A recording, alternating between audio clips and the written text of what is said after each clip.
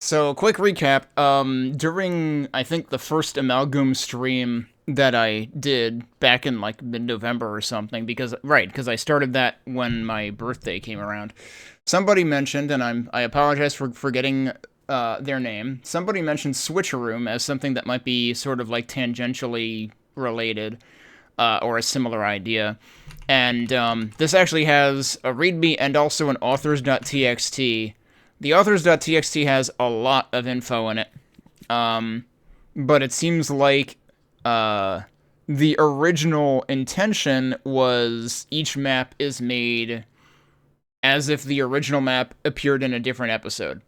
So it's like the aesthetic of one episode, but the map design of the map from the other episode.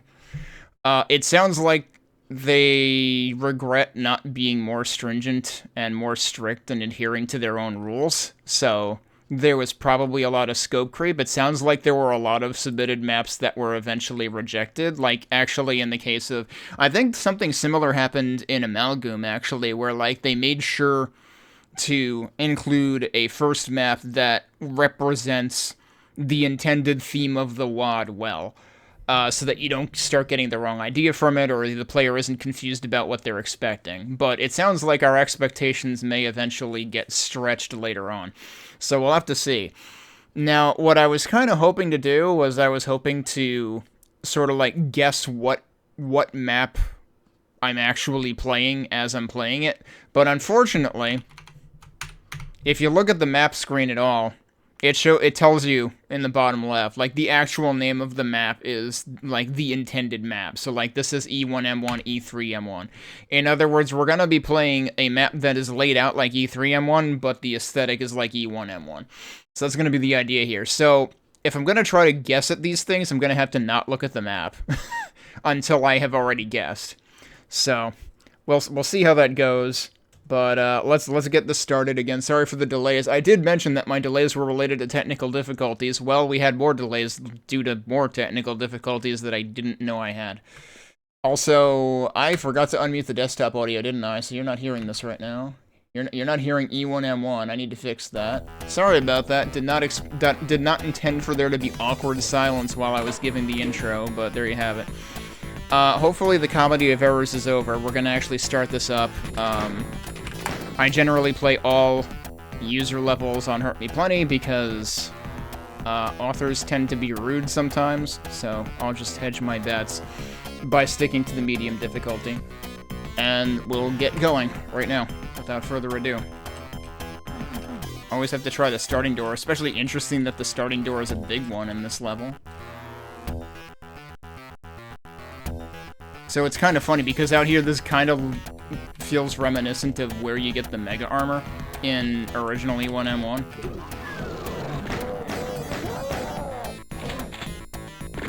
The interesting thing is, like, this to me feels like...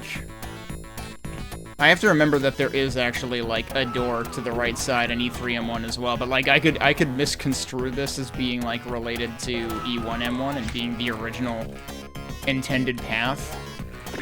But then over here we've got what looks a lot like the E1M1 bridge, but this is supposed to be resemblant of... Who else is shooting at me? You are. Yeah, this is supposed to resemble the path to the shotgun in E3M1, although the shotgun was actually all the way the heck up there. Hey, the Rolly.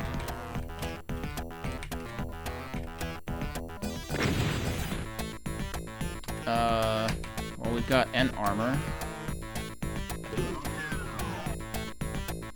That's a secret door. It's also, like, off-center with the poison indicator up there.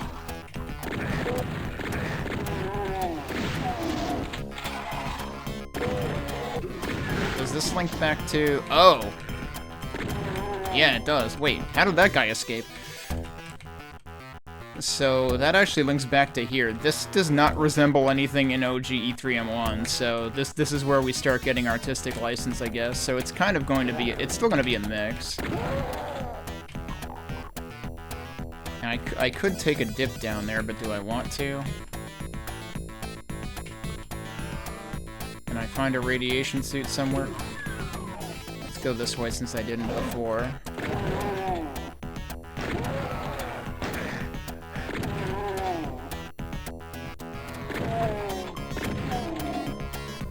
I'm not sure what this is supposed to resemble.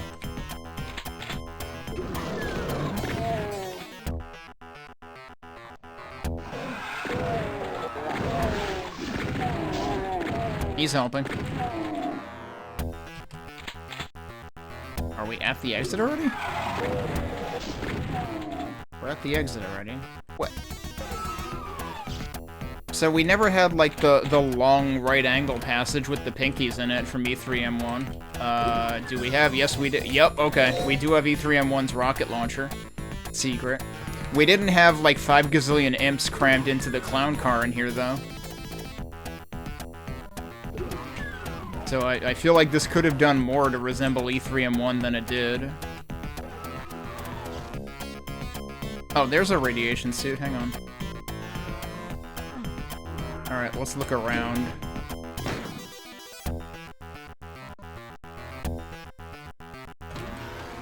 I need to get back to where the other toxic sludge was. I don't remember where that was, though. Get me to it. Yes, it was over here. Okay, there's mega armor there. I guess you could argue that's sort of... Is that supposed to be a throwback to E1M1? But again, the funny thing is, I'm gonna go back to the authors.txt here. Because somewhere they specifically said... Like, okay, so there were multiple homages to or rather, there were multiple submissions for E1M1. And one of the ones that they rejected, they said it had too many E1M1 homages, which as the first map in the set, needed to set the tone and not lead people to think it was a straight mashup. But I'm seriously getting the feeling that this is a straight mashup. Because, like, when I think of, you know, Mega Armor and Sludge, I think of E1M1, although clearly the layout is quite different. There isn't anything else down here, is there? How many secrets do I have? 3 out of 4? So I'm still not exactly sure what to make of this. Because, like, yeah, sure, this initial fork in the road feels like E3M1. This, you could argue, feels kind of like E3M1, but the segments don't lower the way that E3M1 does. So that in itself feels like an effective mashup between E1M1 and E3M1. Hang on, did I see...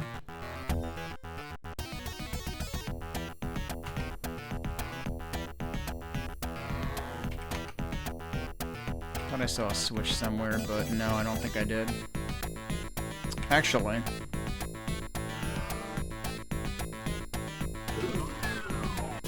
There were no switches out here, right? Like, E3M1 would have switches to... Like, there would be a door here, and there would be switches to open and close it.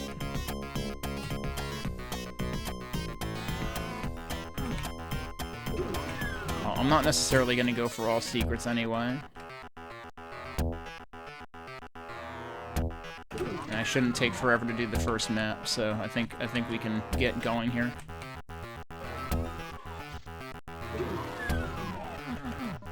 And then the exit room looks like E1M1.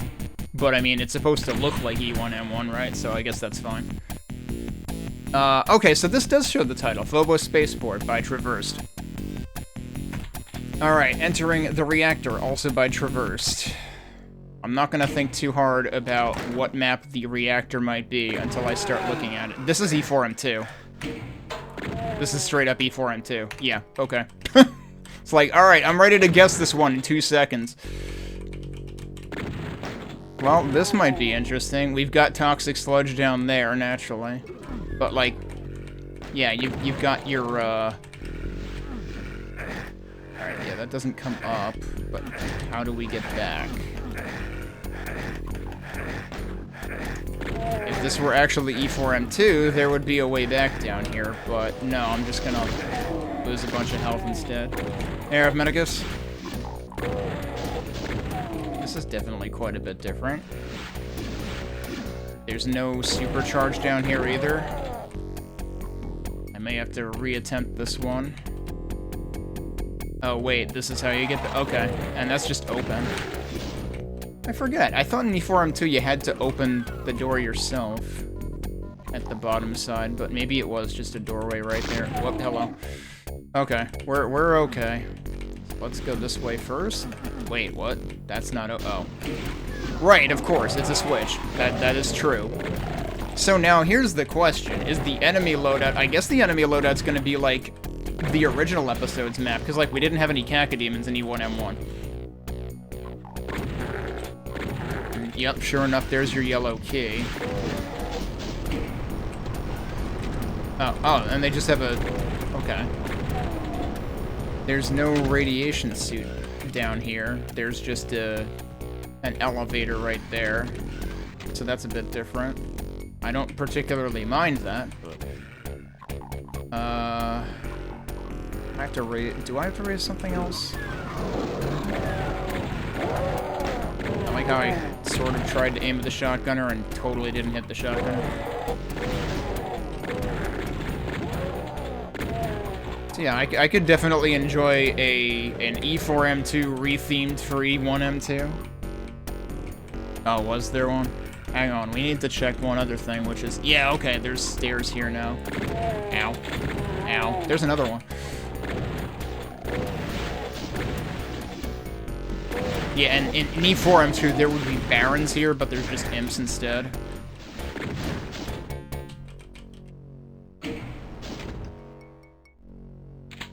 Alright, well, we get the machine gun for free.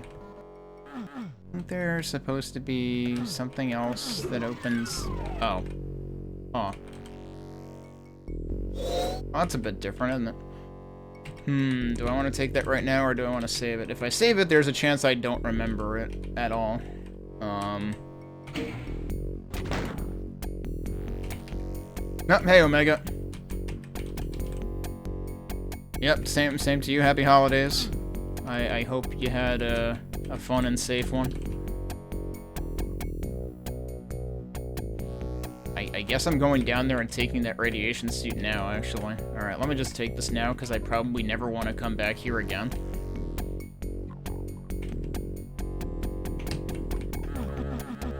Still wary of, like, I know in E4M2 there's normally, like, a teleporter back here and stuff.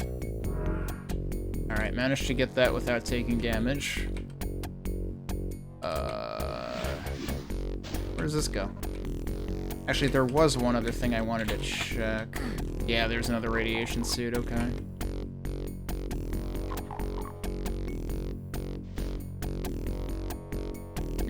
There was something else I wanted to check, but I probably need to get back to the beginning to check it. Wait. Where am I right now? This is not where I thought I was. That's where it is. So what I would like to do...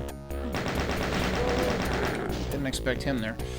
That is just where that is. Oh, yeah, okay, yeah, the radiation suit was just tucked further back there. There's more of a nook there than there is in E4M2. Oh. I'm never used to having to go all the way back here.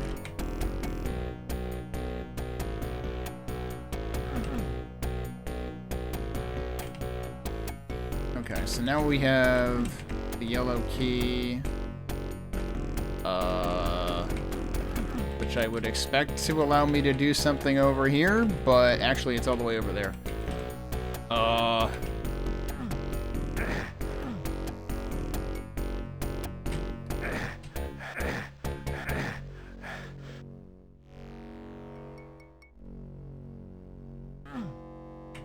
This is definitely laid out a little bit differently.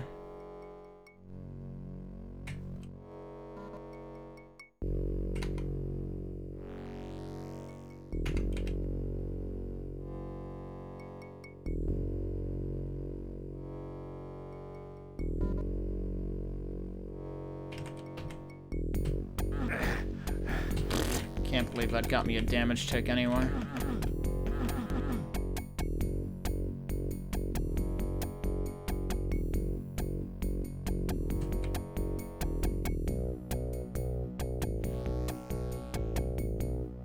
Let's switch open this, or lowered this. We got the key, I just don't know how to make use of it. I'm gonna end up reloading.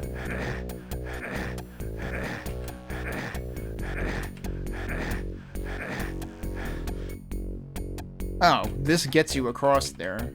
Right, okay. I had, like, briefly come up here, and then I didn't. So this section is quite a bit different than E4M2. Oh, hello. There's also a supercharge just sitting there. I don't trust being able to run to that.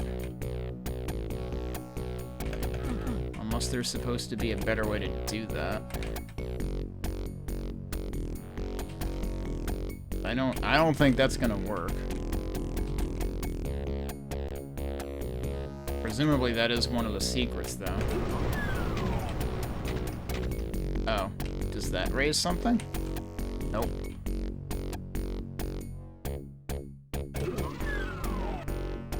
Alright, now where the heck are we? This... If this is still adhering to E4M2, this should be the lower section that has, like, the chainsaw and stuff.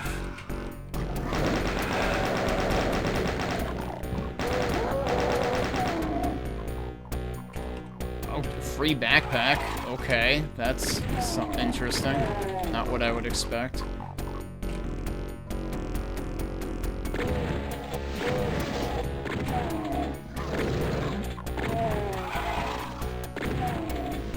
So many imps just crawling out of the woodwork.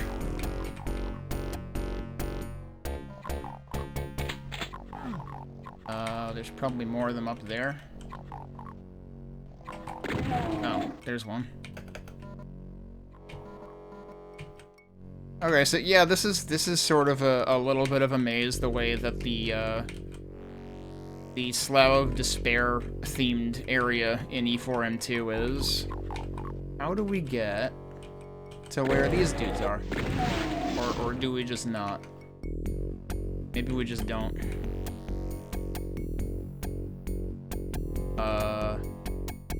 Wait, that's interesting. Oh, that dumps you back down here again. Okay. That's actually your intended return trip. Alright, now I have a backpack so I can hold way more ammo.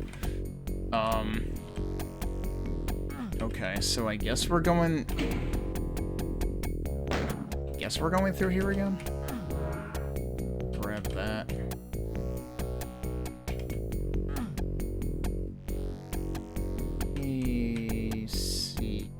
Thing. This seems very odd to me. There's got to be more to that. Alright, there's still another radiation suit there too.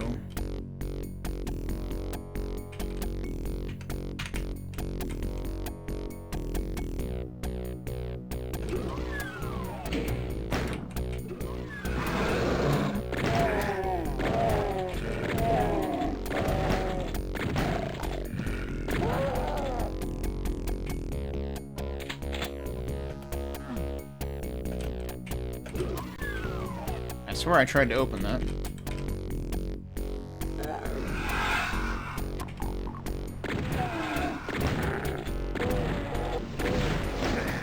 Okay. Not sure what the dramatic exit lowering was about. Also, that was lowering for a while, like after it was already down. Okay, so yeah, this arguably feels a little like the final room in E4M2 where the cacodemons would be. Also, these windows though make me think of a level in Quake Episode 4.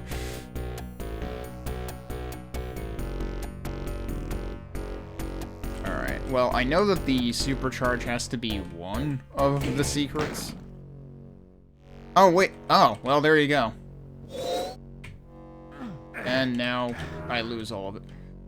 No, there was fortunately... Oh, there's a stairway right there. Okay, so if you fall on that side, that's actually neat, that if you fall on that side, you can get right back up there. If you fall on this side, though, you have to go back around. Okay, so yes, that was 2 out of 3. It might only raise that... Did that just pull an E2M4 in the map that is E4M2 themed? Is that a bit of dyslexic theming? I don't know. Because That must have raised at some point when I approached or was inside the blue door area. I don't know. What are the chances I find anything else? Also, I suspect when I was playing Amalgam with DSDA Doom, it tended to make certain things very obvious on the map, like certain secrets, because it would just frickin' highlight doors, even, you know, even if they're supposed to be kind of hidden. I don't think we're gonna get that much of a hand from Crispy Doom.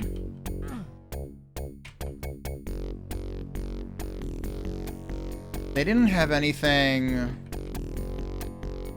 Like, this doesn't really resemble, you know, there's normally the huge stairway. I mean, I guess this is sort of like the stairway to the blue key column in E4N2. But there's nothing like the corner mega armor that also has the thing that lowers the secret exit barrier. I don't know how this does secret exits, whether it's still gonna always be in the map that it's usually in each episode, or what. So I think I'll hedge my bets on that for now. Alright, Computer Lab by Jaws in Space is next. Now we get the chainsaw. This is E3M3, right? This has to be E3M3. This is E3M3.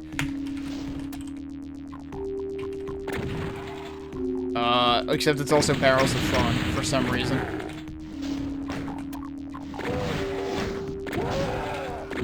I mean, given that I'm kind of a huge, you know, sucker for tech bases and stuff, seeing maps from other episodes done in episode 1 style, which is, you know, a lot of tech base, is pretty fun for me.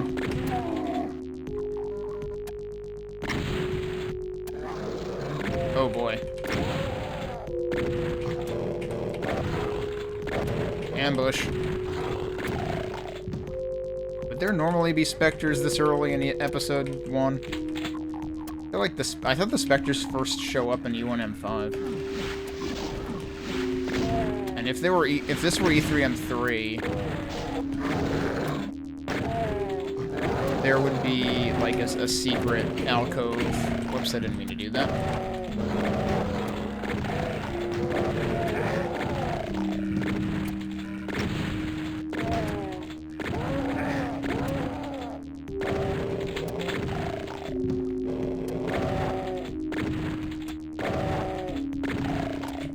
Oh, yeah, okay, this is like the thing that you walk through near the end of E3M3. I want to look... Oh, there is a secret thing. Hang on. I'm looking at the wrong side, though. I can't believe I saw it out of my butt.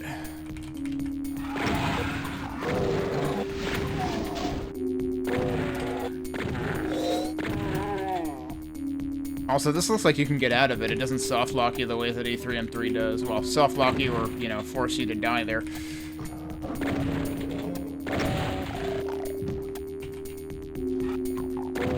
They really like barrels in this for some reason. I'm not really sure why.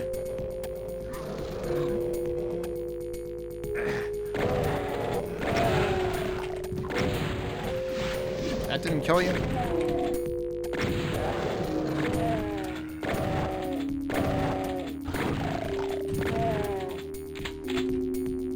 Okay, yep. Wait, why is that there?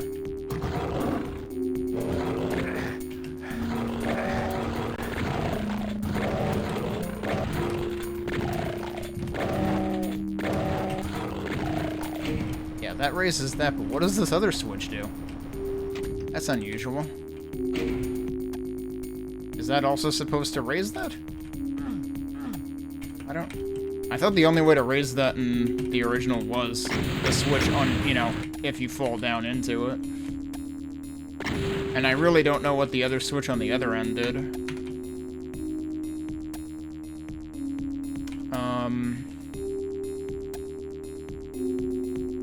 Yeah, so, like, the initial approach to this section counted as a secret.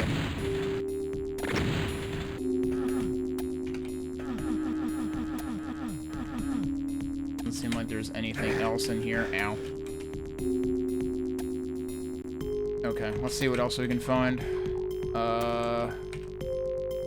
Actually, let's go back this way. We didn't even visit the set piece yet.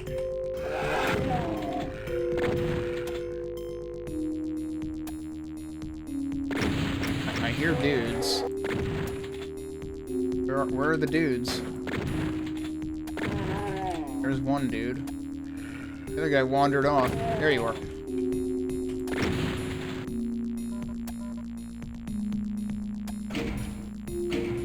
Oh. Huh. Wait, I assume that just opened the stairs, but there's also a switch there.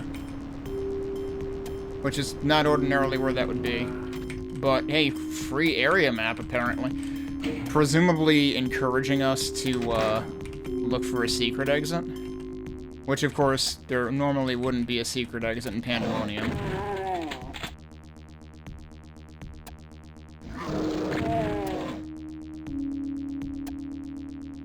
I heard that. Where are you? Oh, you're all the way down there.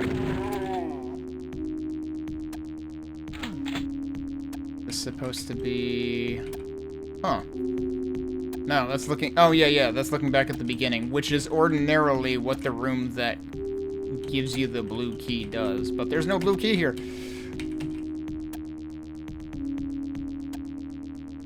there anything on the other side? I mean, this seems to lead somewhere. Not sure where this is going. Alright, he was helping. I don't know if I want to go down here. Oh, okay. Huh.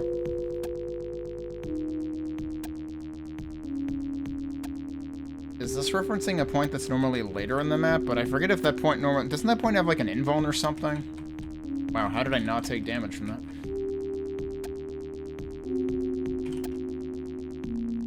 Gee, that's a good place for a barrel. Yeah, so they just kind of bridged a couple of things at once here in a hurry. That's interesting. Do I want to go that way? I'm kind of... Oh, no, maybe. Alright, there's your rad suit. That's nice of them. It's still a little strange that I'm hitting this on this side, because the side... Unless I am getting my sides confused, but... If the window to the beginning was intended to reference the side with the blue key in original Pandemonium, then that would not be the side with this stuff on it. So it does feel a little bit remixed. Wow, nice whiff. Oh my god, dude. Feels like they, maybe this is also supposed to be referencing the, like, the diagonal stairway room. Don't tell me they're down there.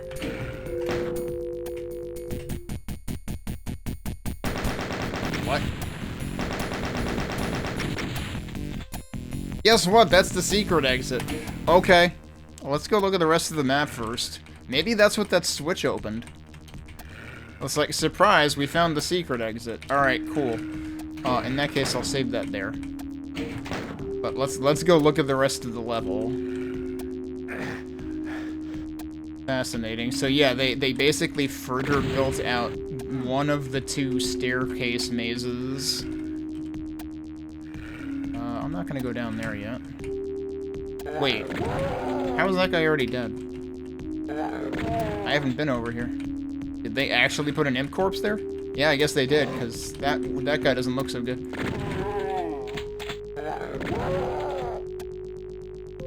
Alright, hang on. It's up here. Ah, okay. Yep, that makes sense. Yeah, actually, I didn't end up finding the other side of that, did I? Because that should be something you end up finding. Okay, yeah, this side also has a window. Is there actually no blue key on either side? I guess I don't remember if the original Pandemonium had a window on both sides. I only remembered it on one of them.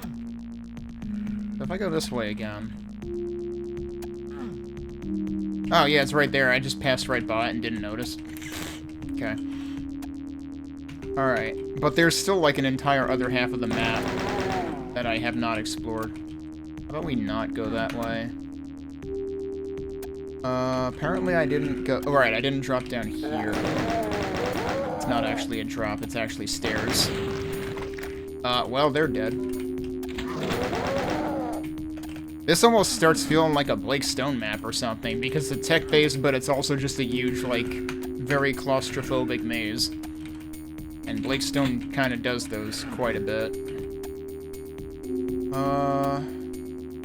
The really wacky thing is there was more stuff past the secret exit, too, but well, I would have to try really hard to get there. I assumed that the middle column that was, you know, that had the blue circle on the floor was probably the actual secret exit.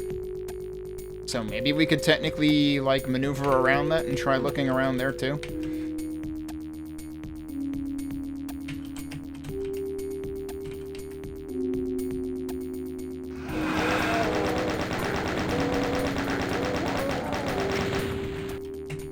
I'm belatedly seeing Diffraction reporting that U1M3 does have 2 Spectres and Ultraviolence. Which, number one, I'm playing on Hurt Me Plenty, so that already worries me that this is going to have the same issue that Amalgoom had in places where they didn't necessarily always adhere to representing each difficulty faithfully. What? Jeez, there's an entire shotgunner in there. But also, I'm trying to remember where those would have been placed. They might have been... I wonder if they were in the secret near the yellow door or something.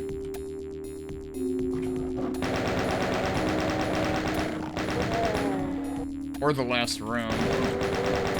But that might have all been Pinkies and M's.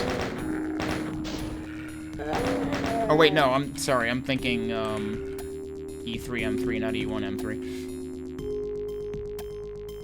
E1M3, the last room is all zombies and shotgunners and imps.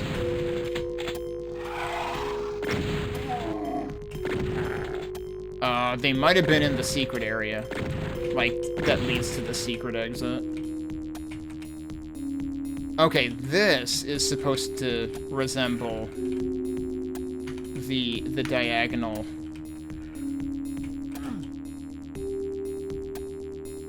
So there...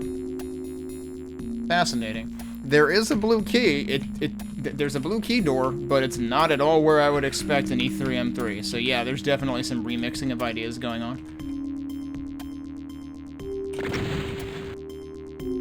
So where else didn't I go? Yeah, I don't think there's any secrets there anyway. Let's actually just run down the other side. Do they put stuff in here? I don't remember going into each of these hallways myself, and usually there's, like, an item pickup in each one of them. Oh, there's the blue key. It's just sitting there. I did not bother going... I didn't bother going beyond this because in vanilla E3M3, this is where you would need the blue key. But no, the blue key is actually here. Okay, and then this opens up and you got more specters.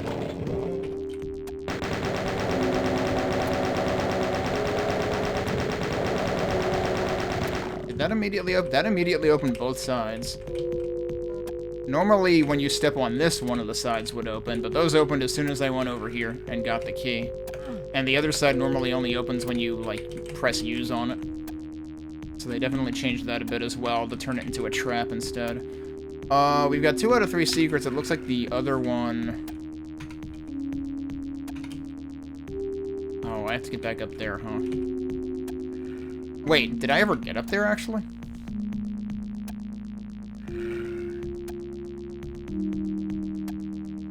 Oh, this is gonna be the staircase. That is a much bigger staircase than usual. Yeah, no, that's not a secret, though. But... that is. Okay.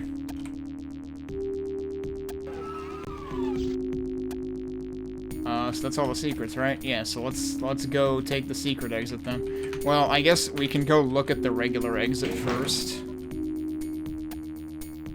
But we're gonna take the secret exit because we gotta see what they did with that map.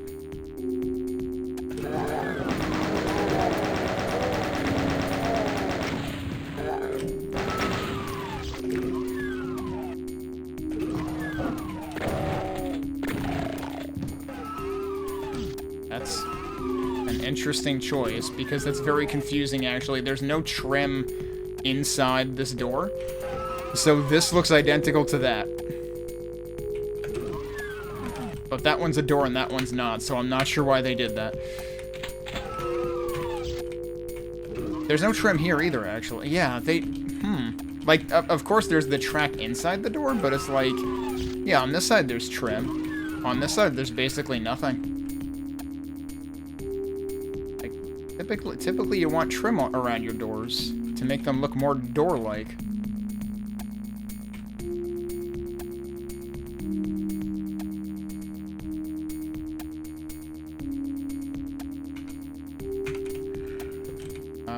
Oh, right. Yeah, we have to go back into, like, the frickin' staircase maze to actually go to the exit, right? The secret exit. Is it this side? Yeah. Also, apparently there's a zombie wandering around somewhere. Oh, yeah, unfortunately, I have to just take some damage here now. That's where it is. So let's see. Can I just intentionally drop here? There's the zombie. Oh, there's actually stairs to get back. Okay. Yeah, so this specific doorway had to have opened. It was probably from that switch that I was like, what the heck is this switch here, and what does it do? Alright, well, we fully 100%'d that map. And we're going to abandon outpost once again by traversed, and we immediately know what map this is going to be. Because this has to be Warren's. No, it's not. What the fuck? I'm wrong. I mean, there's a switch at the beginning, and it raises us up. That's Warren's territory. But no, they actually subverted expectations. It's like, you thought this was Warren's, but it was me, Dio. I mean, no, it was Fortress of Mystery.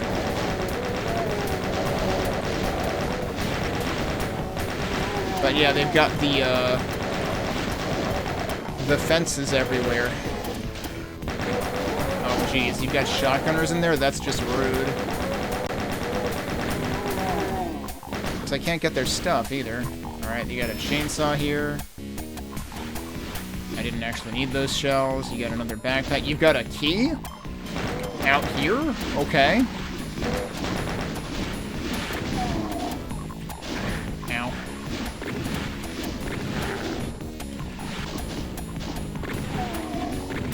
I'm actually just playing a shmup right now.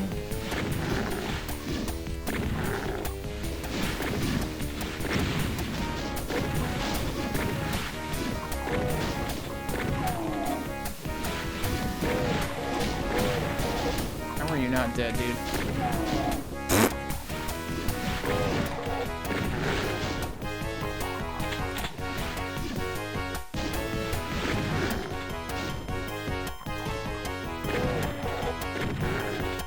Okay, things have quieted down a bit. Are there any secrets? There are 3 secrets, but it's probably the things near the exit.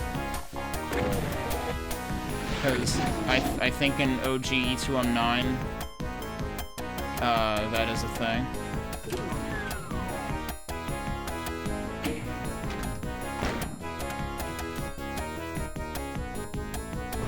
It's too quiet. Yeah, thank you. Okay. This is also why they gave you a chainsaw.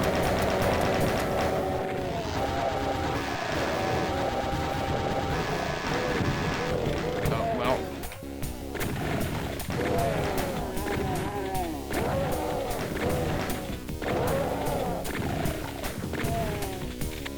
In a way, this actually becomes more chaotic than E2M9. Because of the wider variety of enemy types. There's a switch there. Suddenly this is a heretic map.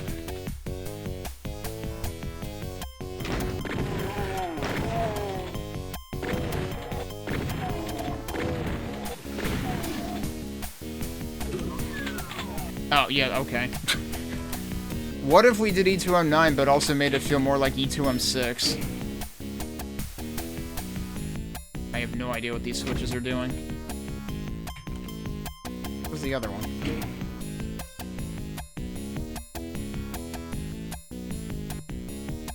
Oh, they're opening the way to the other keys. I didn't hear them do anything. It's like they were silent.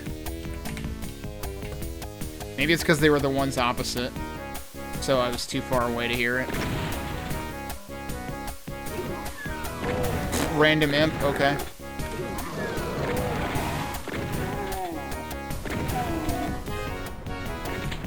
What am I hearing? Oh, that's raising a bridge back, okay. And, okay, yeah, they just had doors on both sides. With 2 imps on this side, look at that. That guy seems kind of stuck. Well, I killed everything. I found none of the secrets, though. And the exit room is very sort of symmetrical with the starting room. So, if this were like E2M9, the original, I'm pretty sure that each of the cubby holes that you step into at the end of the map counts as a secret. It's not the case with this one, so I don't know where the secrets are. Are we supposed to be able to do something to get at some of the stuff out here? Oh. Yep. When did... I assume that opened at some point. Oh, yeah, these lowered. Okay. Interesting.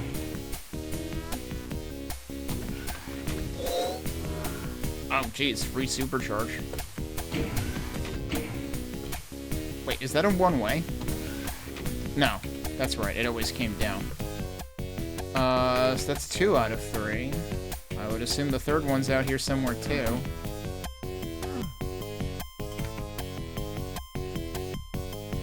Yeah, why is there this one little hole here? That's odd.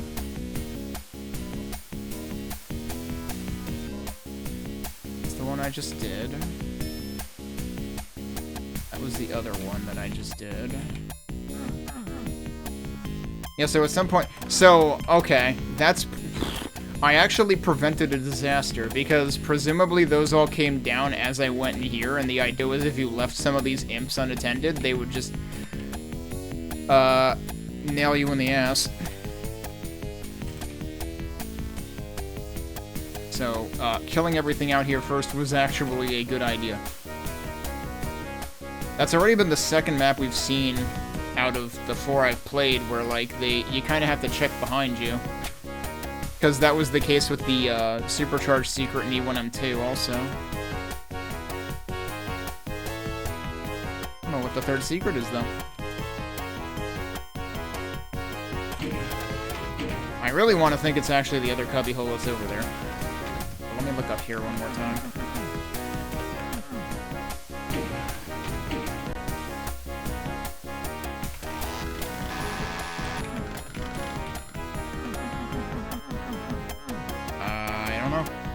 Let's try one other thing. Did that do anything else over here? Nope. Oh, we might settle for 2 out of 3 again.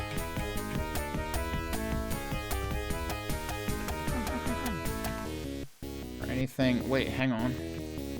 What's that about? Uh-huh. Well, I got the last secret, and it was a computer area map. That seems like the secret that you would want that for the most out of the 3, really. Because the other 2 secrets are just like, hey, did you go back outside again and check?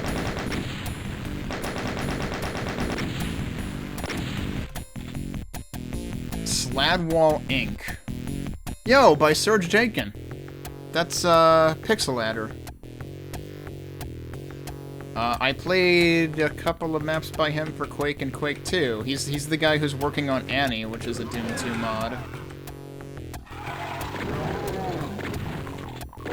He used to go by the Snake Pit with 3 S's, but now he's Pixel Adder. I still see him stream once in a while. Haven't caught one of his streams live in a while, though. He's European, I believe, so, his streams are also, like, morning or early afternoon for me.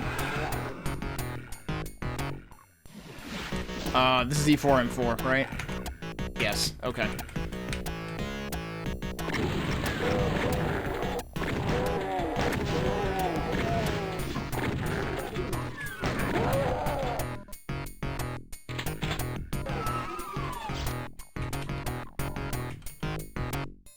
Alright, yep, yeah, there's the sludge pits that I was expecting. What I should do is check the beginning for secrets. Because if this is gonna do E4 M4 things. Okay, it's not quite doing the same E4 M4 things. Because I'm not sure.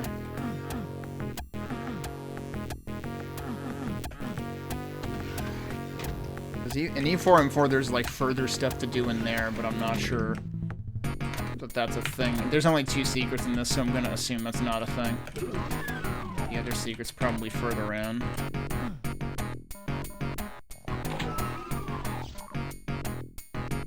Alright, which way? Down there. Oh, hello. So that just goes back up. Alright, this room.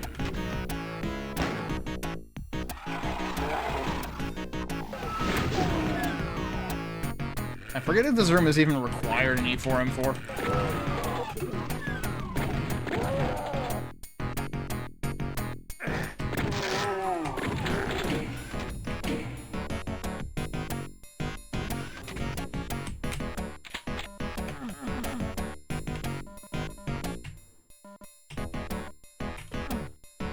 Ah, crap.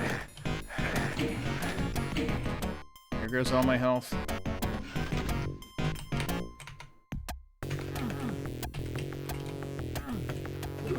I didn't actually need to get up there to get back. Okay. Anything else to do over here? Oh, yeah, maybe. That's important.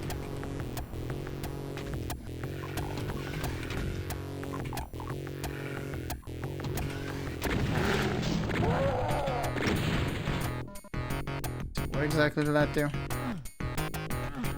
No, that's what I just hit. That's not what it did.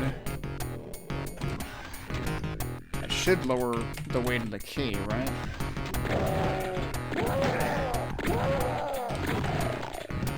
Yep. And then that, I'm gonna open some stuff over here. Eh? I heard more imps, but where?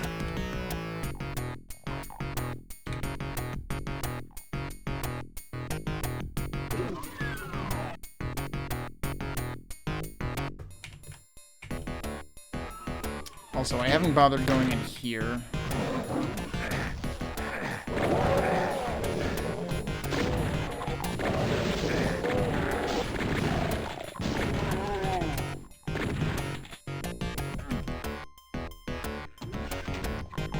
And what is that lowering? Oh, it's like a tiny corner. That's unusual.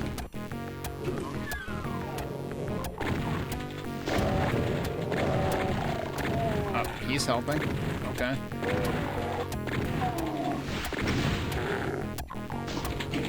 Should lower that. Yep.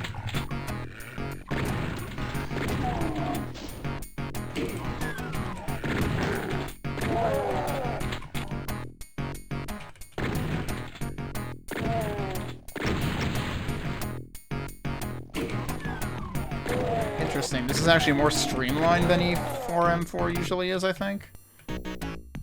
Pretty sure E4 M4 usually makes you like go around the sides and stuff, and makes you come back up again. So, the only other question is, what's the other secret, and can I get to these sides?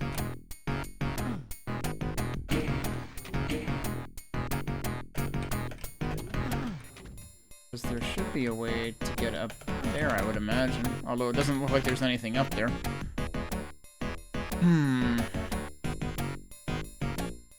Still wondering if the other secret is actually back at the beginning.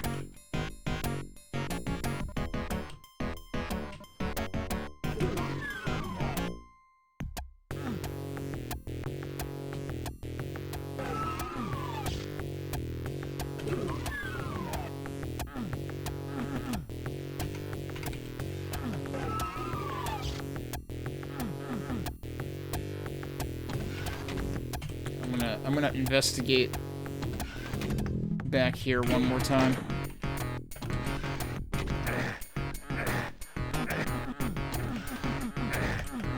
I don't think it's here this time.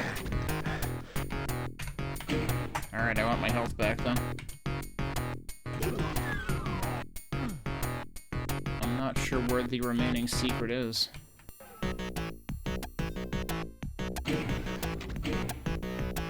What we could try doing, though...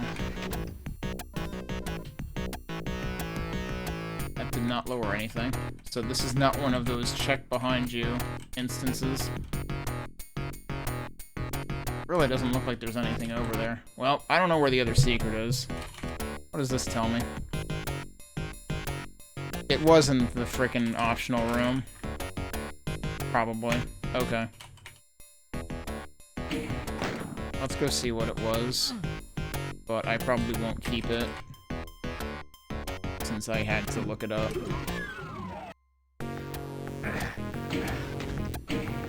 Don't know whether I have to be...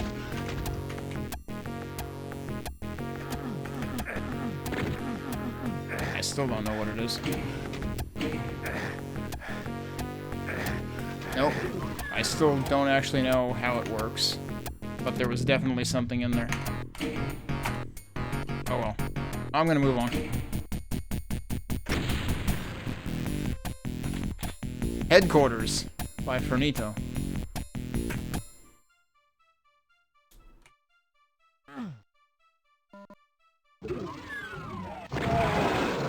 Alright, what are we looking at here?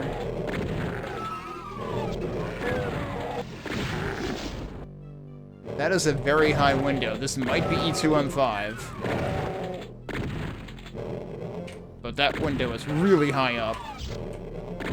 If that's what it is. That's what it is. This is E2M5, no doubt. Yep, okay. Did they not replicate the,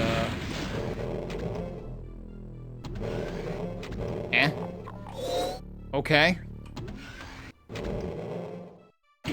I don't know what actually triggered that.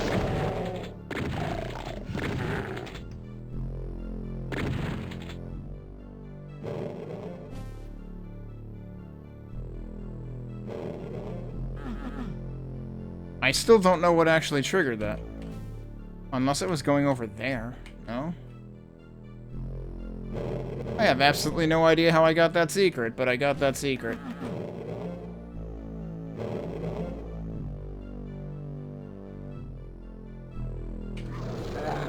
Yeah, this is a much bigger staircase than usual.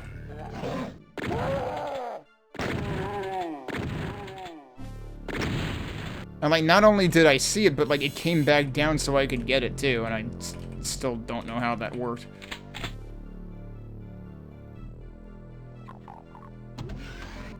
Oh, interesting, there's a lift here rather than there being a door. And that's much more wide open. That's pretty cool, though.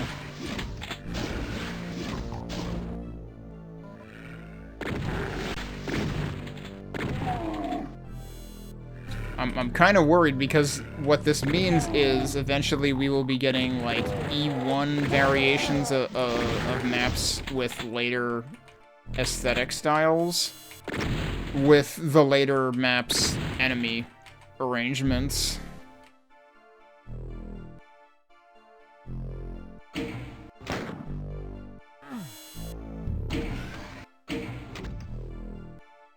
I generally never bother falling down there in actually 2-on-5, so... I don't even have a reference point for that. Hey, there's stuff back here, though.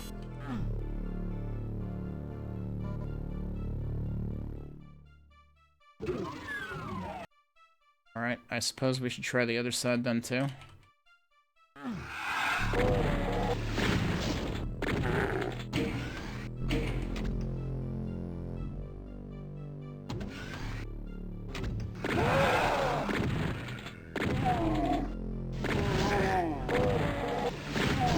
Where's this bringing me?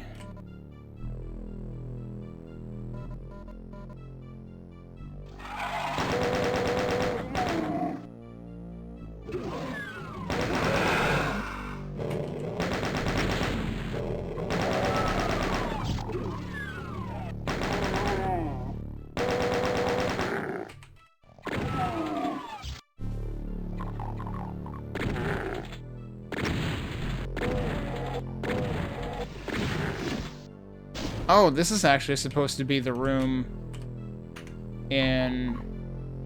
Oh, yeah, okay, I get what that is now. That's definitely bridged from a different area. Well, I guess not, because there is the side door here, too. It's just that the,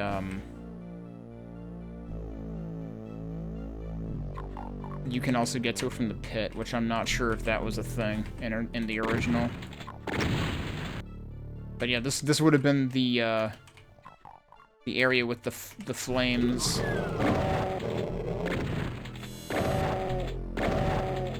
So I wonder if they're gonna do, like, the things that would have been the secret exit, even though there shouldn't be a secret exit here. Okay. They just give you a map instead. Alright, that's your reward for what would have been the secret exit.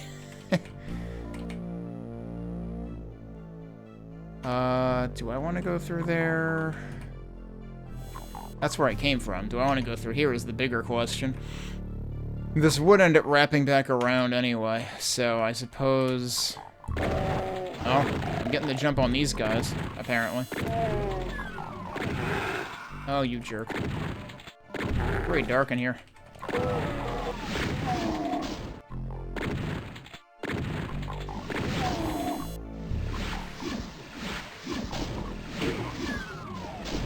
Oh, that just straight up has a key in it. So that's different.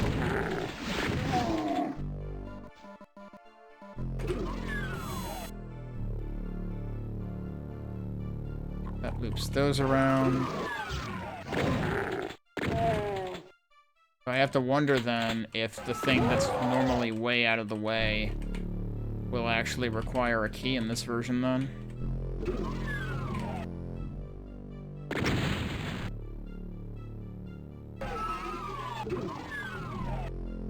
That just says armor? Okay.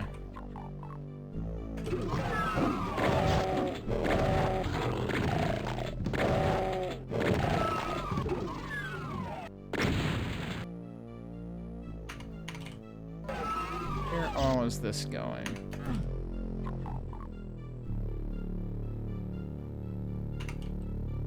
Let's go this way first, because that'll loop back to where I would have been going from the main room anyway.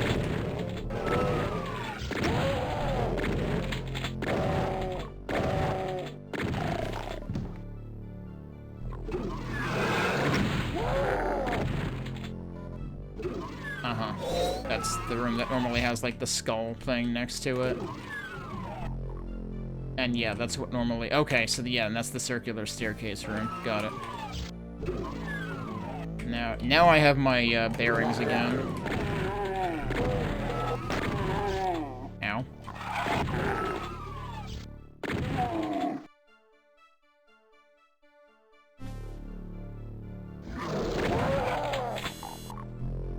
That open a thing here.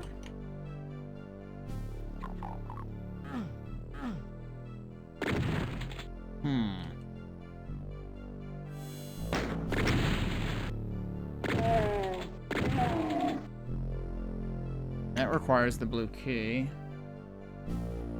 Oh, yeah, I guess that makes sense, because that's actually, like, what would lead to the exit, I think? Or is it?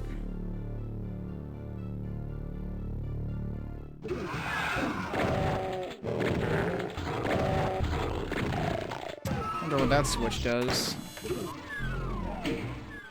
Oh, that's what... Okay. They put that in as an actual switch, rather than just as a step trigger. But yeah, we're probably gonna want one of those. Which one is which? This is gonna lead to the long corridor. The heck is this?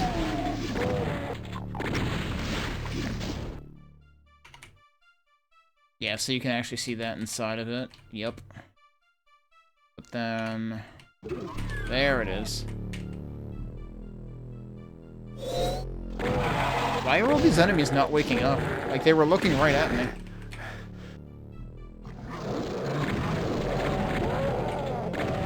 Like, those enemies definitely should have woken up.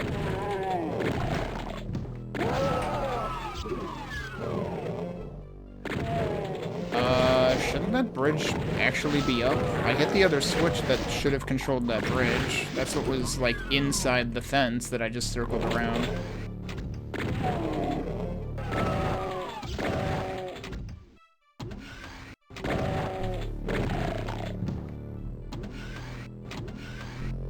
Huh. Well, I guess I don't know how to get there. Because the thing that normally would have gotten me there is not the thing that gets me there. It's literally just that. Okay, then what did the other switch do then? The switch that was inside that fenced area normally would be what raises this. But they made it actually far more straightforward and less obtuse, which, you know, arguably makes it more, approachable to people who don't know the original map well.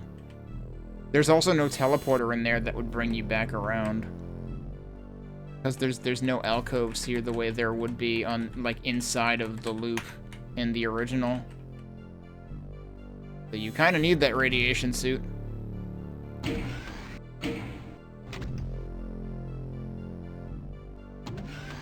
But yeah, then what the hell did that other switch actually do? I got nothing. So here's the other thing.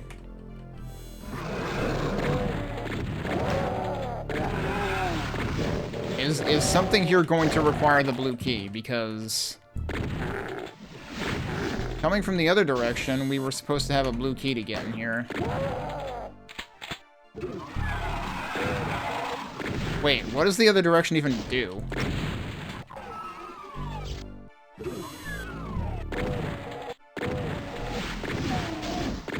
Because this would ordinarily lead to the end of the map. So if that leads to the end of the map, I have to think maybe it doesn't in this case, actually. Oh, surprise, there's another key.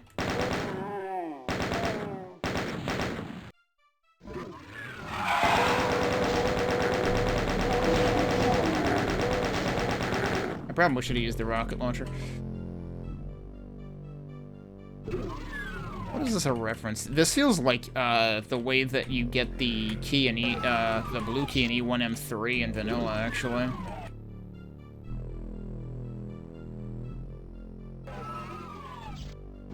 So presumably we need a yellow key in here somewhere. Right there. There you go.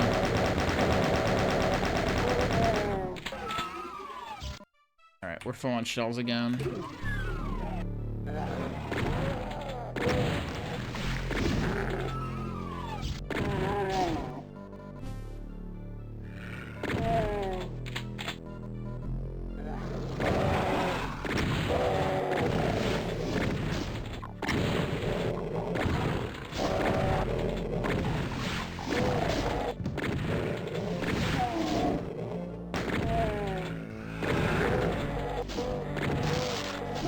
That's interesting, because this room definitely feels like it gives a little bit of the vibe of,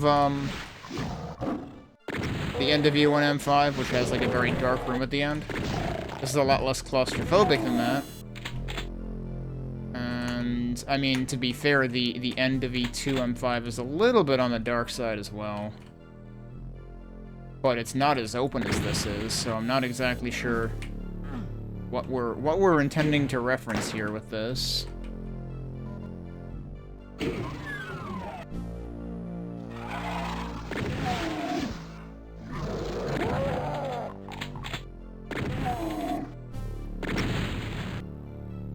Well, I missed one enemy.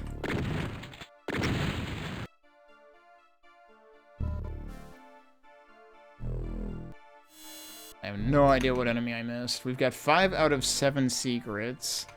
One of the secrets might actually be on the other. Oh, yeah, look at that. Like there's a couple of things going on there. I want to try to figure that out. Oh, let's grab those.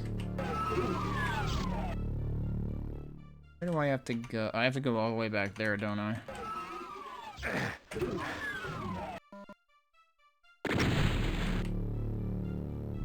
Oh, there was a radiation suit there, right? There should be.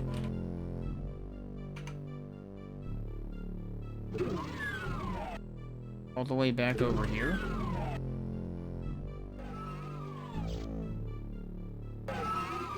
No, wait, hang on. Oh, whoa, wait. No, it's inside of that room, isn't it? Alright, where's the other one? What else haven't I found? Well, I mean, there's that.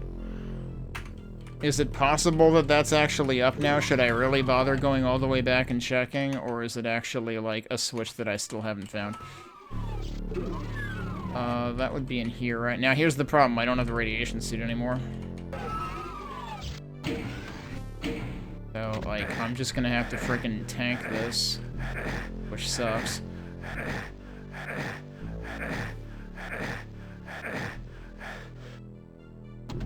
But we might as well check. It is up. Wait, no, that's right. I hit the switch that raised that. I'm an idiot. It was right in that section, so that was a waste. Let's go back.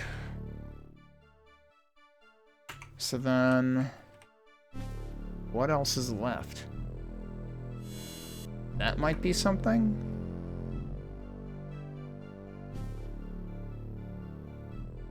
Or that might be... it might be... oh, you know what? It might just be right at the beginning on the other side. It might actually be sort of an approximation of the two side secrets in the beginning of E2M5. Unfortunately, this version doesn't seem to have any, like, shortcuts to get back.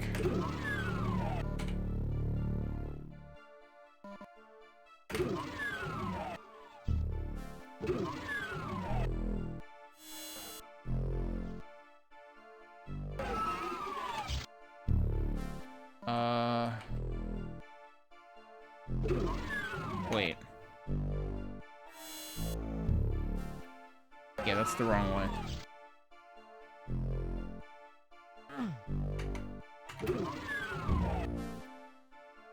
Really want to go all the way back to the beginning and check. Yep. That's all the other secret is. And it has something to do with going up these staircases. Yeah. Okay. So it's definitely a bit different than the original.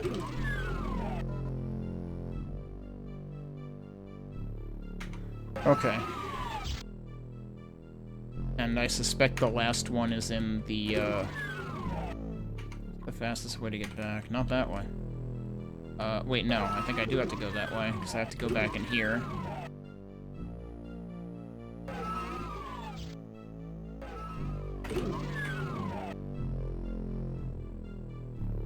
There should be... yeah, there's a radiation suit here, so I can mess around a bit. So is it actually in here? It is actually in here. Oh, there's another radiation suit there, too. In case you didn't have one. Okay, and then that just does that. That entire room is actually the secret, though. Or rather, the entrance, I guess, is the actual secret, not the supercharge.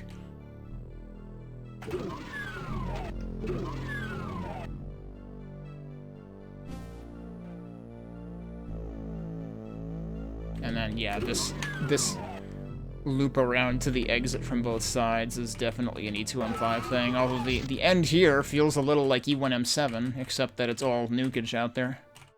Alright, that's pretty neat. I still missed an enemy somewhere. Against the processing. Well, gee, guess what this is a reference to? You know, it occurs to me, when we get to whatever E4M6 actually is, there is going to have to be a cyber demon in it somewhere. But this has got to be E4M6, just based on the name. Yeah, and based on the beginning here, too. Yep, that's what it is. I missed who it was who made this one. I was too busy gawking at the name. Oh, this is also traversed, okay.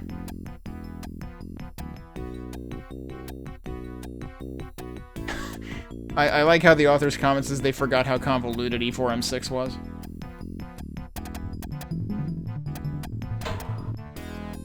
Yeah, so let's see how this goes. They definitely abbreviated this opening section, however, we gotta see. Did they replicate? I don't think they replicated the secret of the I think there was a secret of the start? I might be... No, you know what? I'm thinking of E4M8. But I think there's ordinarily, like, something in, like, the side here.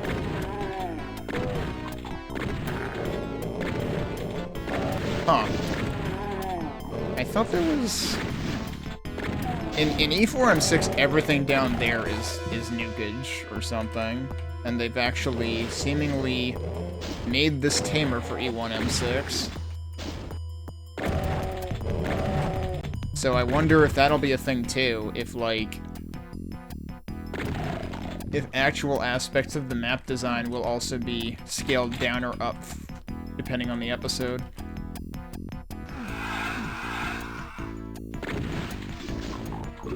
Yes, that is actually a thing. Ow. This is actually interesting, because, yeah, it does end up feeling like central processing a bit.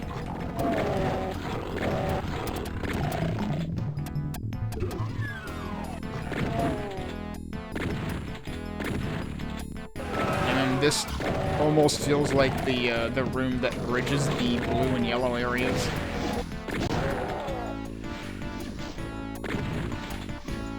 Clearly somebody is still upset in there. Ooh, can I go around there? Should I tempt fate? Apparently I should.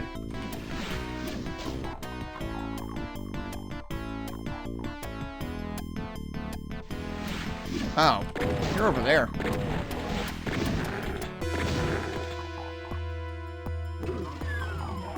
Alright, what else? What other trouble can I get myself in? Oh, hello. Why are they all facing the other way, dude? I mean, I guess that could be intentional. There were definitely a couple of rooms in some episodes like that.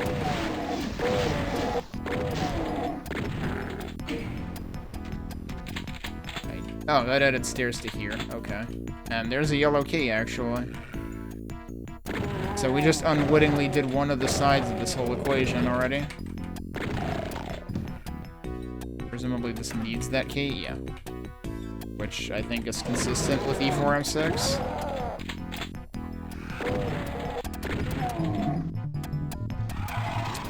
Great. Great time for my rad suit to run out. Isn't there normally stuff on this side? There was normally, like, maybe the window only opens later. Oh, you found your way up here. Oh, there's actual ground here. Alright, that's better than, that's more reasonable than the original. Interesting that you can actually, like, see into there. I wonder if that can be exploited, actually.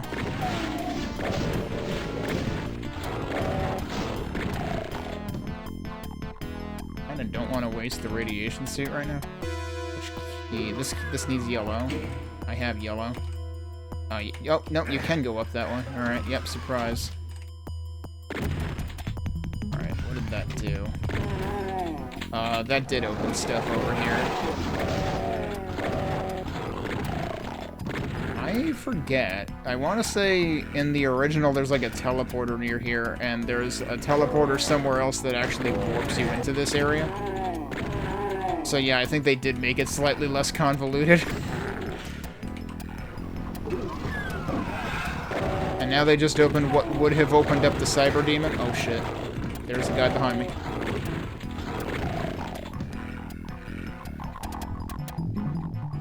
Instead of a Cyber Demon, we got a Pinky Sandwich immediately.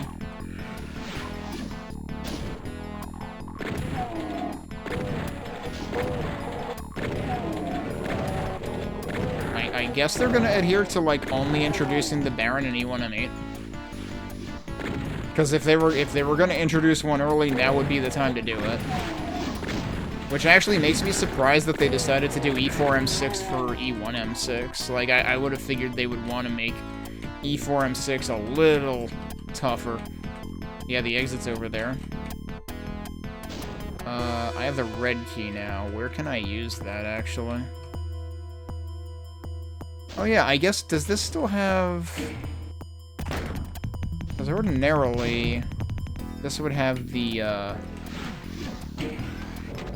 elevator in the middle, but no, that just lowers something over there, actually.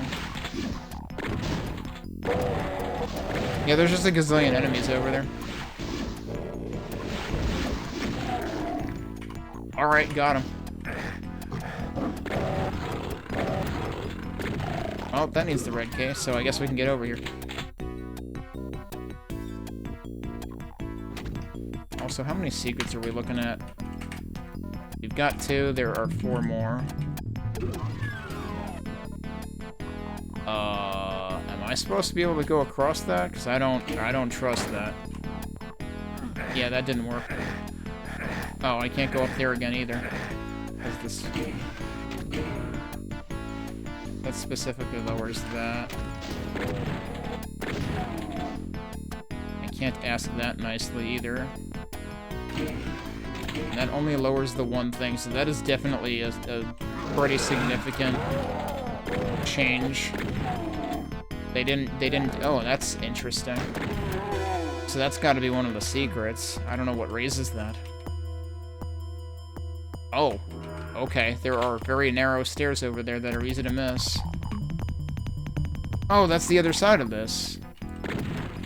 Oh. Now I'm back out here. Wait, there should probably be... Yep, another thing over here, too. I don't even know if that was, like... Was there a tell for that?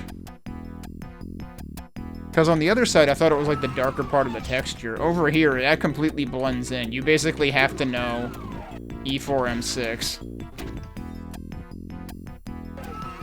I thought in E4, M6 there was some kind of tell on those.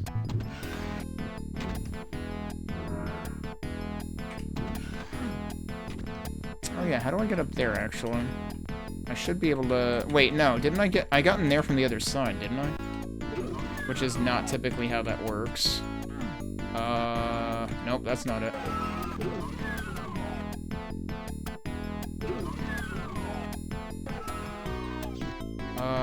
No, that just gets me over there. That didn't get me over there, actually.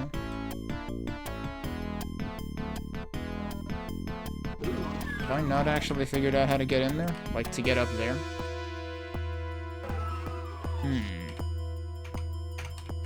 Okay. Well, we've got half the secrets. Still don't actually know how to get that.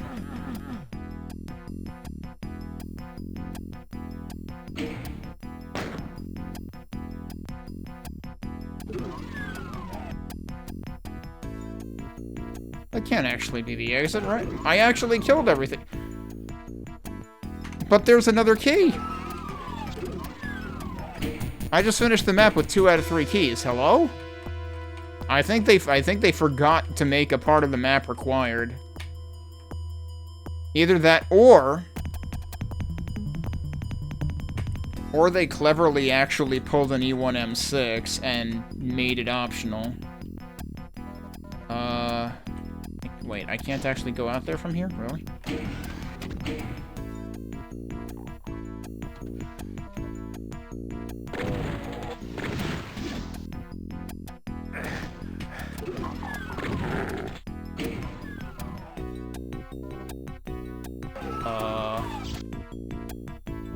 What am I looking at over here?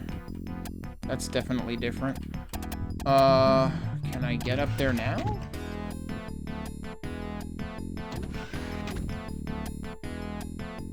Oh, yeah, that opened that... Okay, that opened that wider. That's... That's what that gets you. It gets you a rocket launcher. Okay.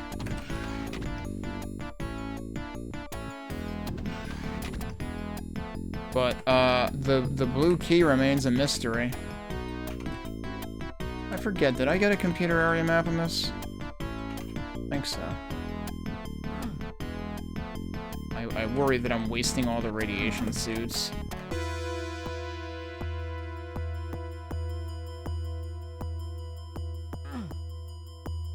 Nothing else interesting out here, is there?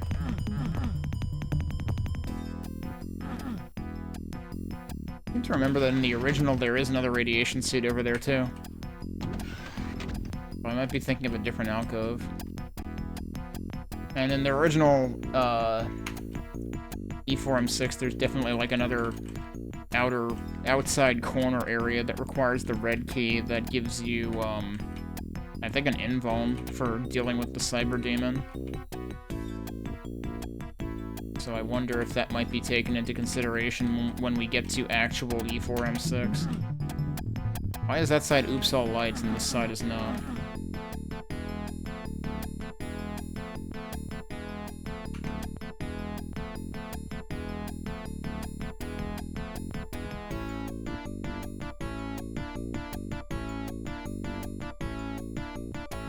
Yeah, there's... Wait. That's not the place that I was before, right? Because the place that I was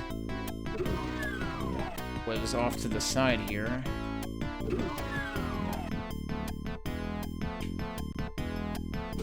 Which was also where one of the keys was.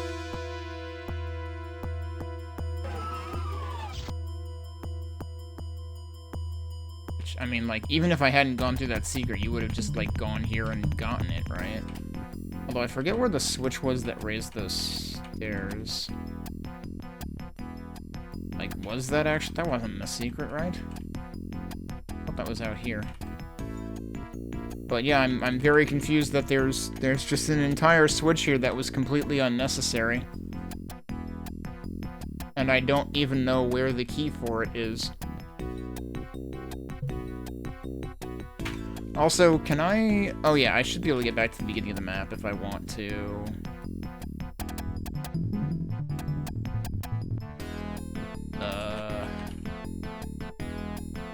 Have I been down there? I thought I had been. Yeah, I have. That's actually where the exit is. Oh, well, I didn't really want to do that. But yeah, that elevator there remains a mystery.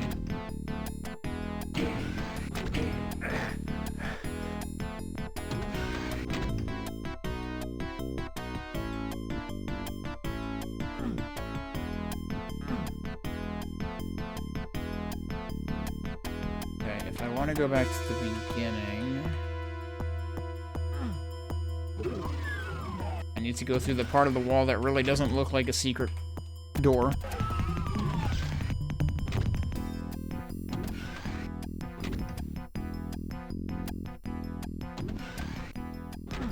That's where the supercharger was. Right, so this is the beginning. And the other thing I wanted to check... Oh, there's nothing over here. In the original, there's something over there. Oh, there it is. Okay, so that secret does still exist. Alright, so yeah, there's just the mystery of... Well, there's the mystery of the low-clearance backpack, which might actually be the last secret, but there's also the whole mystery of, like, why is this here? Because I don't seem to even need it. Because what was up here was the yellow key.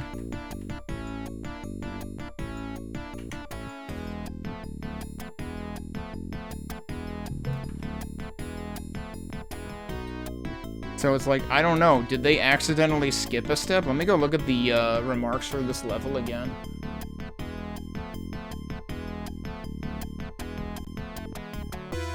This is an update of Death Egg's submission found in version 0.2, so this is very much a co-authored map. I just want to know how that part works, and the blue key in general. Wait. Son of a bitch, there's two different switches. There's the blue key. It was up there the entire time. Alright, so what does that do, given that we clearly didn't need it to finish the level? I have absolutely no idea what that did. I did not hear anything.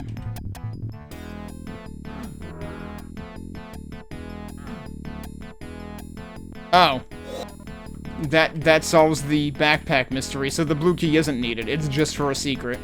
That's all that it does. But yeah, I just didn't know there was another switch there, because there's no switch on these sides.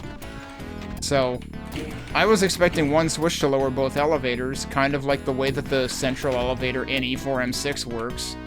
So, when that expectation was not met, I assumed that you had to do something completely different for the other elevator, but no. Alright, well in that case, we figured it out, and I got all the secrets in the process, so we're done here. Transport station. I'm just gonna cycle here, since we found the secret exit, we don't need to replay anything. I don't need to be like... I don't need to be super compulsive in my... Oh, this is limbo, isn't it?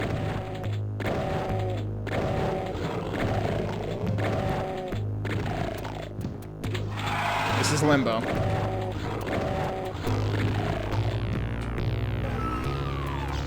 That closes again?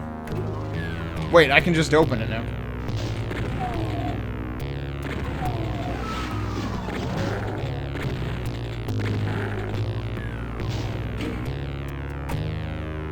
Was I actually... Yeah, I was able to just open it to begin with, so that's weird. That's not how that should work.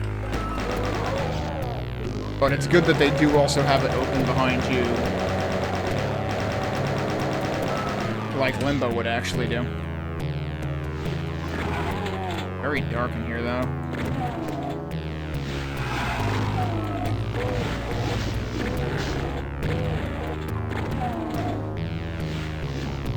Alright, so time to see how faithful this is in terms of Limbo's progression. Oh god, why is the entire map so freaking dark? Oh, mouse kind of flicked more rapidly than I expected it to there.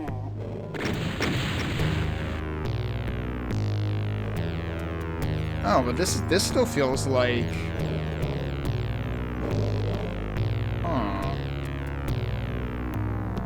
Yeah, this still feels like an E1M7 or maybe even E1M6 kind of reference going on here. I mean, E1M7 in terms of the central staircase, but in terms of the way the doors are laid out. So that's different. So this is going to be a little bit of a mashup. Let's see how that works. Let me check the other side. Whoops. Because this side would be blue key doors. Yeah, it is.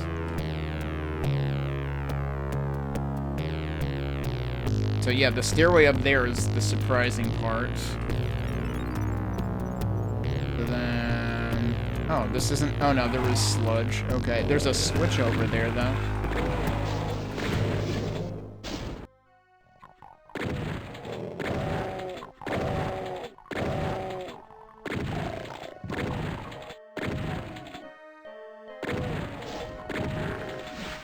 There's another one? Oh, that's not... There's actually a walkway here. That also requires... Okay, so yeah, there's basically still red key requirements everywhere, but then, like... The architecture is more E1M7-ish.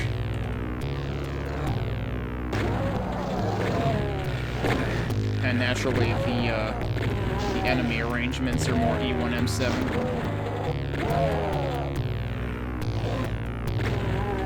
Wait, the key is just right there already? I didn't have to go, like, over the river and through the woods? Oh, wait, this is supposed to be the pentagram area. Okay. I thought I heard an end.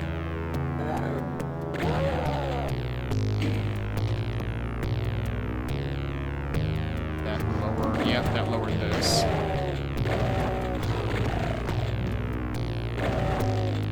These guys are having a little trouble navigating, it feels like, because they made that so narrow and diagonal. They kind of have trouble getting through there. It seems like they turn around right here. So that could have used more testing. Okay, this is not actually a pentagram in this case. Did they also replicate... Looks like they didn't. They didn't replicate the hallway that also opens a thing. But this would probably be too small to meaningfully open anyway. There's also seemingly a required, bit of... Yeah, great, now I live here. Well, somehow I didn't take damage. The other question, though... Oh, did they combine a couple of things here? Nope, those are not hiding doors. I was wondering if they would be.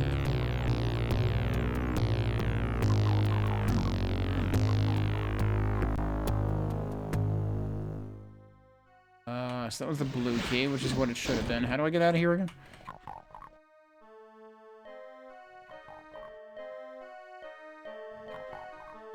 That is the way out. Isn't it? Yeah, okay. Then we're going in here. Let's see what's in here first, out of curiosity. Because this side shouldn't be anything important. Well, let's see what they did with it.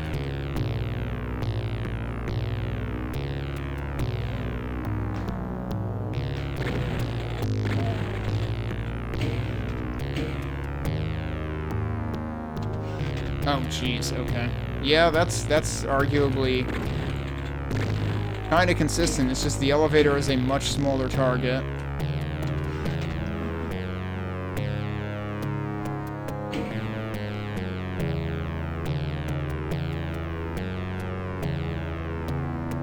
Okay.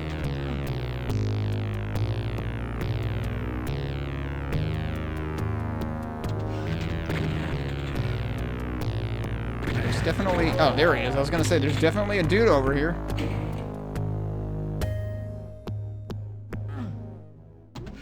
Okay, I have no idea what that one did. Oh, I was wondering why that would misalign it. It's because there's actually, like, a little bit of a dip there. So... If I fall in here, am I stuck? This is why I saved. Yep, apparently there are death pits in this level. What about this side?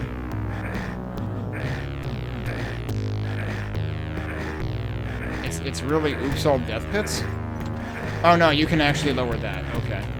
If you hadn't raised that yet, you might be screwed though. Okay, so I guess we're done here? I don't know what that other switch did. Go over here and look one more time. Jeez, I almost missed that. It's kind of demanding. And no, I don't know what the other one did. It's possible it did something somewhere completely different. What if that's what... That might be what raises that in this?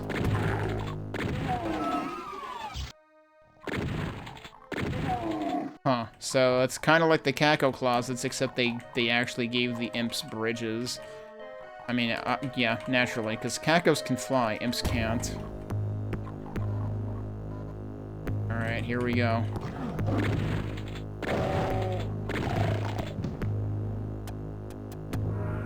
Now, the right one should be the unnecessary one, but should have a secret in it. Or at least the original would. That's different. Wait, where is this going? Okay. That actually goes back. Interesting. There might have been something else this way. Where's rockets? That... Oh, wait, hang on. Was there something else?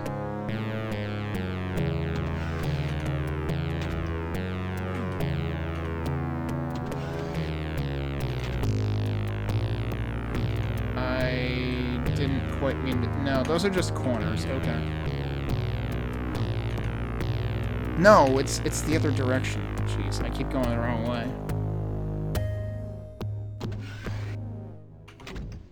So, it's actually before that. It's here. I should have taken another radiation suit. Okay, so that was a little more sneaky than usual. Let's actually take another radiation suit this time. Let's see what we find in this direction.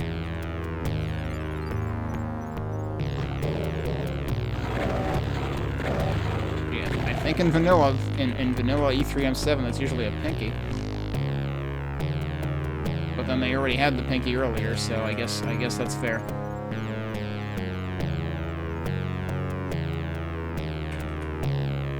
There going to be a teleporter anywhere is my first question. What the?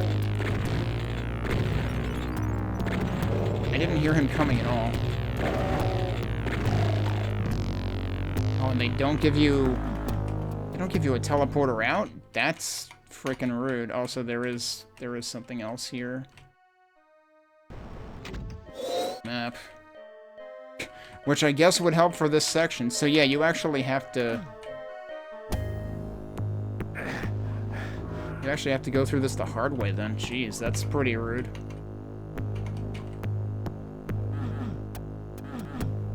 Well, at least they give you some health. Alright, there were a couple of things that I didn't check.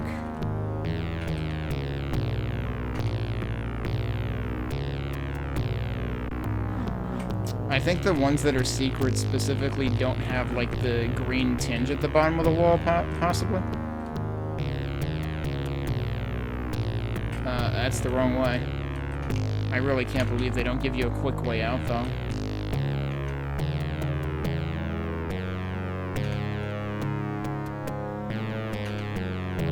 So, in order to get out, I pretty much, like, have to go the other way. That is the only way out.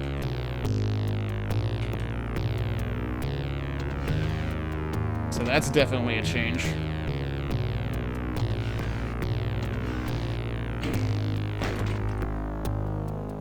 Okay, so now we have the red key, which might give us a couple of things to do.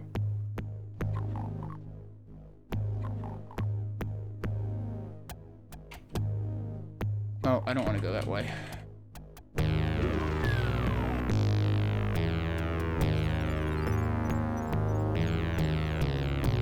Right, so ordinarily there would have been like the center thing and then the other pool of sludge behind it.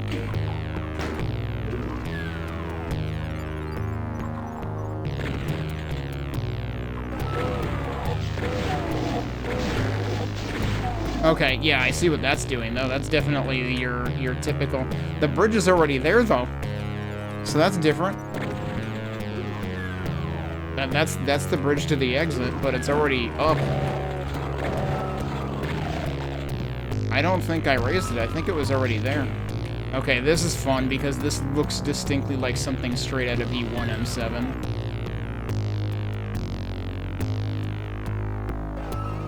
What did that switch do? Oh, it raised that. Okay, there was another bridge after all. That's as far as this bridge goes.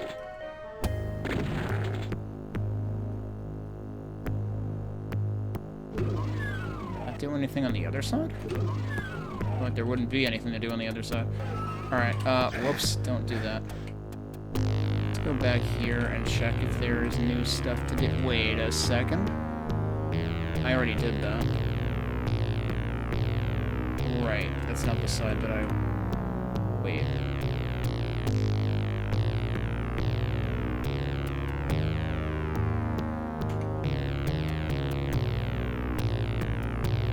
There is more stuff for me to do here. I wasn't up here yet.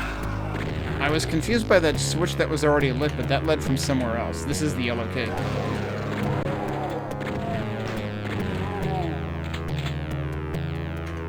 How are we on secrets? 2 out of 3. Okay, the problem is now you can't see shit trying to get out of here. And I feel like they should have at least, like... Like, it's one thing to darken this corridor, but don't darken that. That's just rude, because you cannot see the way out.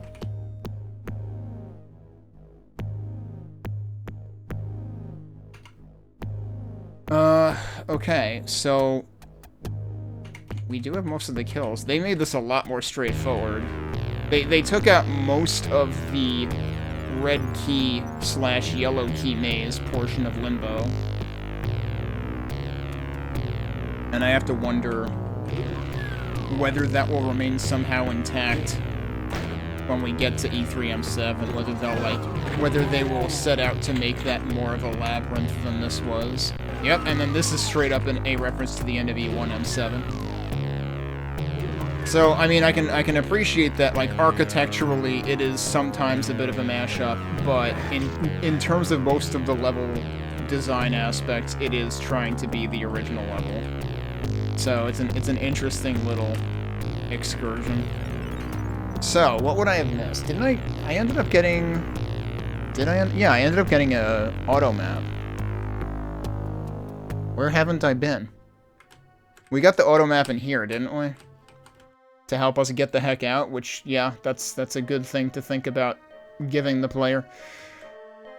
Given that they made it harder to get out. I don't know what I wouldn't have found, though.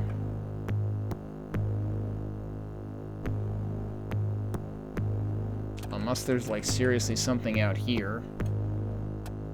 Those are definitely, like, separated, so it's not there. This definitely does feel... Wait, there is a thing there! Remember the thing that I said, like, I expected it to open when I walked through here? It didn't open. But...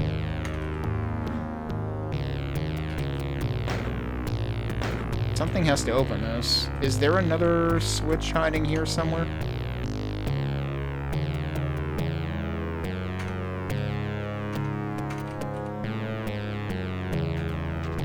Yes, that's a switch. It was silent. I heard the thunk. When I hit that, it didn't make a sound, but it lowered that. Okay, that's your final secret. So they did actually preserve that secret, but they did something kind of different with it. Okay. Well, it's not a bad facsimile of Limbo. It was definitely scaled down, and I could probably fathom that they didn't want to make E1M7 too, like, too confusing for people, since it is the first episode. And we found the last enemy in that one secret, too. Which, you know, fair enough. That normally does have a bunch of enemies in it. Gamora. And this is by Traversed. I forgot. Who did do E1M7? That was Gothic. So Gothic said that Transport Station was the first map they made for the project. Originally, it had teleports, which were later removed because they weren't Episode 1 elements. Oh, interesting. That's... Alright, point taken. It means that the maze is way more rude. But yeah. Wait!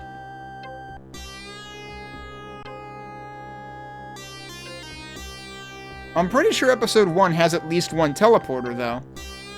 Doesn't E1M5 have a teleporter in one of the secrets? So, actually, I call bullshit on that. But, yeah, teleporters are definitely way less... Like, I want to say that the star in E1M5 is a teleporter. Because I usually, like, tiptoe around it to avoid going through it. Because I think it teleports you back to, like, the beginning of the map or something, or, like, to the big room near the beginning. But they definitely made an effort to make teleports much more front and center the minute you start Episode 2, because there's a teleporter, like, right at the beginning of E2M1. But I don't think Episode 1 has 0 teleporters. So I really think they should have at least maybe thought about a teleporter for getting out of the maze area the way that E3M7 normally has. But, again, they did put a computer area map in there to try to throw the player a bone a little bit.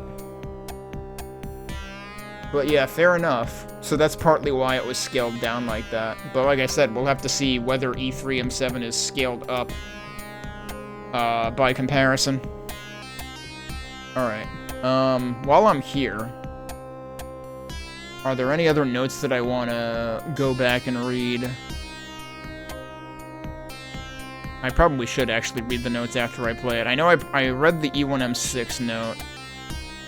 E1M5, Fernito said they were really satisfied with the results, despite getting maybe a little bit too homage-y here and there.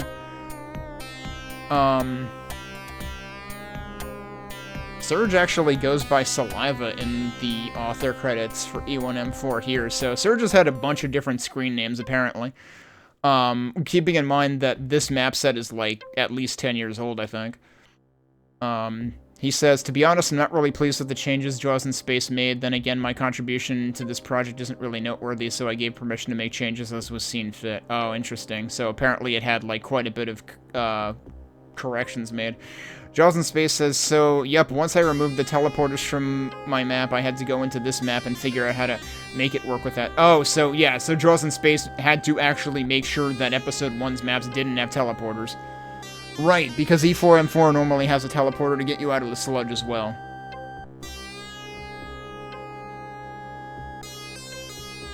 And he goes on to say, Surge didn't really like the changes I made, but Death Egg approved, so it ended up in the WAD. I don't think it turned out that bad, although I think there was one secret I ended up not figuring out, though. E1M3...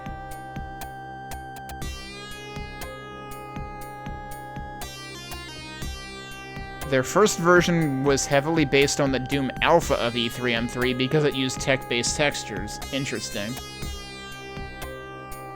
Little did I know at the time that the Alpha pretty much used nothing but E2 textures. Oops.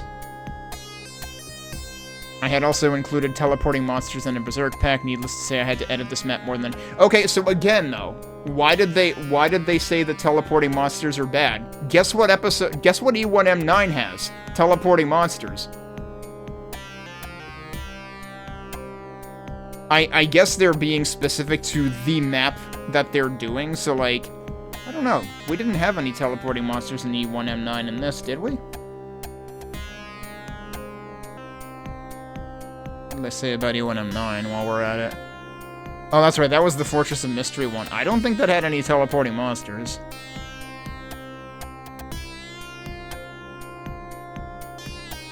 Huh. That's really funny. Traverse says that, like, because they had to use the E1 monsters, they thought maybe, because of how many they added, they thought maybe it would be a bit slaughtery for people's taste. On Hurt Me Plenty, it did not feel slaughtery to me. Like, I pretty much recognized that, like, yeah, you had to add more enemies to make it sort of add up to the same kind of experience that E2M9 normally is.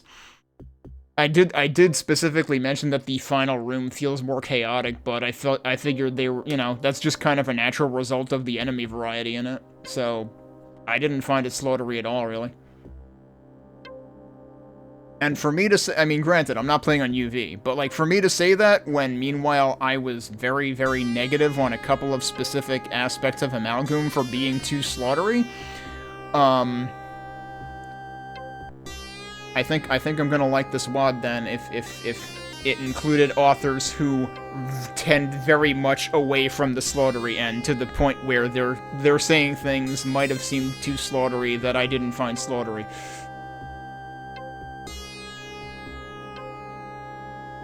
Alright, E1M1 was the one where they specifically sought to make a map that would set the right expectation for the rest of the WAD.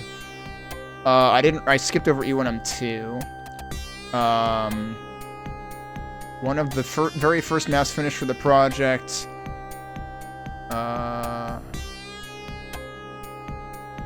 And it was also the map that took the biggest liberties with the original map's layout. But they started over from scratch. Oh, so a different person originally made 2 attempts and then gave up. And then Gothic made an attempt, but was too much E1M2 with E4M2 elements, and so it was rejected, so,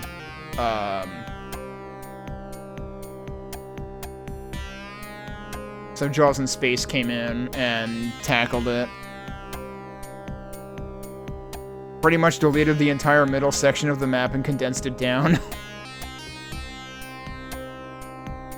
That's what would have made it into the final version had Ty Halderman not rejected some of the maps. So with the extra time that we had, Jaws ended up asking Traverse to remake it from scratch. So E1M2 got scrapped like 3 times at least. That's pretty wild. So yeah, Yeah, the text file for this, the authors.txt, really gives you an appreciation for just how much work you're not seeing in the final product. I think, is this the WOD I was reading about, that there's actually, like, a sort of a Lost Levels WOD as well? It's not coming up in my search right away, but I may not be looking for it in the right place, or the right way. Either that, or maybe it was Switcheroom 2 that had it, because there is a Switcheroom 2. I'm not sure if I'm gonna bother playing that one, but maybe if I have a positive enough experience with this, maybe I'll think about it, but I think Switcheroom 2 might have had even more development hell than the first one did. Because I think the first one only took a couple of years, whereas I think the second one might have gone on for many more. Anyway, enough dawdling. Let's get into E1M8.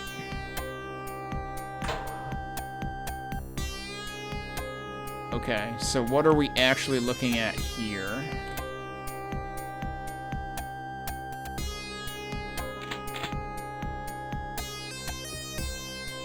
What are we actually looking at here? I don't want to press tab. I don't want to spoil it yet. Is this supposed to be dis?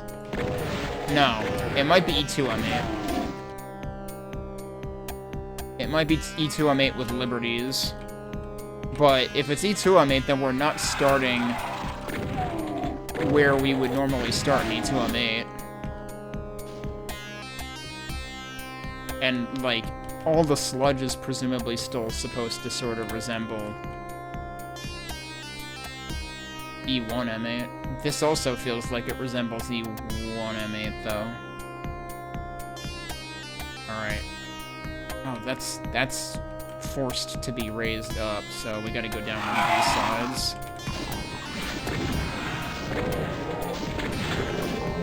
Like, I'm pretty sure we're not in E4M8 territory.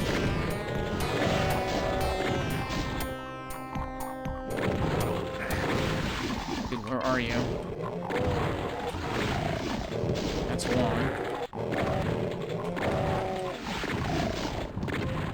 Okay, that's another one down. Gee, this would be real... Okay, there's this... I see, there's a shotgun on each of the sides that you can drop down.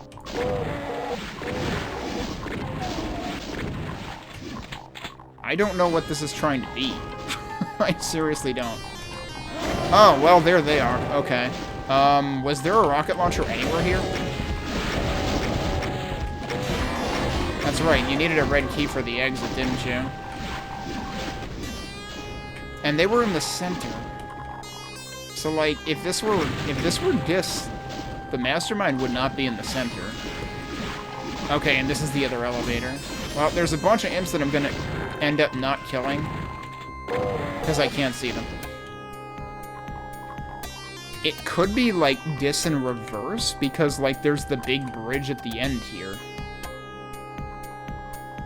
And I guess the only thing that lowered in response to the Barons dying was the red key.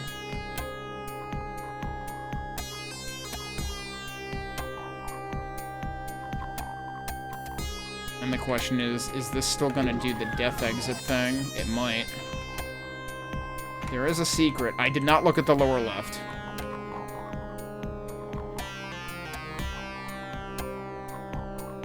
Huh. When I press use on this, no sound is made. Whereas there, that makes the sound. Oh, I wonder if there is a supercharged secret, like an E1M8. Oh, I see. Yeah, that side's actually a ledge, technically.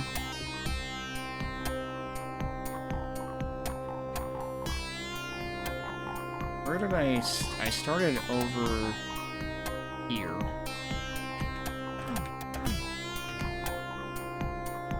I'm still avoiding looking at the bottom left.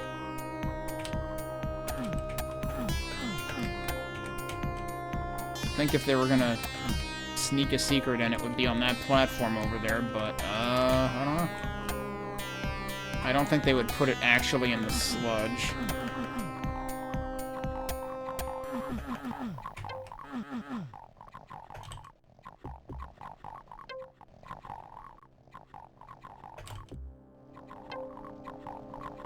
Alright, let me look. It's E2M8?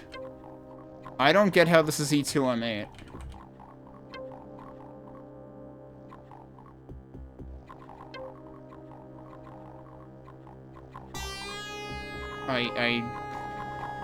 I mean, I guess you could argue, why would I think it's E3M8 either?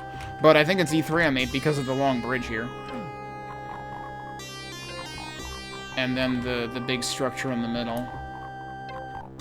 I guess you can argue that, like, yeah, E2M8 would have, like, supplies around each of the sides here. And it does have, like, the elevation difference. Except it's just a few stairs in E2M8 in vanilla.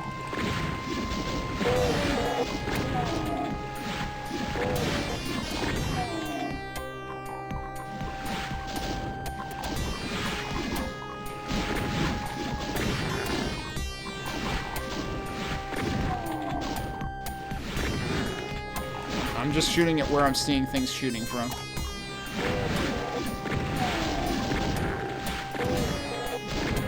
Because I cannot see them. There's still another 18 enemies, so yeah, we might get a vanilla E1M8 style ending. Alright, at this point, do I have any likelihood of finding the secret?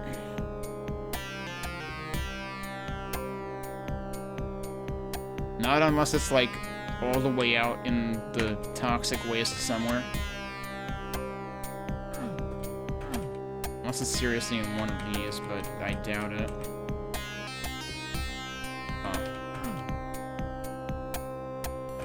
Oddly, this one doesn't have any lights. That's because that's the one that has the key on it. Okay. You would think that if there was gonna be a secret, it would have been, like, before the big fight, though. Having that many imps there is a slight bit rude, given that you are also going to be fighting the barons there, but it's basically just keep moving.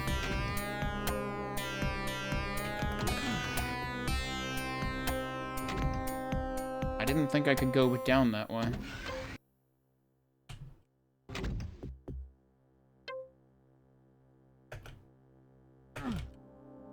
How did I do that?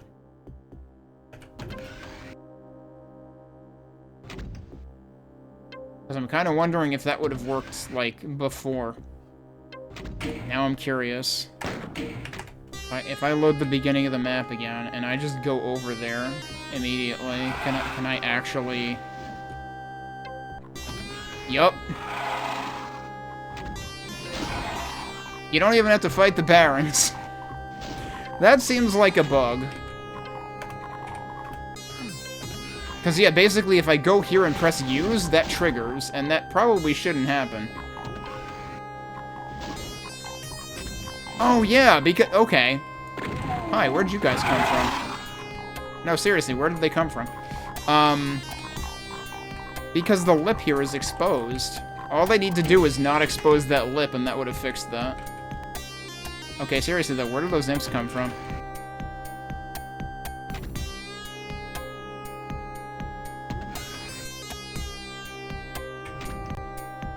Because that makes me wonder if I should have been able to get there. Alright, well, let's go through here. Oh, yep, there's your ending. And there's your, yep, death eggs. Did they change the text here? Probably not.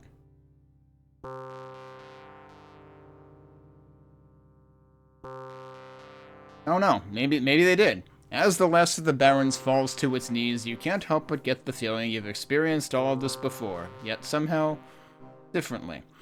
You tumble into a darkened pit getting ripped apart by demons and former humans. You probably didn't even see that drop, dumbass.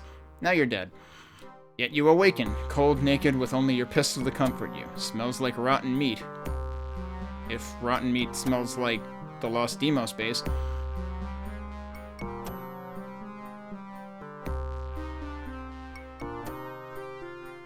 Oh, and there you go. You've got actual credits here.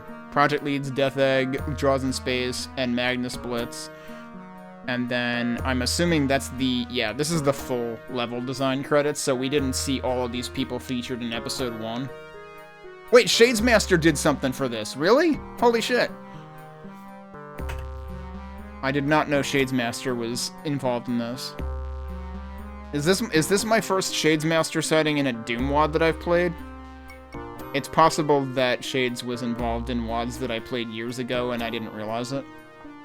Because there were definitely a few WODs that I played, like, I don't know, back in like 2017 or 2018. Alright, I mean, that's a good start. Seems like I ought to start episode 2, huh?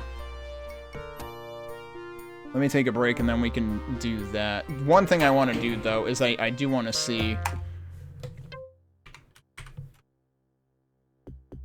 Oh god, it really is all the way out there. Oh, it's just sitting there. You don't even... You don't even have to open anything. I was trying to find something to open. Yeah, okay, no, it's just there. Okay. I forgot to read the comments on E1M8, which I'm curious about because I did not detect E2M8 in this.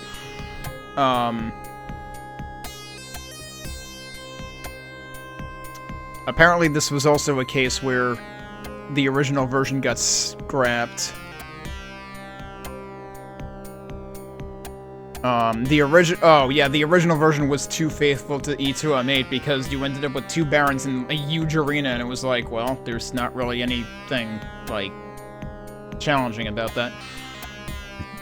So Traverse made a version where the Barons were an actual threat, but he didn't want it used in the project, so in the end, Jaws came up with the idea of having the Switch release 16 Barons. What? Your version was kind of, Jaws' version was kind of disliked upon the initial release, and after Ty rejected some of our maps, Jaws took the opportunity to talk Traversed into allowing the use of Traversed's version. Okay. Yeah, I would not have enjoyed 16 Barons. So, apparently I gotta watch out for the Jaws and Space maps. Alright. Oh, let me make sure that that's off. I don't remember if that sticks when I start a new episode. Alright, let's do episode 2. What am I looking at? This actually...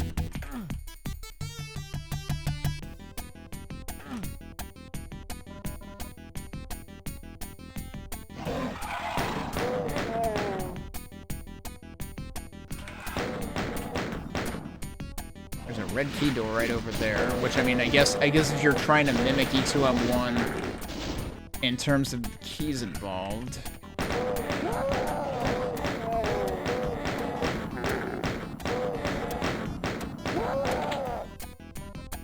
Oh, hang on. Is this actually E4M1? Is that what this is going for? Because there is kind of the antechamber here. It's a little different. But then you've got the goop over there. Yeah, this is E4M1. That's what this is going for. And yeah, they are warping the enemies in because now it's fair game. Although, is it? Because I don't think... I mean, like, E2M1 has teleports, but it doesn't have enemies teleporting in. So I still feel like that limitation imposed on Episode 1 didn't make sense, because, like, Episode 1 has a teleporter in it, and it has at least one instance of enemies teleporting in.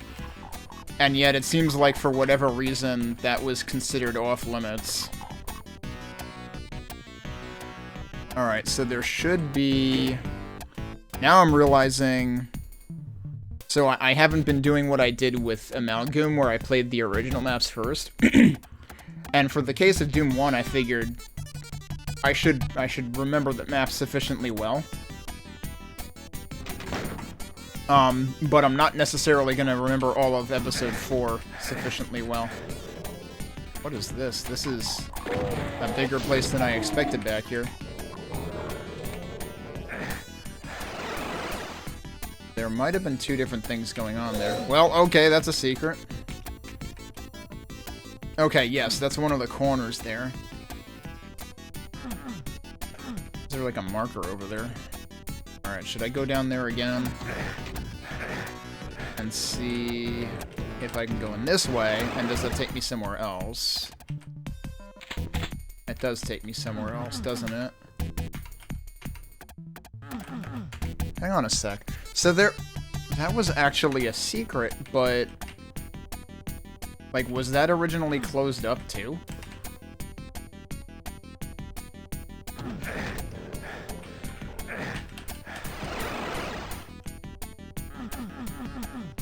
I don't know. Maybe I have to open it up somewhere else. Let's stop hurting myself for now. Alright, we don't have... Okay, we have cacos. Yep, that makes sense.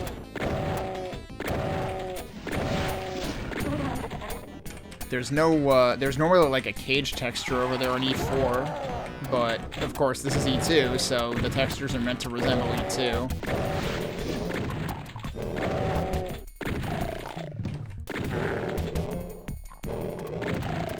This is less of a steep drop to the moat here than there would be in the original.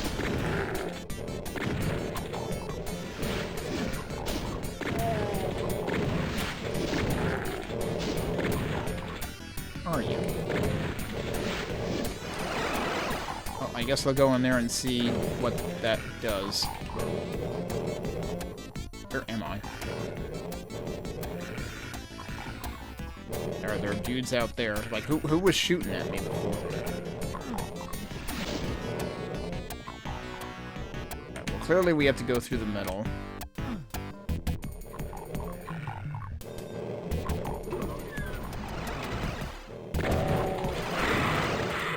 Hang on a sec. Are there low souls in E2M1? I mean, I know they're in episode 2 in general, but in E2M1 I feel like there's not.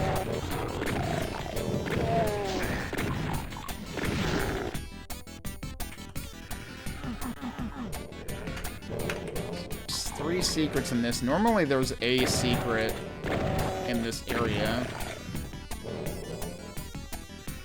Although, but I might be just thinking of, pretty sure there's normally a secret here somewhere.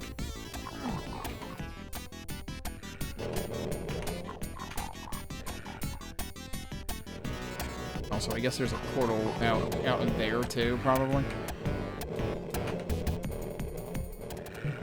I don't see anything else hiding in this section though. So, I guess I'll just jump back out there.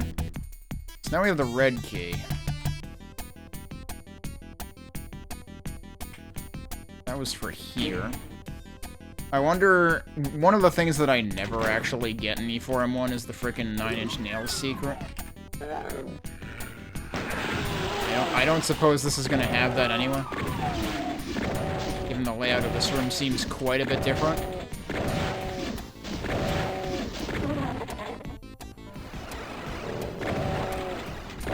But boy, we sure are gonna teleport enemies in everywhere. Every chance we get. You know, it would be great, a chain gun, or more shells. Or a plasma gun, actually, because that should exist somewhere on this map. If we're doing E2M1 things.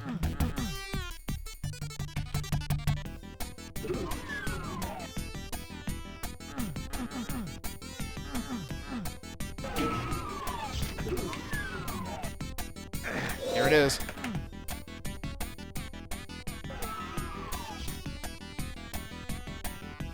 Tim Wicked says there's a lost soul in the 2. Easiest difficulties only in E2M1. Oh, fascinating.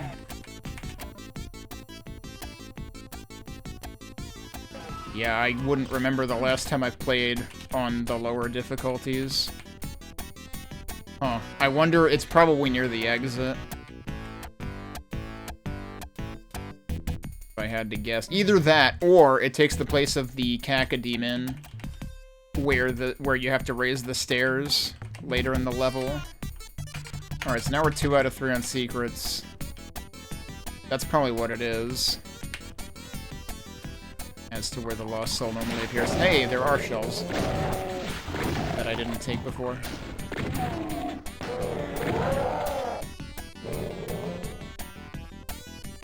Oh, there are no cacos on the lowest difficulty. Okay, yeah. Oh, there's the shotgunner from before, too. Hello? Thank you? Jeez, just wasted like 5 shells on that dude.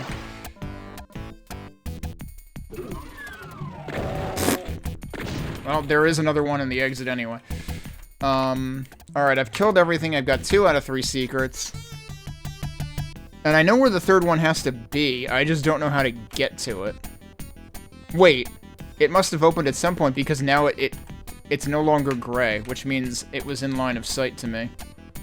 So I should try to do that again, which means taking more damage.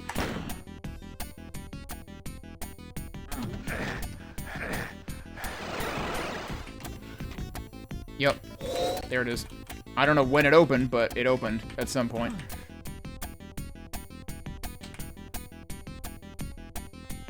Okay. But yeah, this does a reasonable job at making it feel a little like E2M1. Alright, so all secrets, all kills.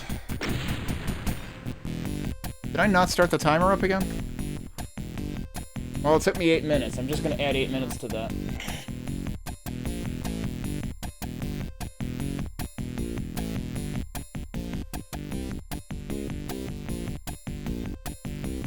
And I'll start it there. Supply. Oh yeah, I didn't pay attention to the name of the first map, and we should read about it anyway. So, and actually now I'm gonna pause the timer again.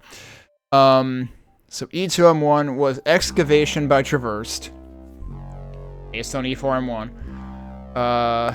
E2M1 really only has 3 texture motifs, and the kicker is they're all used in isolation. Traversed combined them all, but hopefully still feeling true to the map slot.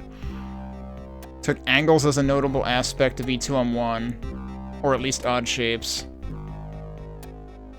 Traverse worries they overcooked it a bit, but hopefully that's only apparent when you look at the auto map.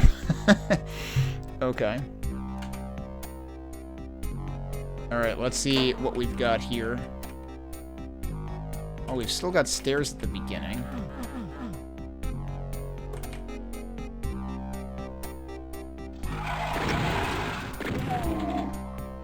What does this resemble? Because right now it still feels like E2M2 because of all the boxes, but I mean, that's what it's supposed to look like, so... They had to be kind of inventive with this one. We do still have a switch near the beginning. I really wish I had a chain gun, because I really don't want to waste plasma gun ammo right now. And that lower. Hey, it's shotgun ammo. Good.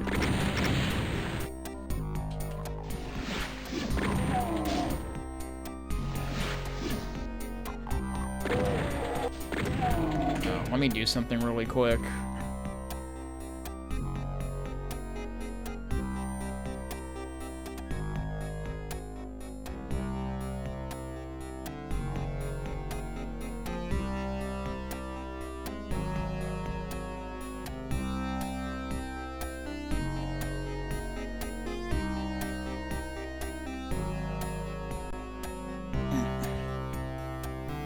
I had to fix the heat situation for this floor.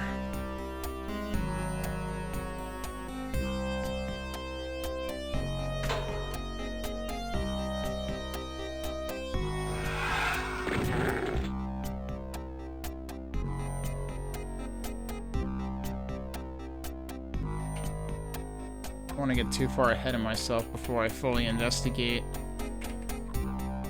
the beginning.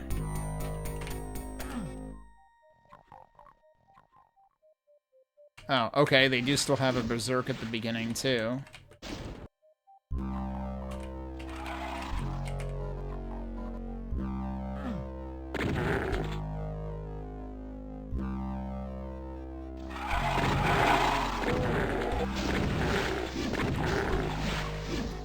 Oh, now I know what this is. But boy, it took me a while to realize it. Yeah, okay. This is E1M2. Yep, because there's your central elevator.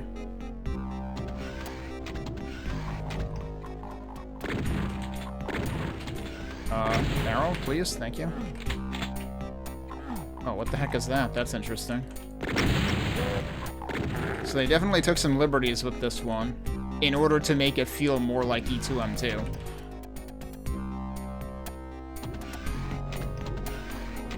Let's try this again. kind of hard to fit in there. Is this just gonna lead to the armor? Ow.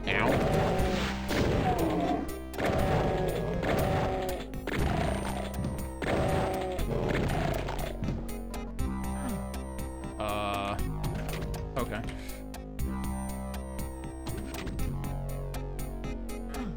Where'd the other dude come from?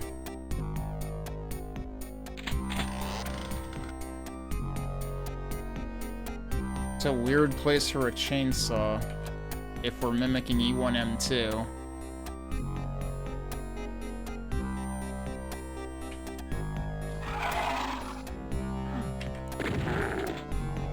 So, this is presumably where one of the organizers was starting to talk about, like, probably should have put their foot down more heavily. Okay, so this elevator does exist here. That looks like a secret. That is a secret. This feels like an actual E2M2 secret, though.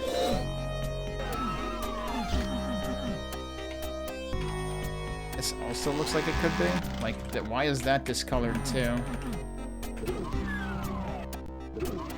Unless that opens from something else. But yeah, so that elevator in itself is resembling something from E1M2. But the secrets behind it are definitely something else. And we've got 11 secrets? What the hell, dude? There definitely shouldn't be that many secrets in something implementing E1M2. Oh, that opened a trapdoor, huh? What the hell do you think this is, a Doom 2 map? Alright, let's start investigating. Okay, yeah, so this is the side rooms. We need to go back out and look for the switch to open up the courtyard, or whatever it will actually be. Yeah, because, like, there's definitely something boarded up in there. Should be around here somewhere. Yep. Surprised they used that texture set for that. Also, these are just... So yeah, because E2M2 normally has, like, just wide open doorways, they didn't do doors for this. Alright, so now we can go out there and see what the heck is, out here. It's very, very dark, though. And actually, is there a solid ceiling on this? I don't think there's a skybox here, so... How do I get there? Okay, we do have the chain gun, though, so I'll definitely take that. But yeah, normally that would just be down here. So clearly they changed things up a bit. What? I guess I frickin'... Is that a thing? Maybe I just... I don't know, is line def skipping on the way into a sector enough to, like, not count a secret?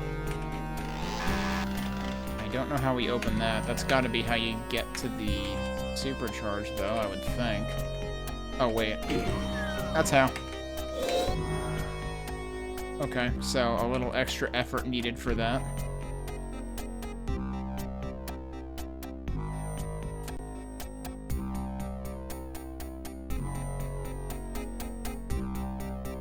Okay, and now we have the red key, so I suppose it's time to go over there. Is there anything else I didn't investigate at the beginning? Oh, we do have 5 out of 11 secrets already, and there should be a bunch in the maze on the other side, so...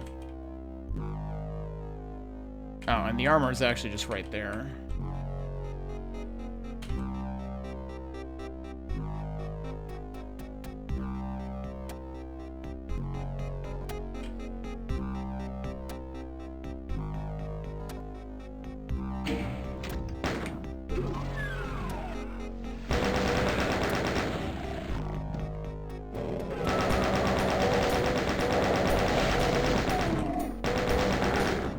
Yeah, now this feels like we're going into the later half of the map.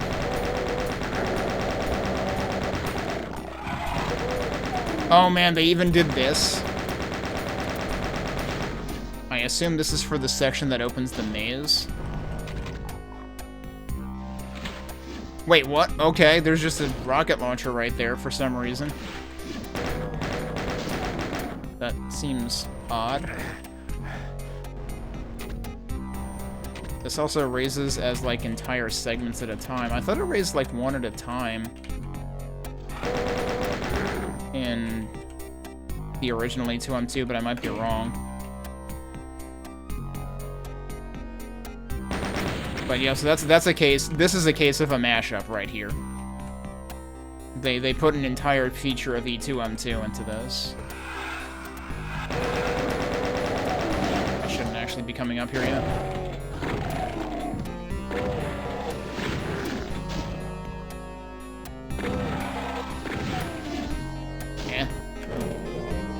Who else is mad at me? These guys. What even is this place? Alright, let me head back over to here. This is what opened. This is your maze section. Okay, yeah, they're mercifully putting ammo all over the floor. Because in E1M2, you would ordinarily have like a lot of zombies that would just give you ammo, but you're not gonna have that here. Now I'm wary that we're gonna... Oh, they even use a yellow key for a secret, which again is an E2M2 thing.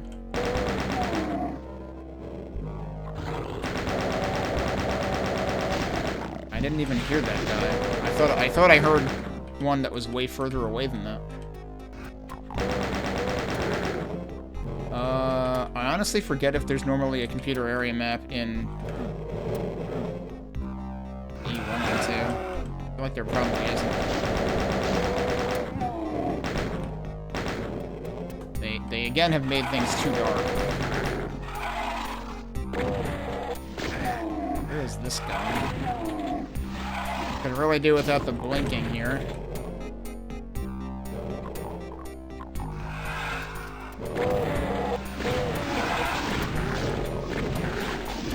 Fortunately, the base light level is not 0, so it's not as annoying as it could be, but it's pretty annoying. Okay. That feels more like it's mimicking something in E2M2 than E1M2. Or no, is this supposed to be the chainsaw area? Is that what this is mimicking? Okay, I can just open that, apparently. It doesn't require a key.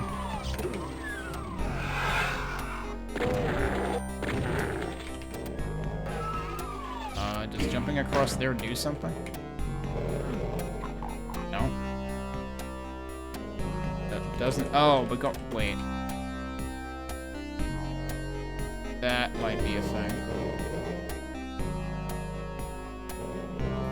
But yeah, this definitely feels like the most artistic license of a level that I've seen yet. I don't feel like I can get over there from here.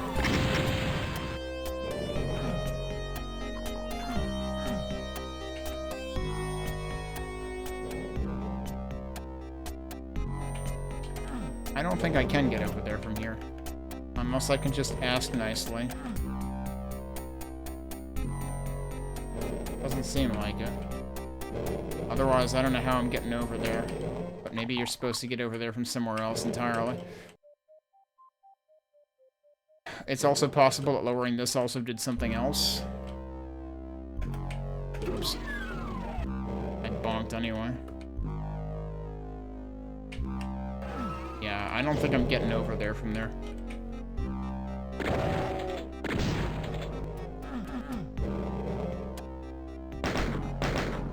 Can't see a damn thing here. Okay, that's seemingly just a dead end anyway. There is still the matter of that, but I guess you need the yellow key to get that. Hey, look, an actually visible demon.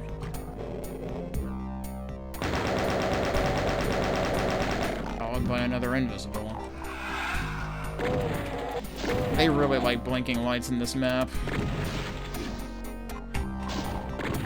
Like, why is this? Yeah, this is resembling the I can't believe it's not spawning vats section.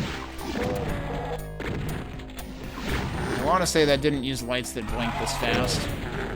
And meanwhile, this is supposed to be the section that has the chainsaw.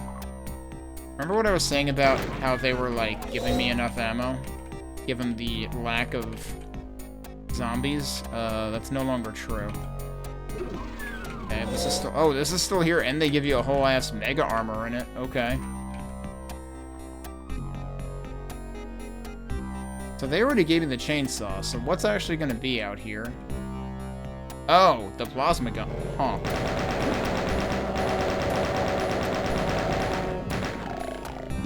I feel like this is trying to be one of the yellow key rooms from E2M2. Yeah, that's exact. So it's combining the chainsaw secret of E1M2 with one of the yellow key rooms, which I think might also count as a secret. I forget.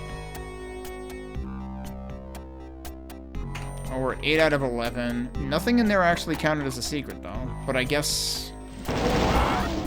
Also, I'm, like, almost out of ammo for everything besides cells at this point, so... Which is not good in terms of resource balancing.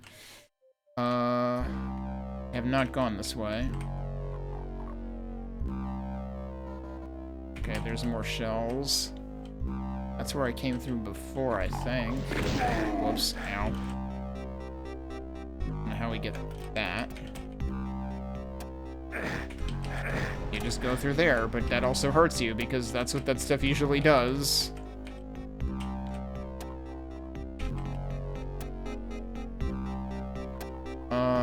And that didn't count as a secret either, huh? Alright, hang on.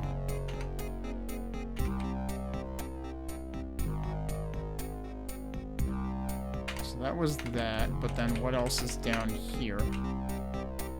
Well, there's health in there. You have to sacrifice health to get health. Oh, but they actually give you a radiation suit. Okay. Oh, that's the other side of this. Okay. Huh. I don't think there would be any reason for me to go down there from this direction, because I've already been there. But now I can investigate the rest of this. If there is anything left to investigate. This is where there's health.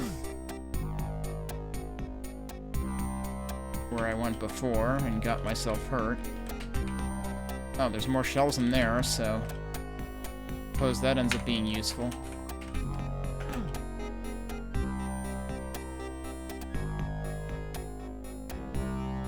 Alright, I feel like I've done everything there is to do there now. Hang on a sec.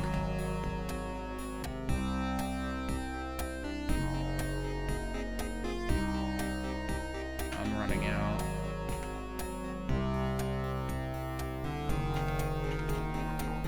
Oh, that was that. Yeah, let me grab that now, because I'm probably not going to have any further use for it. And despite all of the artistic license going on here, they still managed to connect the would-be chainsaw secret. You know what? Maybe it will be faster to go back this way at this point. They still managed to connect the would-be chainsaw secret with the place that it would normally connect with.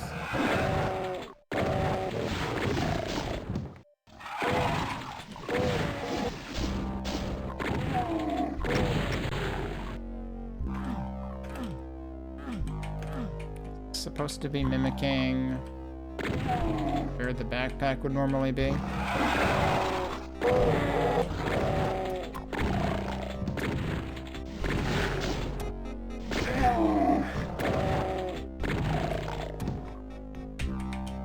Good, more shells.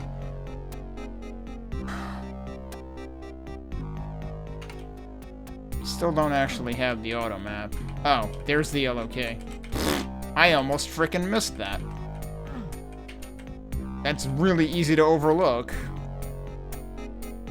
I guess the idea is you come over here and you, like, look around as you're coming over here, but it's so easy to just, like, go around the side and not look there. Especially if you happen to not be playing widescreen. So, that seems like it could have been signposted better. Like, have... It's surprising that this area is actually well lit, because what they could have done was have this casting a light this way to try to draw your eyes to it, or something. Okay, so now... Where the heck do I want to be going?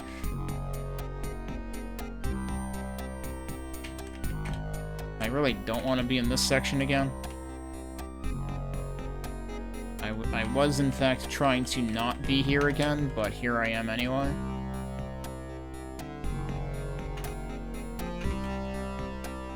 Okay, now we're getting out of it. Yellow door was over here. Okay.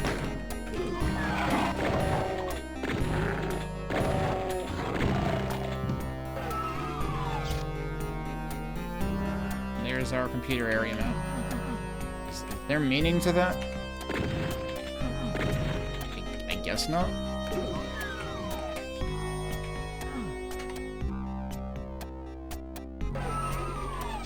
Okay. Did I miss anything down here? Possibly. But it looks like it joins from both ends. So the question is it one way or not? But we did not find an equivalent... Actually, this was already a chain of secrets to begin with. This was the door that I thought looked like a secret door, but it didn't open. So it has to be one way. So, I guess I'm going back in.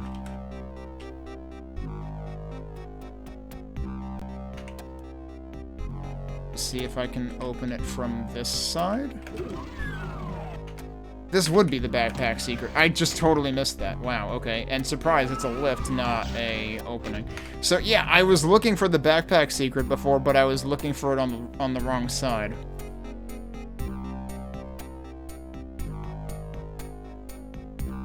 Is what I would say, but like, that's where the chainsaw secret was.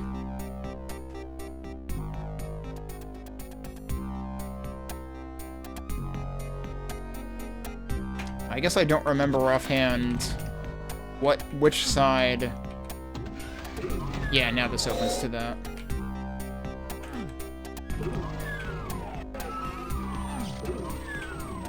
That sounded like that did still close behind me, so that is one way, and it kicks you out when you go through. Well, we're at 10 out of 11, not bad. And there might still be one left after this section, so...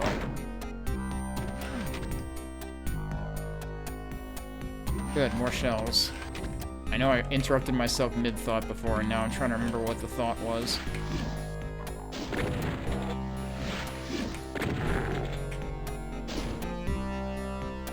So this should be the 11th secret. Yep, it is. Oh, this is structured a bit differently. Wait, can I... Where is this going? Does that just circumvent the whole thing? What did that do? Or was that actually an enemy? This is not mapped.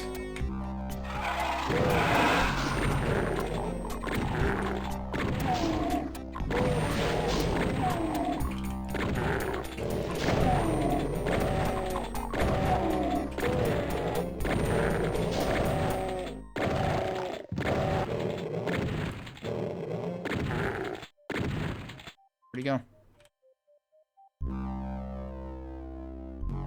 He just left.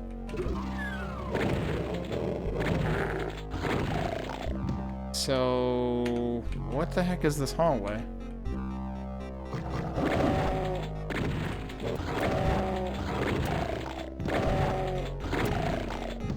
Clearly I took a back way, which probably saved me a lot of trouble.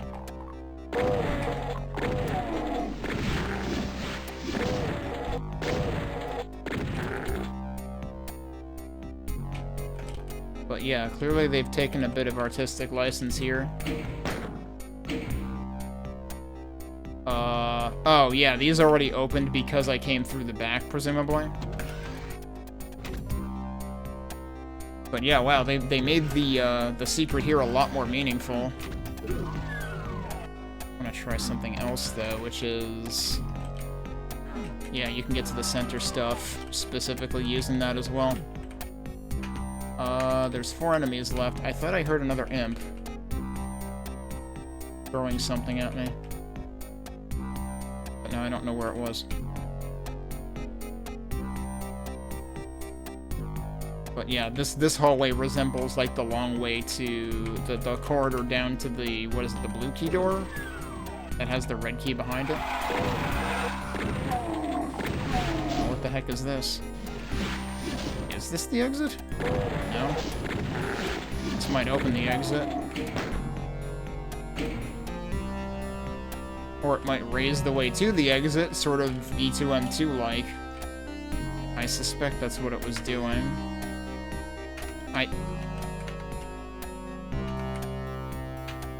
I'm confused. Yeah, okay. I'm guessing that just got raised. What's going on the sides there? Maybe those are lifts for if you fall down. Okay, that was interesting and definitely felt like the most involved conversion yet. Still really weird how that's, like, specifically unmapped. I guess they didn't want to, like, give too much away with the auto map, too. But we did it. We killed everything. We got all the secrets.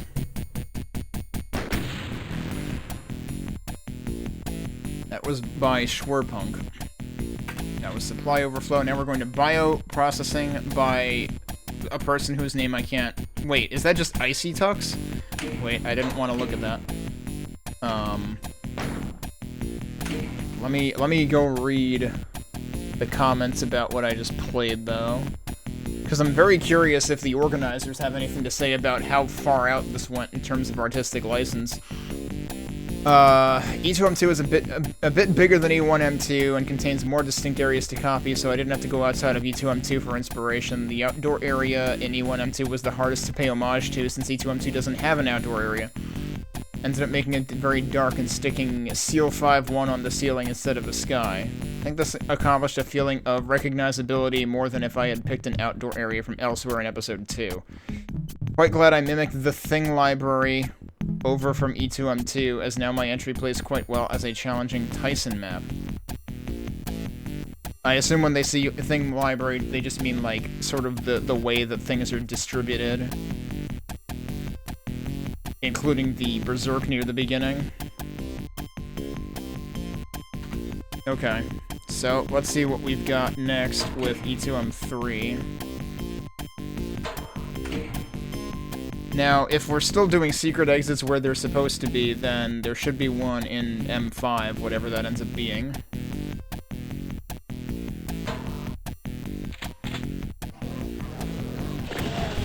The funny thing is, this does start out feeling like, okay, this is probably a mix of the 2 refineries.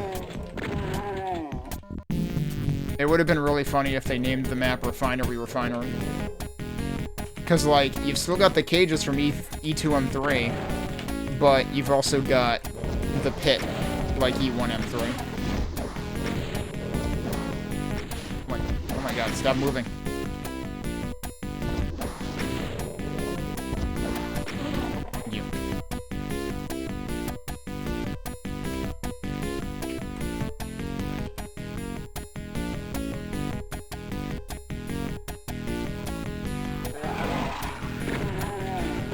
Yeah, so they took away the doors because E2M3, again, kind of just has open doorways. More barrels than usual, though. We've got the plasma rifle there instead of the, Wait, there's just a free mega armor down there? That back there looks like something straight out of E2M3, for sure.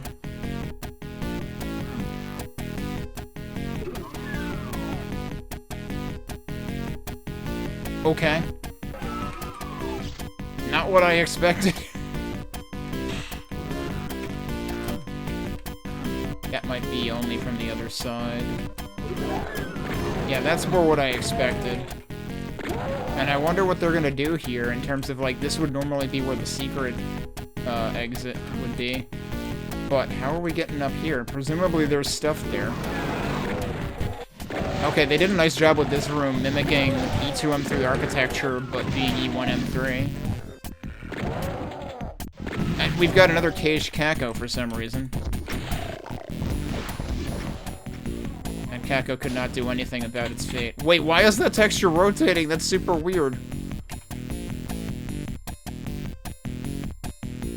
That seriously is kind of weird to see that kind of a texture rotate.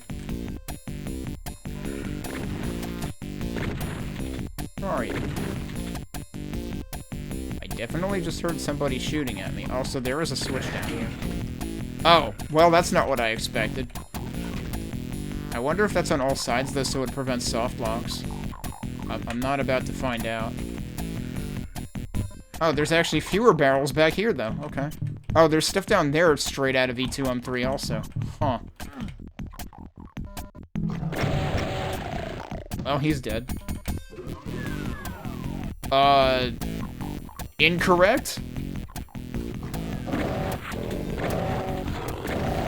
What if we just changed the trapdoors and made multiple of them? Because I definitely heard multiple of them. Either that or somebody was just opening a door at the same time, completely unrelated.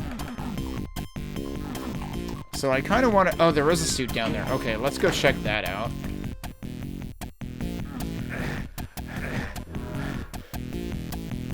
Yeah, there is a switch presumably on every side of this.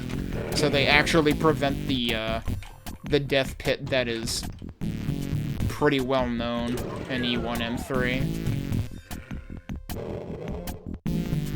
Okay, I still don't know what the deal is there right now. So, that mystery still exists. I assume that if I go in here, I'm probably dead. Which is consistent with... What? Okay, I can open that even if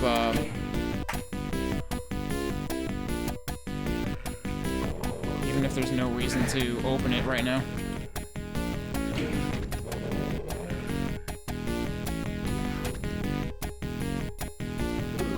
But seriously though, what am I missing in terms of...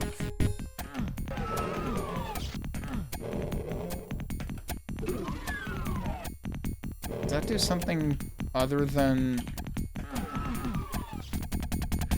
What is that accomplishing? It's actually super weird.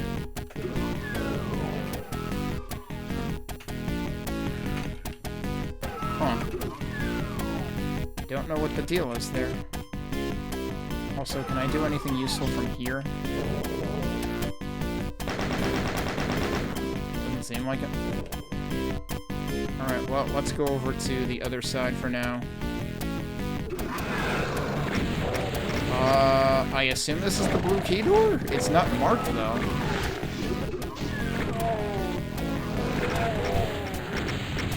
Okay, more barrels than usual. Strikes again. No, that's the blue key door. They postponed the blue key door. Alright, and this is mimicking the area where there is an offshoot that gives you the plasma... I think it's the plasma rifle? But that also gives you the blue key, I think, in E2M3. I wonder if they're gonna do, like, the striped lighting hallway in there. Something in here ought to be...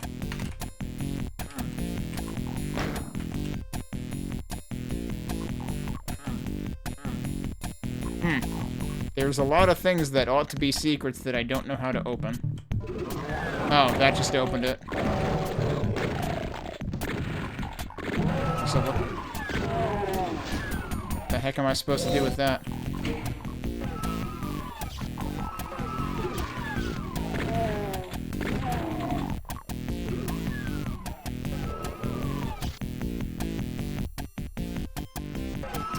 Well, let's see what that did, I guess. Because I seriously don't know what you're supposed to do with... Oh, there's stairs right there! Those stairs could stand to be better signposted, because, like, especially if you're looking from here, you're not gonna notice that.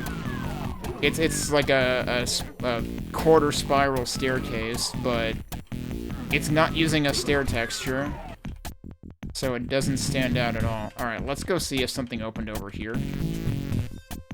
It did, alright. They reordered the secrets.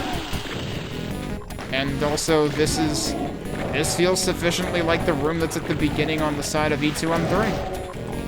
But it's still structured like the E1M3 room, so that's pretty cool.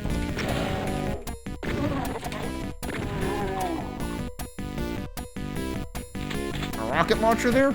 Okay. That's not a key.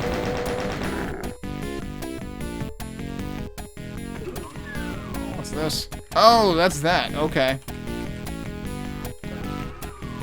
Alright, does that lower this? Yes. And this is gonna get us to where the...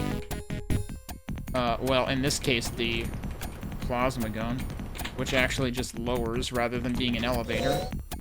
Again, I somehow skipped the, secret being revealed.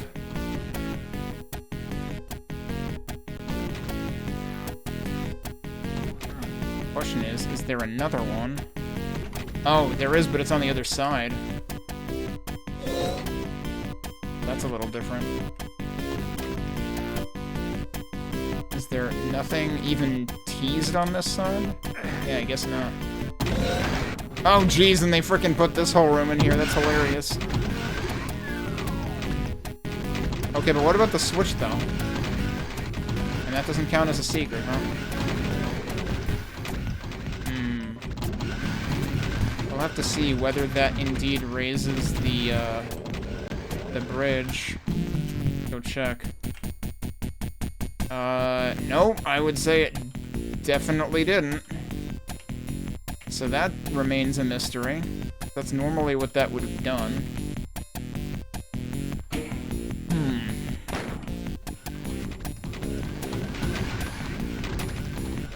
Oh, and they still have a pocket here, kind of like E2M3.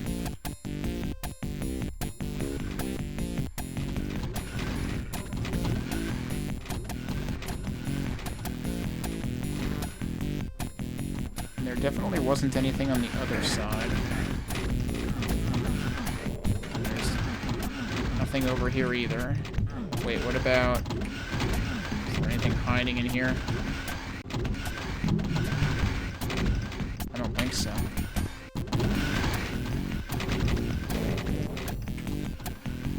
That just gives you a shortcut back, basically. And that looks through to the... Wait. Right? Yeah, that just looks through to the other thing. Which, I mean, I guess... I probably didn't try running out of there, and I should probably try running out of there. Didn't seem to count as a secret or anything.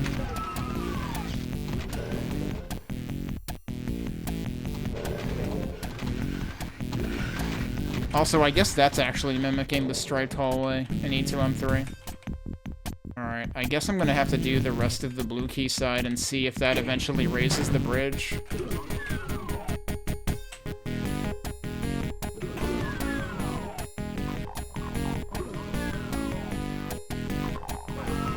How many things are opening, dude? No, that's an imp opening that.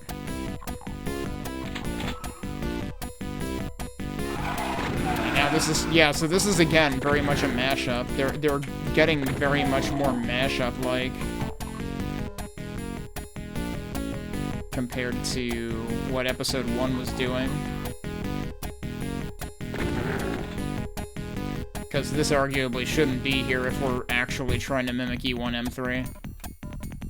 So, kind of feels like this may have had a similar issue to Amalgoom in terms of, like, once you got into the later episodes, you started bending the rules more. I heard that. Alright, now this typically has kind of a tricky thing about it. There's stairs here, though. There's Definitely more stuff happening over there. Don't tell me... Oh. That's gonna raise the bridge, and that's actually gonna be the regular exit, isn't it? That's what they're doing with this. And yeah, you can run right out there. I don't want to run right out there yet, though.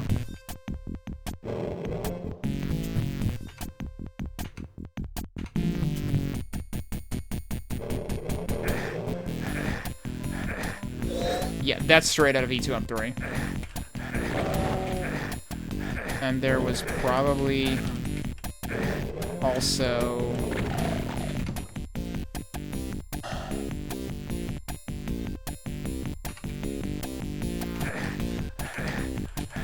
Yup, that. Took me way too long to find it, but yeah, that's the trickiest secret to find in E2M3 as well. But yeah, so this is straight up a mashup. So now the question becomes, when it is either E3M3 or E4M3's turn to do E2M3, what are they gonna do? Because we already got a lot of pieces of E2M3 in E2M3, which isn't supposed to be how this works. So like, this is precisely what was it Jaws in Space talking about this in the first write-up? Yeah, it was.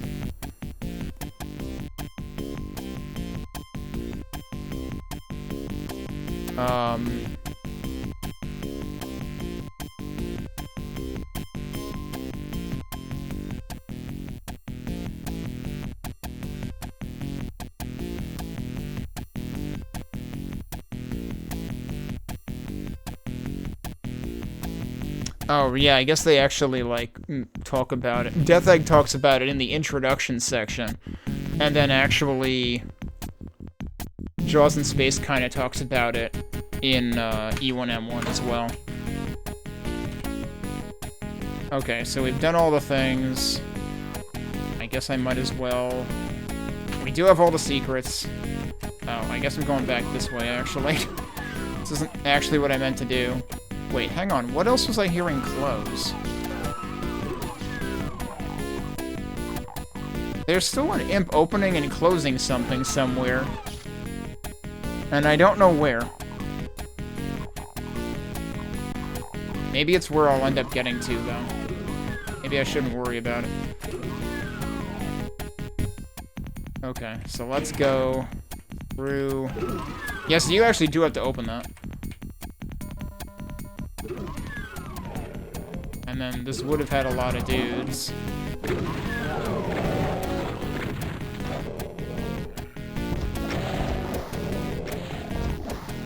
That actually hit a dude. That actually hit a dude too. Jeez, I thought I whiffed all those rockets, but they hit something anyway. There's no ammo in here, huh?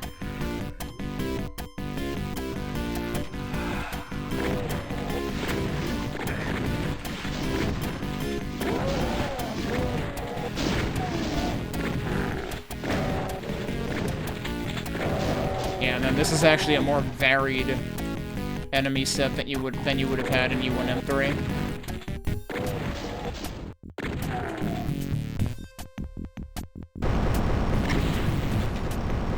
Wait, they put both barrels on the stairs. That's not how that's supposed to work. One of the barrels should be at the top, shouldn't it? Alright, there's still one enemy remaining, mysteriously, that I'm probably not going to worry about. Oh, and you can actually, yeah, you can see the,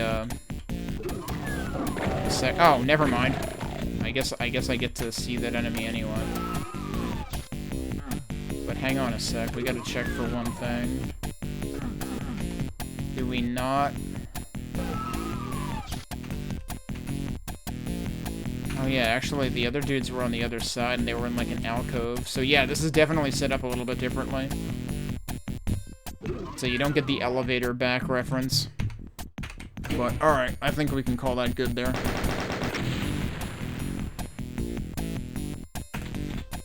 And next will be mainframe grid. Let me save here. Definitely looks E2M4-ish to start with. Let me find...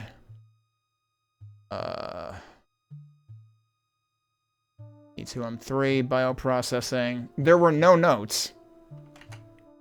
Okay. I'm realizing it's getting a little bit late. Do we think we can fit one more map in? I might take a break anyway, but we'll see if we can fit one more map in. I think E2M3 went more smoothly than E2M2 did. This one's gonna depend on which map it's referencing, I guess. So, we'll see when we get back.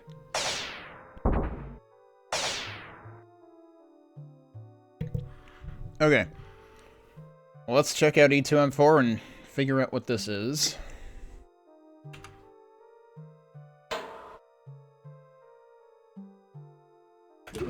Well, we have the E2M4 secret.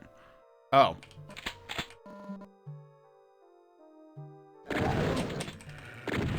What? That just woke up some other dudes completely unrelated. Okay.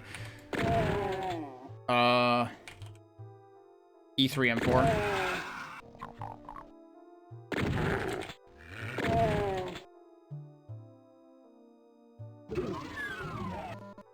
That's considered a secret? That's a very obvious secret, but okay. I mean, like...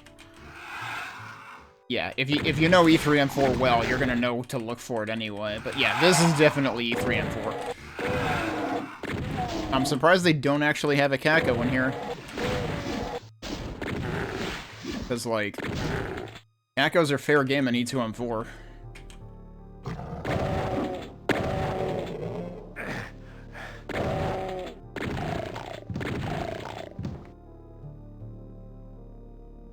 This goes, like, behind somewhere, right?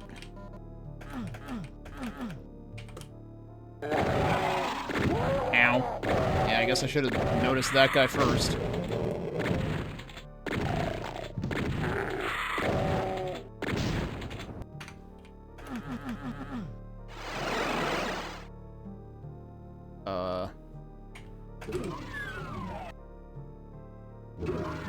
And that's those guys. Yep, okay. Interesting. So that's a slight bit different then, right?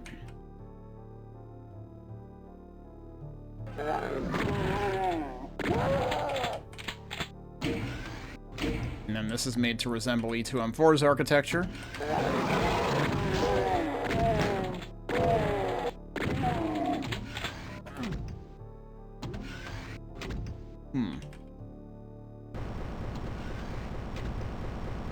Oh no. So, this is one thing I was surprised we didn't run into in E2M2. I was expecting them to work in the Crusher hallway somewhere. Well, they've worked it into E2M4 instead. Because that is a thing in E2M4. It's a thing that you normally never even have to bother with. Like, I mean, like, yes, technically it is a thing that exists in that map. Can I run through both of these? Yes. Because stopping in the middle of that is probably not going to work.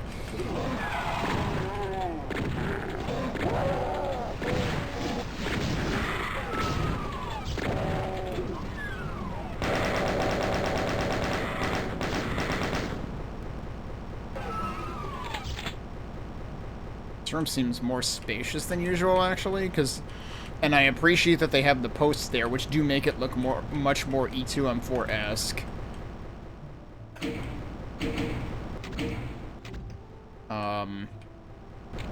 But the thing is, like, it's very easy to accidentally set one of these off, set it in motion. In the original E3M4 layout.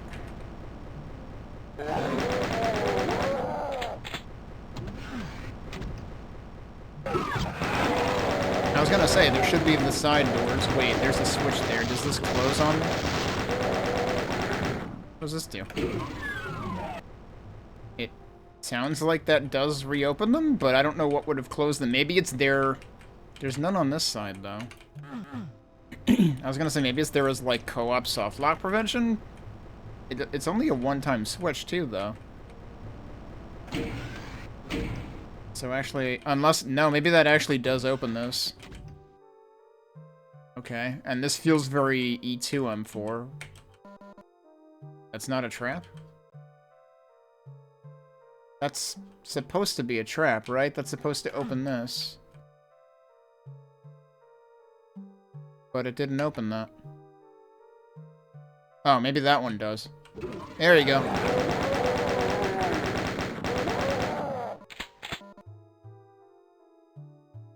there's actually multiple of them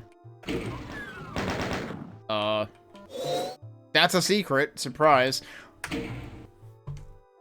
Notice I didn't get that secret until I came back out, and I'm starting to wonder if that's actually a problem.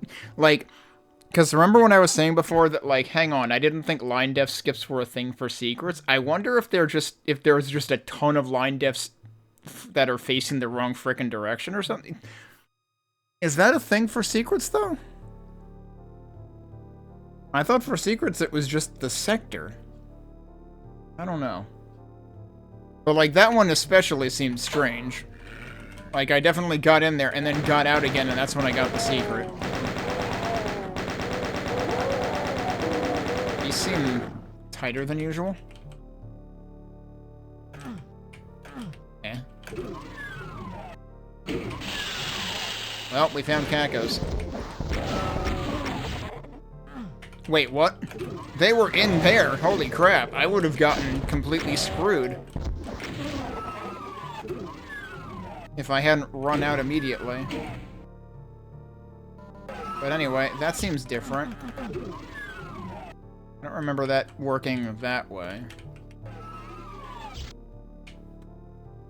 I thought the inner one was immediately accessible. Okay, we do have a Baron back here. We don't have any lost souls or anything. I thought there was normally a combination of two types of enemies in this hallway. Well, maybe there will be once we get the key. No? Crickets. I'm very surprised by that. Okay, and now we're transitioning into the elevator portion of E2M4 in terms of look and feel. Let's go through the side room first.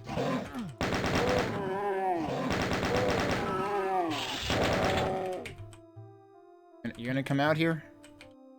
I don't know if that really hit him. I guess it did. Okay.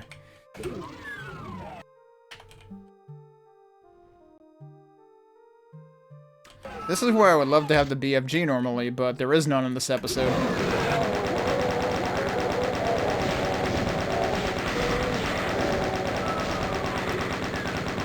Although, come to think of it, I mostly want the BFG in here for randomizers. I think the enemies that are actually in E3M4 here are squishy, too. Okay, we've got another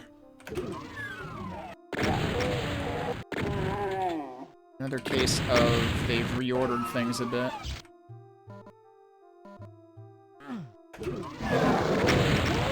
Sure, put more barrels in there. Why not? That is still not open. I thought... Wasn't that one of those rooms where the enemies usually are actually facing backwards? Nope. They are in that room. Okay. I just heard something. I don't know what I heard, but I heard something. I still don't know how they expect me to open that door. So, something has changed. Oh, well, that's also different.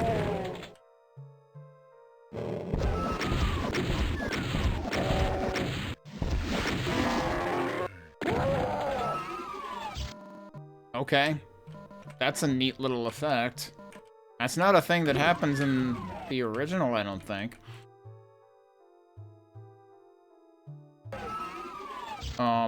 Are you telling me the Baron was somehow confined inside of that?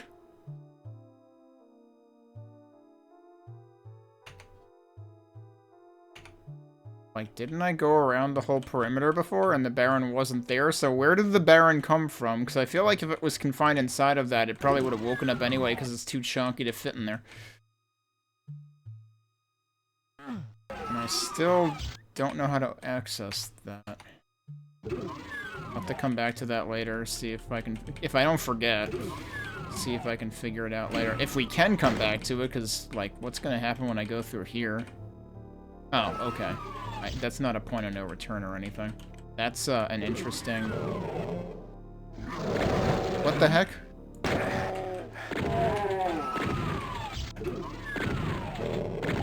There's many switches in here. And that one's flickering. Wait, no, they're all flickering. Those two are flickering. So do we want the flickering ones? Or do we want the not flickering ones? Yeah, because this clearly is structured differently. I think we want the flickering ones. What do the other ones do? They just close them. Yeah, so just hit those. That's funny because that's almost like an extension of what comes later in E3M4 anyway. Yeah, I figured. Can I just wait for that to go up again, though? Yep, that doesn't do anything, though.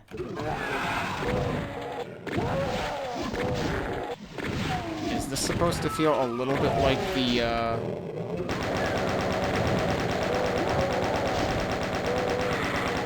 other Crusher set piece room in E2M4?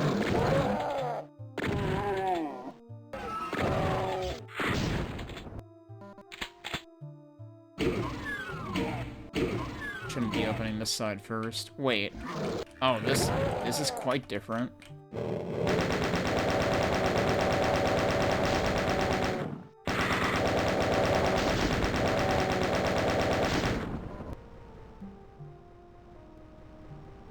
Why am I hearing what sounds like crushers?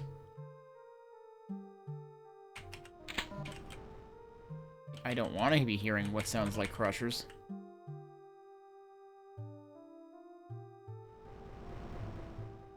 Is that actually where I was? Yeah, that's where I was before. It's on the other side of the wall.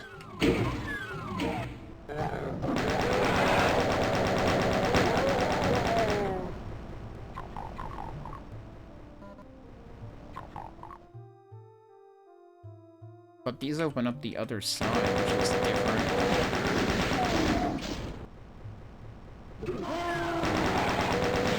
What are you doing there? I forget if there's normally a Baron... No, isn't it further in? And that's probably UV only? Maybe not.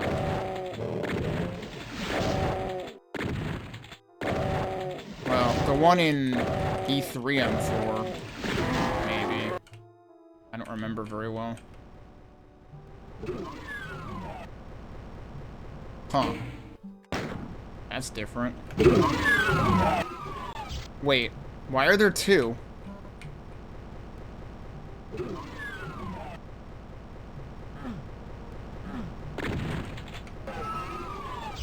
Well, that's an interesting idea.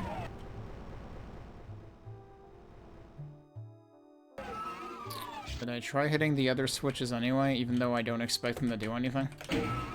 Yeah, that just closes them. So, the right answer is still consistent with the original E3M4.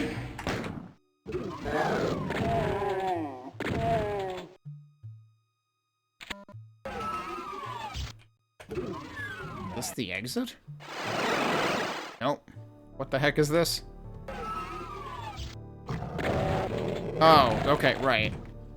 But for some reason, this is through a teleporter, instead of being, like, directly through the door that gave us this key.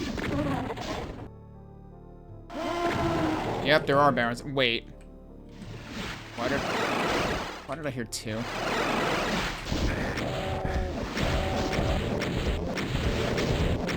There definitely shouldn't be two. Alright, they're dead. I also probably hurt myself. Shouldn't there be... There's normally a backpack down one of these. But also, there's normally damage floor, too. I assume the second one was actually down one of those ends.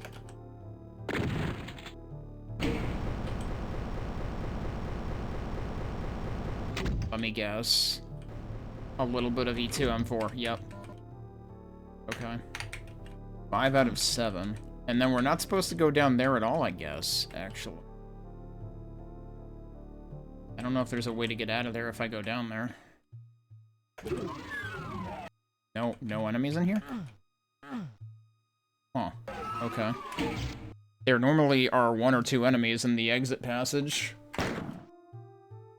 Alright, well, there's at least one thing that I would like to go back and check on.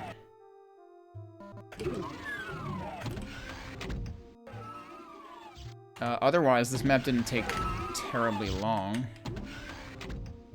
We did kill everything. It wasn't here, right?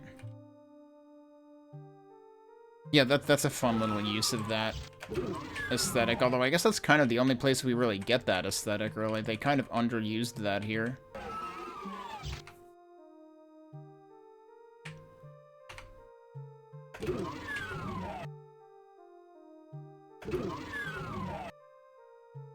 That's still closed. I don't know how that works. There are 2 secrets I missed, and one of them is probably in there.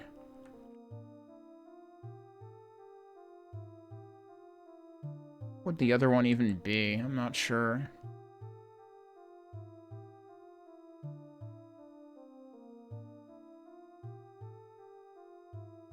I'm trying to remember if there was anything else that I, like, expected to be a secret and couldn't figure it out. Wasn't there one other thing that was like that?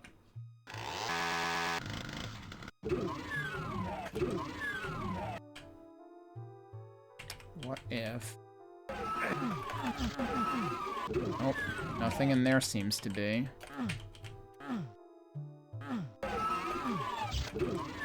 What if there's a switch in here? You know, like, what if there's a reference to one of the E2M4, like, switches in one of the alcoves?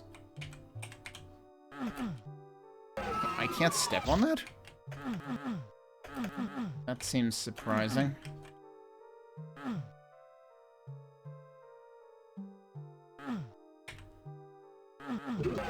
What? Oh, no, that was the one I got already. Okay. Well, that one's remaining a mystery to me, I guess. Unless I were to bother cracking open Slade for it. I already tried messing with these. Oh, son of a bitch, there it is. It was a switch. I wasn't wrong, but it was much more well hidden than I expected it to be. So it is a E2M4 reference. Okay. But in E2M4, it's not quite that well hidden. But it is, like, around the corner and inside. And in E2M4, I think that's just a thing that calls the frickin' elevator back down again. I'm going backwards now.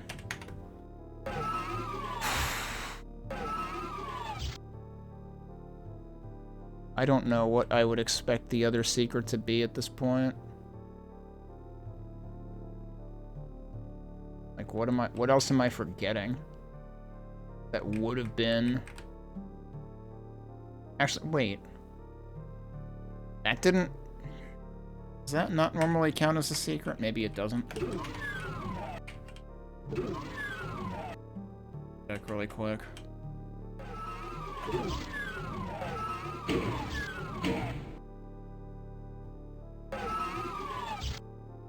I guess not.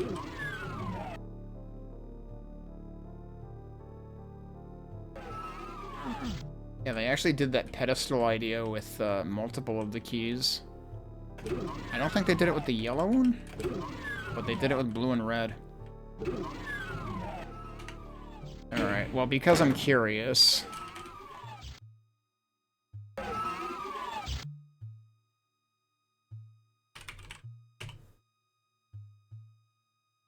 There's something that... Oh, it's... Wait, is it out there? I was assuming I couldn't get out there, but there is something out there. I had immediately put that out of my head as, like, there's no way. I guess I should look. Where is that? Nope, not that one. It's also out here. Oh, is there a way to get out there? Because normally there isn't. So that would actually be weird.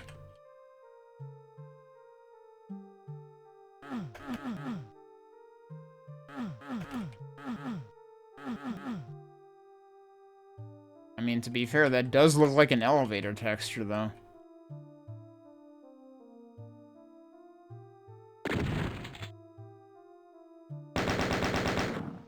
Anything shootable in here? Doesn't seem like it. Don't know how that works.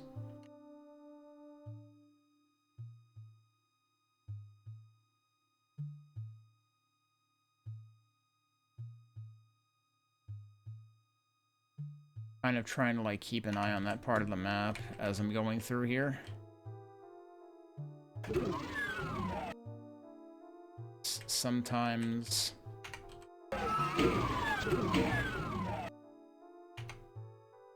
Yeah, no, nothing's changing. Sometimes it'll actually, like... No. You'll be able to tell height differences, or when height differences go away, basically, because the lines will disappear on the map. But, I don't know. It definitely seems like there might be something out there. I have no idea how to get it. So, last one's gonna remain a mystery. That's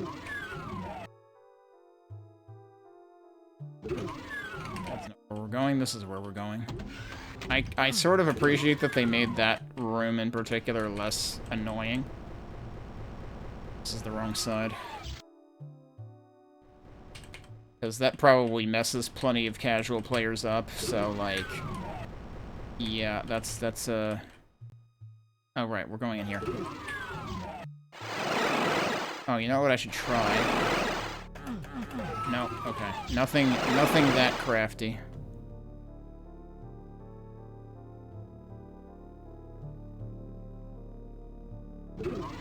But yeah, probably a good idea that they simplified the double door puzzle. Because it's one of the most awkward puzzles in vanilla Doom. Nukage Spill is the name of the next... Good grief.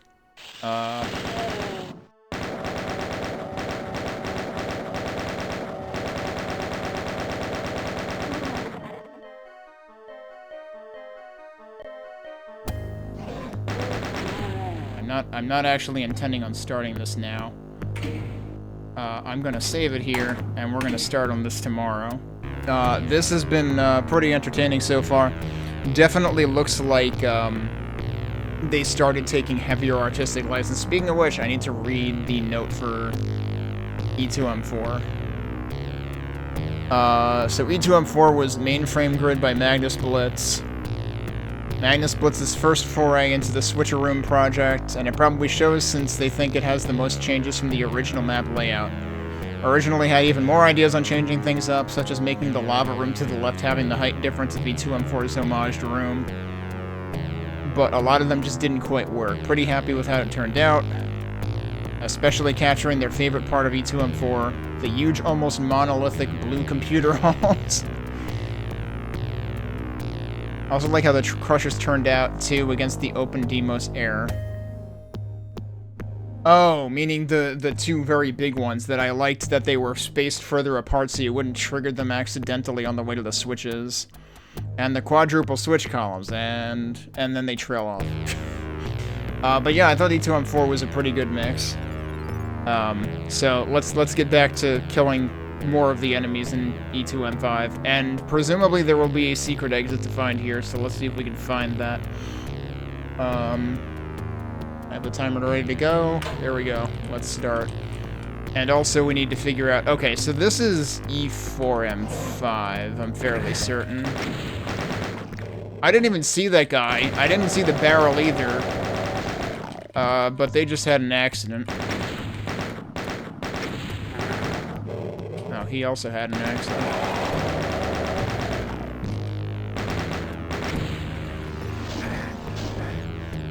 So wait, this is E2M5/E4M5. I feel like I expect this texture more in E2M4 than in E2M5. I'm trying to remember where this texture shows up in E2M5.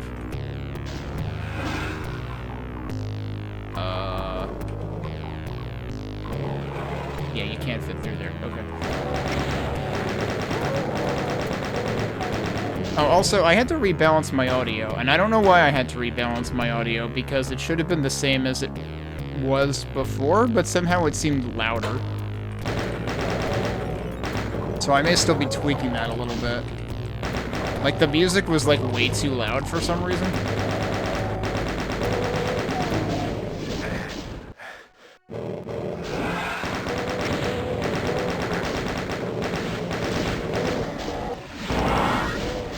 I should be using shells. I don't know why I wasn't. Wait, we've got a Baron in here?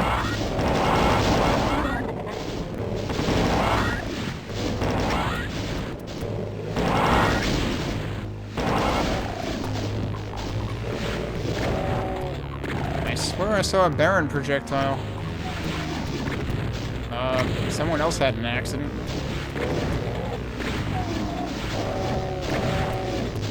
Yeah, there it is. Where's that guy? And should he even be there is another question.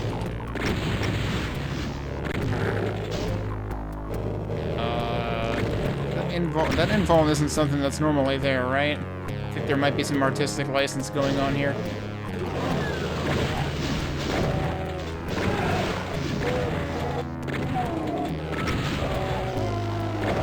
Oh, another Baron.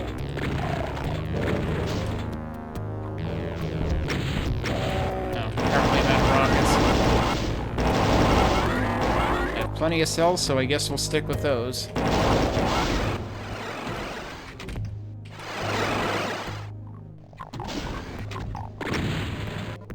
I forget how we get up there to begin with. E4M5 is a map that I often find a little confusing. It's not that huge of a map. That might be how we get up there.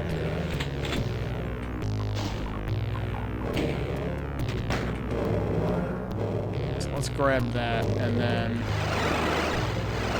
Nope, not what I wanted to do.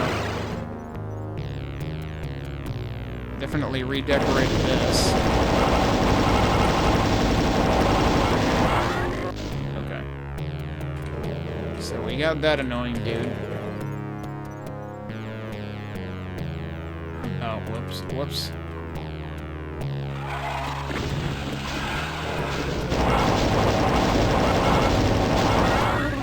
Also, I'm playing with Crispy Doom, which I had configured to not do the normal, like, fully inverted invulnerability effect. So that's why it looked like light amp. The downside to that is it no longer, like, the intention of that effect is to, like, be less photosensitivity issue inducing. But the downside to that is because they want to avoid inducing any kind of issue, they also take away the warning blink when you're going to run out of it. Okay, so there are a couple of ways you can do this level. Let's go through here first. Ow. Yeah, there's a key in here. I should have let them fight.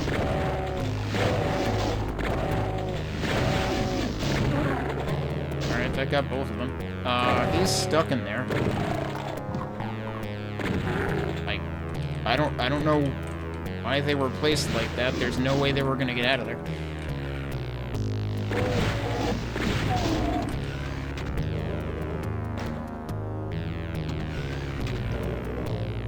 I'm still confused about the aesthetic here, because this is tech-based textures, but this is supposed to be E2M5. E2M5 is not a tech-based map.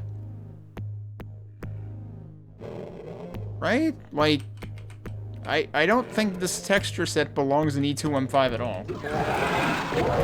That's, okay, yeah, this map is one of the most questionable map so far in terms of the amount of artistic license going on.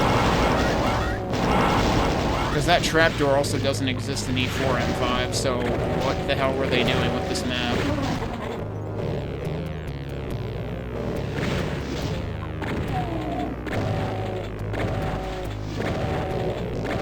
Like, given how many other maps got tossed out and replaced, I'm surprised this one did not also get tossed out and replaced. Oh, and by the way, I mentioned at some point yesterday about, like, I was pretty sure there was, like, a sort of a lost levels or rejected levels WOD for this.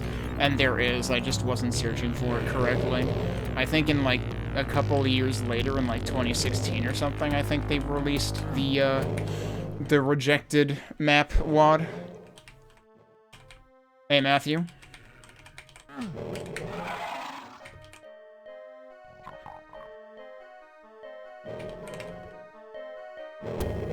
Okay, right, so this should be locked, and now we can go through this.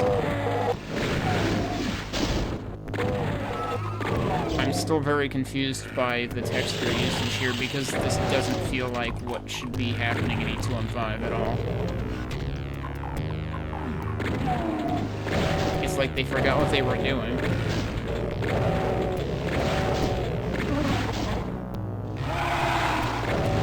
What the hell is this nonsense?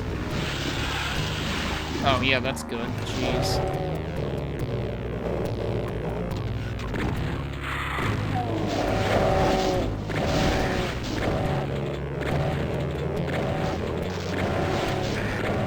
Alright, they're infighting. But, like, what even is this room doing?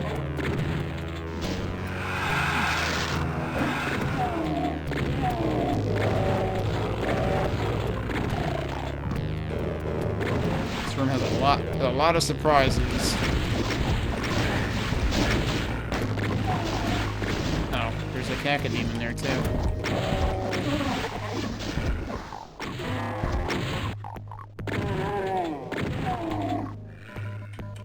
Okay, I was almost dead. I'm no longer almost dead, so that's nice. I also honestly don't remember all of the secrets in E4 M5, so...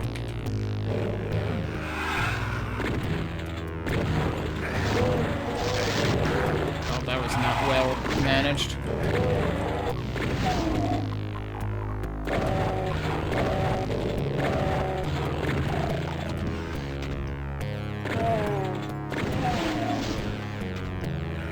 There ought to be a supercharge somewhere in this map. Actually, I thought the supercharge was in the area I was in that instead had a whole ton of enemies at once.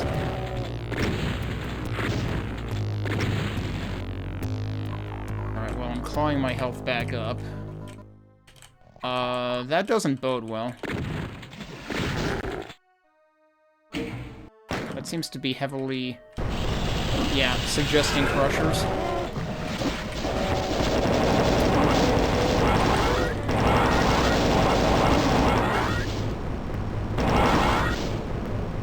Okay, where was the Baron, though? Unless the Baron was on a platform that got crushed. No, there he is. Is there a reason you're not targeting them? Okay, and you do have the window. That is a much tighter window than what's actually in E4 M5.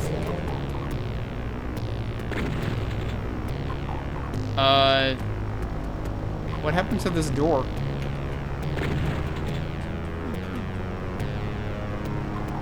Seems like more artistic license has been taken.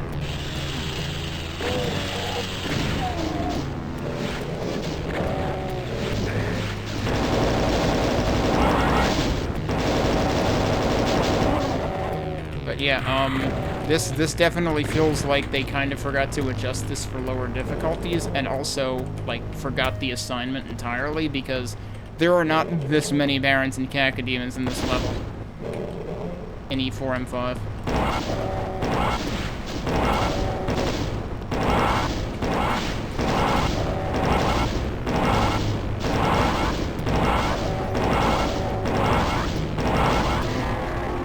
doing that in bursts because I couldn't see the dude.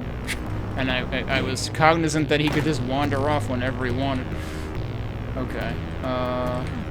Anything useful down here? Taking one of those first. Like I was saying, though, there should actually be a supercharge in this level somewhere. If this is... Also, that's supposed to open? I'm pretty sure? So yeah, they definitely changed a bunch of stuff in this. Alright. How am I lining that up? This seems like maybe a problem. Yeah, right, how are you supposed to do those jumps ever again? Because they're completely, like, off rhythm from each other, so that just seems actually impossible. There are not supposed to be crushers there, by the way. This map feels like it was paired with E2M4 instead of E2M5, when the actual assignment was supposed to be E2M5. Does that need a strafe run? Alright, we did it. Now what? And all of the stuff that's normally here, because like there is normally a point to jumping out that window to getting over here, but there's nothing else out there. What did they do to this map?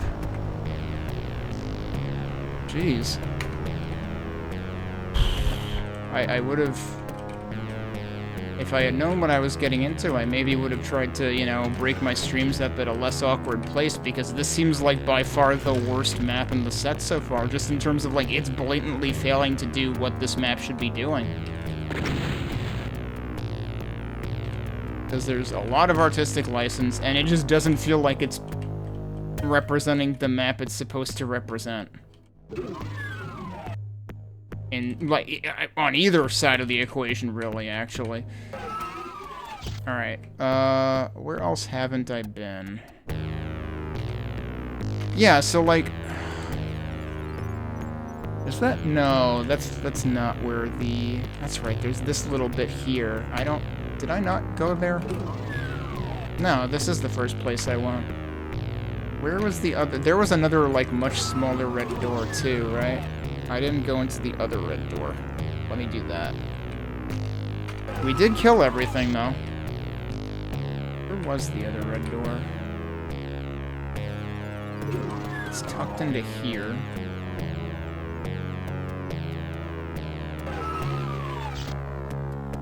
And that just has that stuff. There is supposed to be a secret exit, though, right? Like, that's the other thing, is they had to have done some amount of artistic license in order to do secret exit things. Because it seems like, at least in episode 1, the secret exit was still in the same map that it normally would be. And if that's the case, then this should also have a secret exit. Hey, Mike. So platforming across this is impossible now. Like, you can only do that one time. Which, if I recall correctly, in the original E4M5, the very first time I played that in recent history, I ended up locking myself out of this entirely because it's possible to skip the key required to open that door, and I ended up coming around from the other side and being like, what do I do here?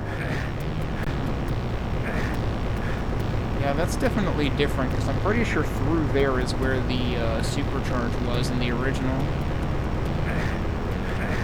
How do I get over there? So that is one thing I have not done, but I might not be able to do it now with the crushers active.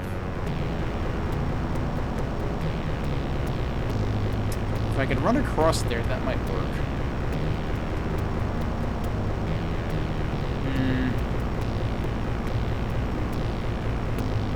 Yeah, because see, they all go to different heights, it seems like, so they all are on different intervals, which makes platforming across this ever again basically impossible.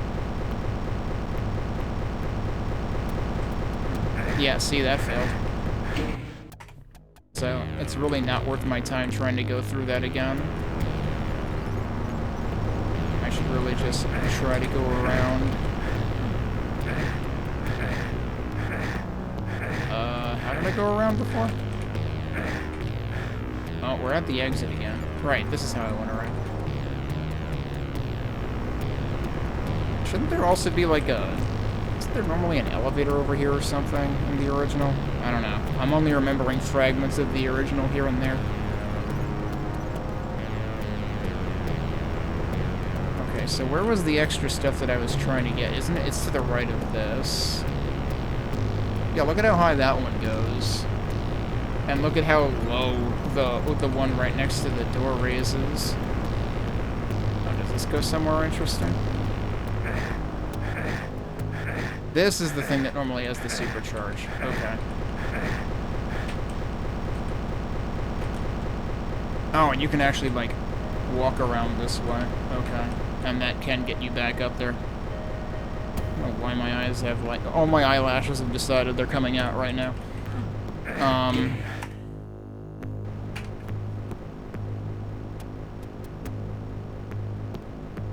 This is the very beginning of the map, isn't it?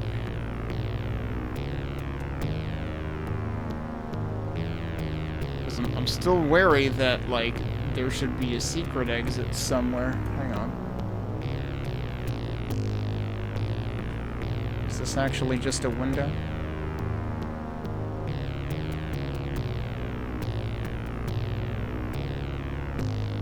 About this. Can I even get out there?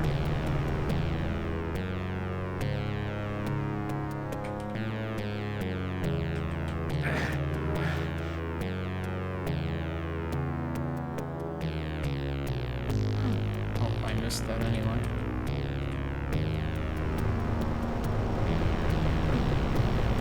Okay, that does come out there anyway. I don't know, I don't want to just waste the radiation suit.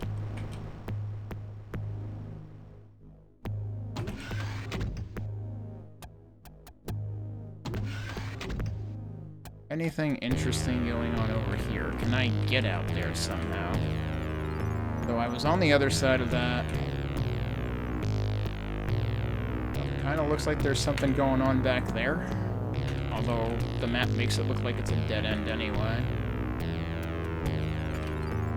I don't know if I can get out there somehow. There's also like a little outlet right there.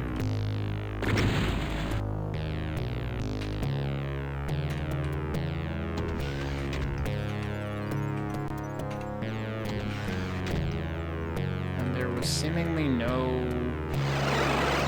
nothing of value up here. They try running against the wall here, though. Maybe they pulled an E2M5 here. Nope, they didn't.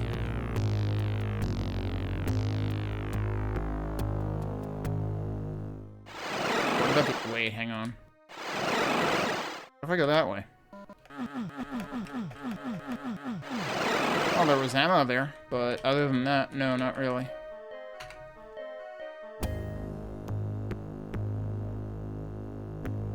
Because I certainly want to check out, you know, the secret map as well.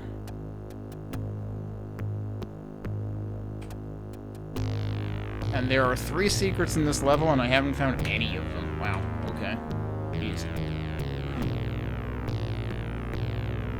Let's head back to the beginning.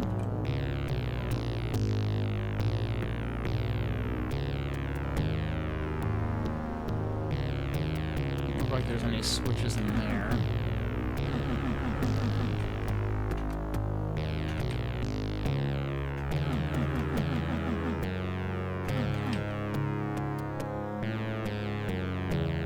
And yeah, this Cacodemon was also, like, shooting at me as soon as the level started, which wasn't very nice.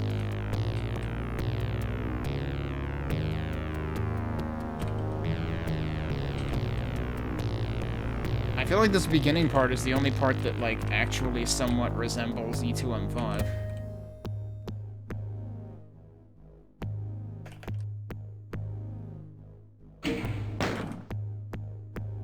And no, you definitely can't squeeze through there. Wait, oh, hello. How do I get out there? Oh, I just walk out there. Also, that's not a secret.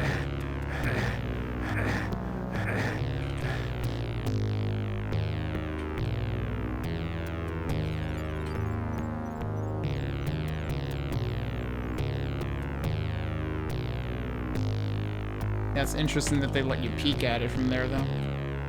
Okay, so the other thing that I was seeing on the map here is just that little outlet there, too. Should I check the room that had the key in it again?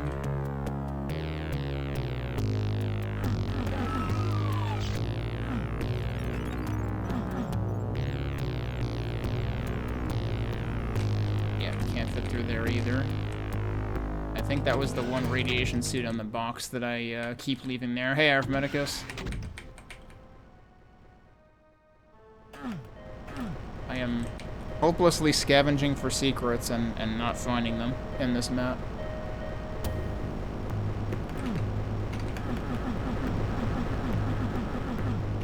Certainly could have fit one in there if they wanted to. This was a trapdoor that, like, shouldn't exist.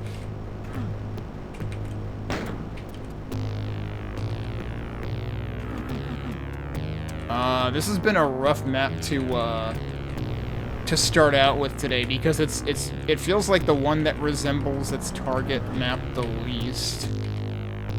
Like, they definitely made a whole bunch of changes in it.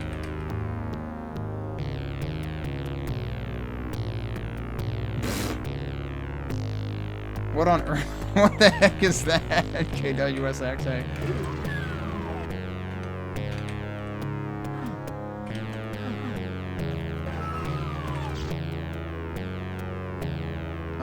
So I've been in there, right? Yeah. Is there anything else interesting I can do from here, maybe? Like, get over to there? This area was a big rude awakening. Like, this section is not supposed to be as rude as it was. I don't know, I could try jumping out of here. You know, that didn't accomplish anything good. Oh, there you go. Let's see, can I get over here now? Okay, still wondering whether this accomplishes anything of value. Oh, that's not what I wanted to do. Yeah, I hope you, have had happy and safe holidays. I will say one thing that I have been accomplishing during this week is sleep, which, you know, is saying something given that, like, normally I have neighbors that are, like, getting up at odd times in the morning. So I've been enjoying that part. Okay, I don't think getting over here did me any good. I'm just doing whatever mountain goating I can possibly. Wait! You're telling me that's really just there for show?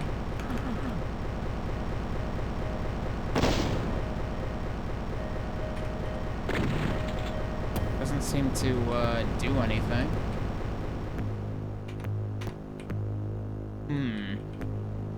Just how obscure are the secrets actually going to be in this? It's like I can't activate that or anything. I wonder if there are other instances of that, though.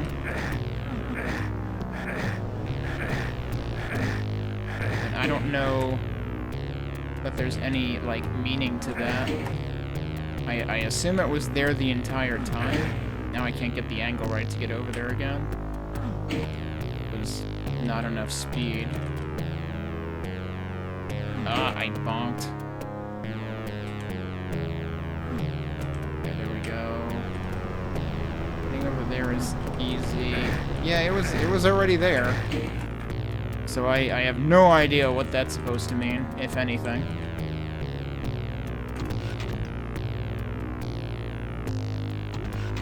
Yeah, and I even tried with the shotgun because there was that one instance in, was it downtown or somewhere around there in Doom 2 where you had to use the super shotgun because it wasn't at the same vertical level that you were shooting at, so you needed the spread.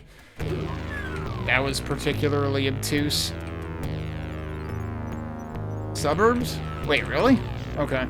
Yeah, could have been Suburbs. I was somehow thinking it was an earlier map, but no, that sounds about right. That was if it was the one with the library room that had like multiple secrets in it, then that's it.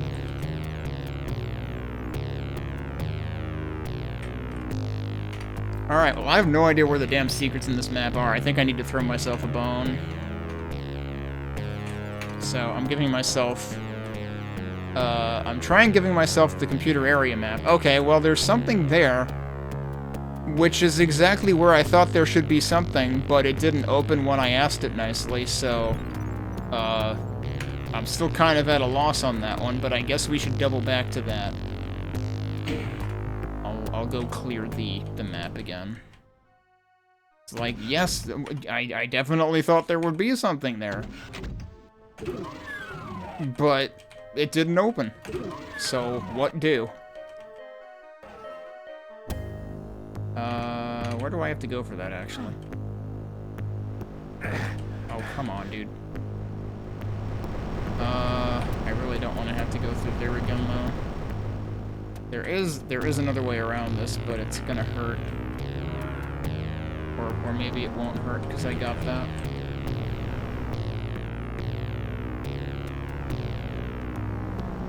Actually, no, that's right. It doesn't have to hurt, because I can go this way. Wait, is there something else here?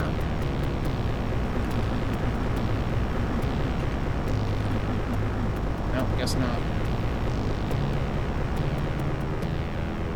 Okay, and then we're going here again. To that.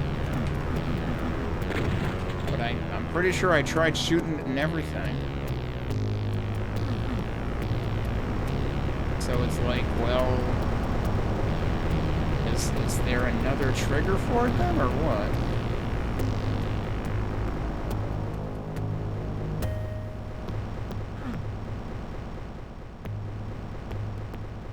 What if... Oh, you know what I didn't think about?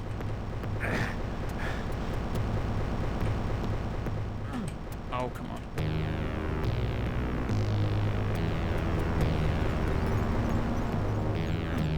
That's right, you have to stray from this thing, don't you?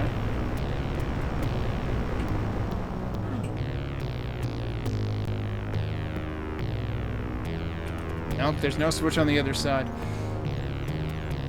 You figure there's gotta be a reason to, like, get on this thing. Because there was another secret out here in the original map, but that doesn't seem to be here in this version. And in this version, they kind of just repurposed the window as, like, well, this is the way you're supposed to get into this room, kind of, I guess. Because, like, it's really hard to get into that door and kind of awkward.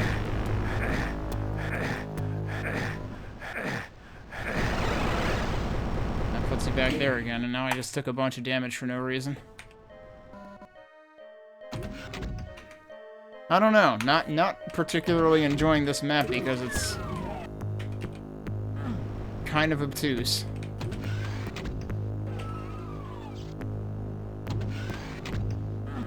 And I wouldn't be, like, if it weren't for this map should be the one that has the secret exit, I would just have moved on by now. I'd just be like, yeah, okay, we're just gonna call this one a whiff. And go do something else. But this map has the secret exit. Or it should, anyway.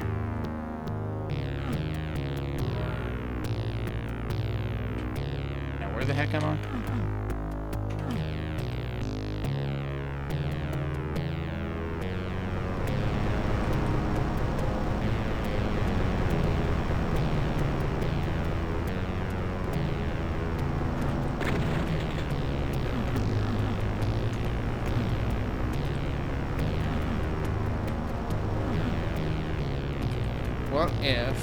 What if there's another instance of a switch that's, like, hidden behind the,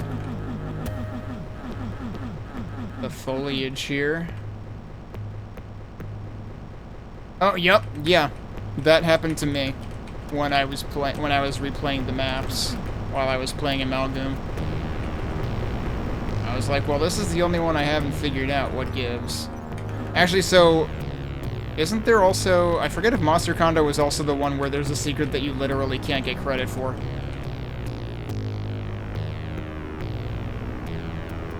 Well, this is gonna end that level, right? Yeah? And that just goes to E2M6, so yeah, we don't want to do that yet. Unless they seriously put the secret exit somewhere else. Maybe now is a good time to actually read the map comments, since I've been through the majority of the map. I'm kind of curious what they'll say about it. Let's see, I forgot to open the text file. Here we go. And then we need E2M5. This was the, so this was by Jaws in Space. I did say we have to watch out for Jaws in Space's maps, didn't I? Because Jaws in Space was the one who wanted to do an E1M8 that had 16 Barons of Hell in it. And they actually shipped that in the first version, and nobody liked that. I wouldn't have liked that either, and then I said to myself, I'm gonna have to watch out for Jaws in Space's maps, and sure enough, here's one that was extra rude that should not have been as rude as this is.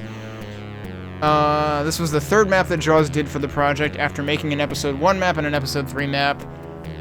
He tried to make a goal of having one map in each episode, which actually failed for a period of time after they made this map. They were still in their misunderstanding of what the difference between E1 and E2 textures were. Okay, which explains why this is using the wrong fucking textures. All I knew was add lots of vines and crushers, which are both wrong for E2M5. Neither of those things belong in E2M5. So there are a lot more computer textures in this map compared to most E2 maps. This is Jaws' favorite map that they made for the project. Like with the swapping of the hallways in E1M3, they decided to do opposites in this map by making sectors that go up or down do the opposite as to what they would have done in E4M5. Huh, okay. Wasn't influenced by E2M5 at all when making the map. And in fact, at the time, they hadn't even played E2M5. Why the fuck were they allowed to submit a map in a slot whose map they never fucking played? Like, hello? This map should have been fucking rejected on principle, by definition. Wow, alright, so I was actually correct. This map sucks. Sadly for me, this is one of the maps rejected. Updated April 1st, 2017. Notes about the map. What can I say? I've watched several Twitch streams, YouTube videos, and demos since Switcheroom came out, and one complaint that always came up was the extreme difficulty curve of Steve Duff's E2M5. There's nothing like seeing what you considered to be one of your best maps for a project replaced with something that only gets complaints. So basically, both E2M5s that were submitted to this project sucked, is what I'm getting out of this.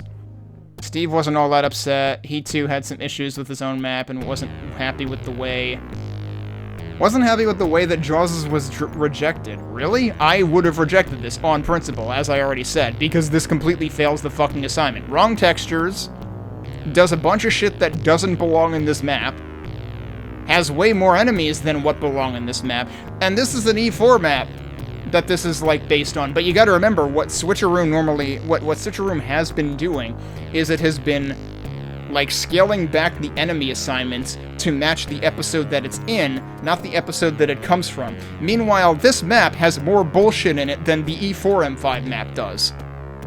So for E2, this outright completely fails. Although I guess E2M5 might actually technically have more Barons, at least on some difficulty levels, and it does technically have a couple of Cacodemons. I gotta remember there's also a Baron and another Caco at the end, right? So actually, maybe that's fair enough. Maybe the enemy distribution isn't quite as haphazard as I'm thinking it is, but it definitely feels pretty rude the way it was organized. So Steve's version is in the Forgotten Maps. So yeah, I guess this must have had a couple of subsequent releases. So what I am playing is not the state of what it was in 2014 or whenever it was initially released, from the sound of it, given that this literally says updated April 1st, 2017. It doesn't say anything about the secret exit, though. Either way. So that still remains a mystery. But yeah, this map, it just feels like nobody actually made a good E2M5 for this project, judging by the authors.txt. Alright, well, I'm still in the dark as to what the hell to do. Thing is, I didn't hear anything happen when I shot the eyes.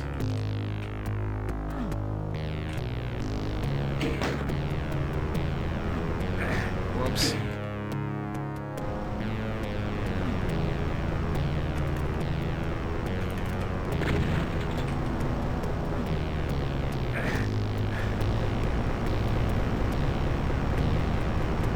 Although that's true. If it is doing something over here, I wouldn't be hearing it because it's so far away. Get crushed by that. That does open it. Son of a bitch. Okay, that was one secret. We gotta do that again. So, this does do exactly that, but you can't tell it does that because it doesn't make any noise. Like, it doesn't make a switch noise either. There have been plenty of times where shoot switches make switch noises.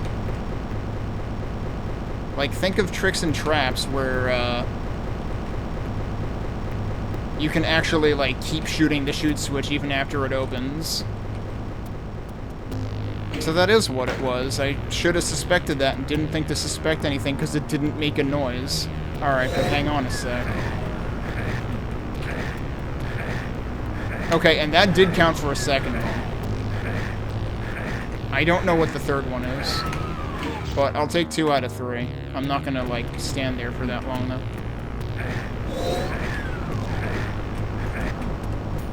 I'll take 2 out of 3, that's fine. But yeah, yeah, and it does say Jaws in Space, sure enough. So yeah, the description of the first map was actually the map we got. Not a good map for the project, in my opinion. It's funny because that almost makes me curious to see how much worse the other one is. If people were, like, actively more negative about the other one, because I already thought that was a huge difficulty spike to begin with. I had already figured that I probably would not want to bother playing the Forgotten Maps or whatever, though. Alright, so E2M9. This doesn't look like E2M9, though. Oh, wait a sec. Okay, this is Warren's. So the reason this doesn't look like... Interesting. The reason this doesn't look at all like E2M9 should look is because this is taking the perspective of we are going to remix the map that represented E3M1 and make Warrens out of that. So this looks exactly like what E1M1 looked like in this WOD.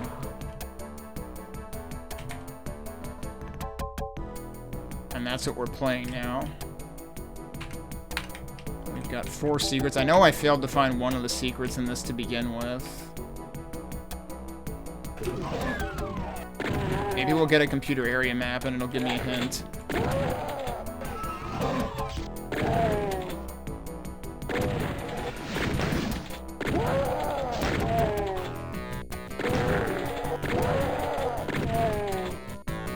So...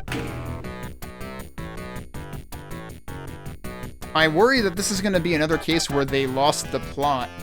And this has to do with what was said at the beginning of the author's file, where it's like, they kind of, like, ended up being less strict than in retrospect they probably should have been, in terms of, like, adhering to the original goal of the project, which, like, especially in episode 1, we saw it adhere to that pretty well, where it's like, okay, this is a map taken from another episode, but it applies the aesthetic of episode 1, and it also applies the enemies of episode 1. I don't see how you can do that with Warrens. And they're already, like, entirely breaking the rules, because, like, this doesn't look like E2M9 at all. Unless they end up surprising us with... Actually, I could fathom there being one thing they might do. So let's reserve judgment on that.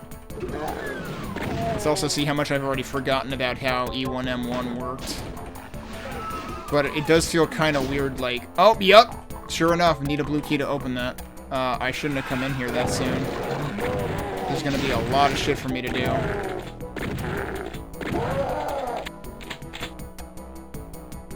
And then this was... Yep, this is still a secret. That still has the rocket launcher. And then when we hit the switch, things are going to go horribly wrong. Yup. Oh, it doesn't have a cyber demon, though. Alright, fair enough.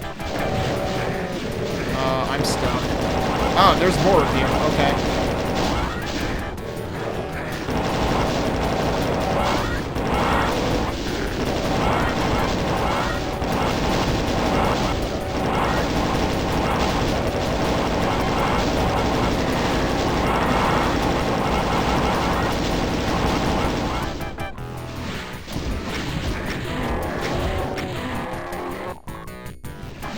The Spectre's kind of got in my way there.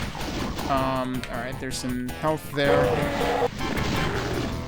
So you could possibly argue that this is a little bit E2M9-esque, except there's imps instead of cacodemons.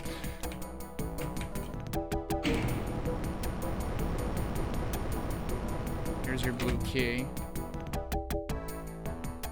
What else is out there? Or does that actually just...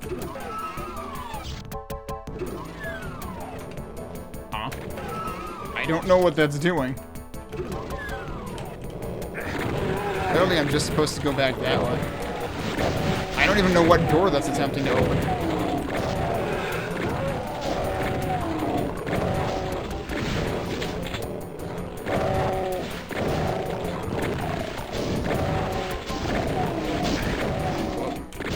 Oh my god, stop walking into it. Okay, there is health in there. Okay, it is that door, and the problem is when crap happened, that door kind of got jammed. So you have to go through the nukage instead.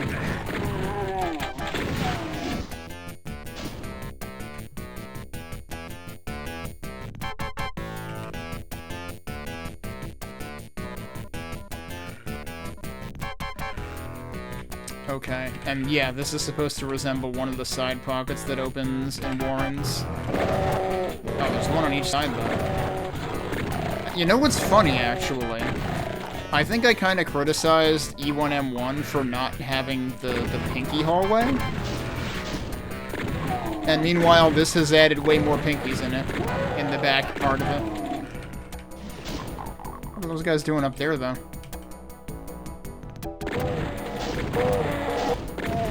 Like, should I be able to get up there? Eventually? Alright, so now we can go through there. Now the lines between what was an E1M1 and what is an E3M1 are gonna blur. Also, seriously, there's the cacodemons. Alright, yep, this is the E2M9 reference then, I guess. So, that was the thing this is the reason I was reserving judgment, because I figured maybe when all hell breaks loose at the, fake exit, maybe then they'll do E2M9 things, and they kinda did.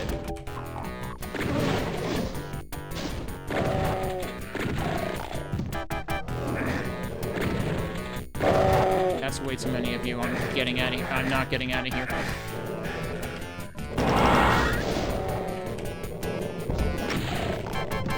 Where'd they go?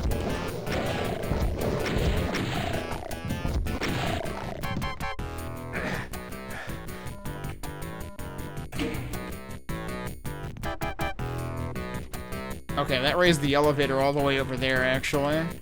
You could barely hear the thunk when it got all the way up. I would like to not be taking so much damage all the time. There was the radiation suit there, I forgot. Why did that sound like it was doing two things? Like, it sounds like it's coming from a different direction than it is. Why?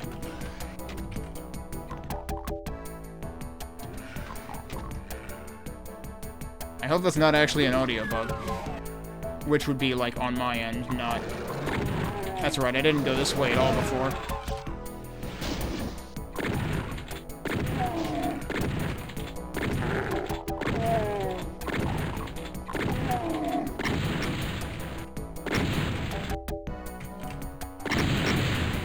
recall correctly, yeah, this was also... Oh, die, please. Thank you.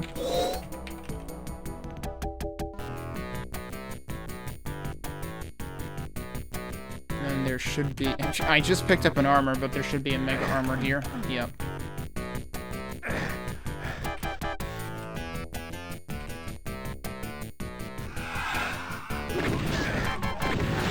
That just opens up when you walk over it. Alright, but then also... There's the well, yeah. There's the shotgun alone up there. So we're 3 out of 4. Did this actually have the same exact secrets as E1M1? Because I know I was 1 short then, too.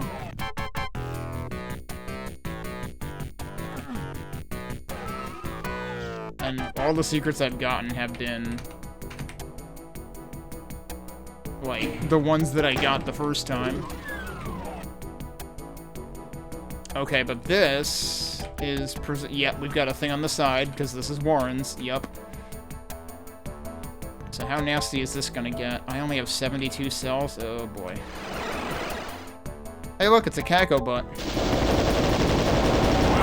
They give you a lot less space to work with there. Well, the lights were on. Apparently, all the monsters are deaf, though? Which is not how E3M9 works. Which means a lot more specific ambushes.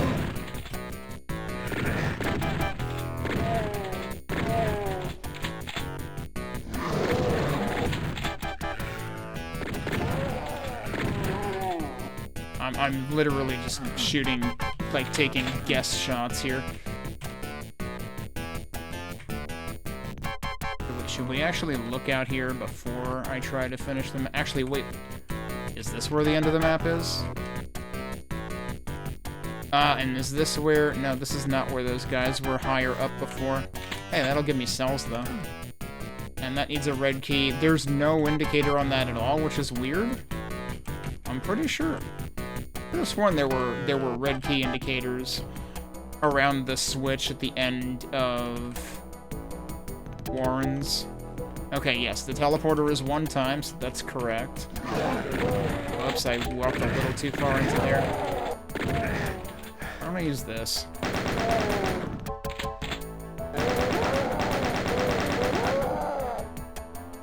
Alright, so that's all of them. We're not done, though. And the question is, what's gonna jump on us here? Yup. Uh-oh, we're trapped.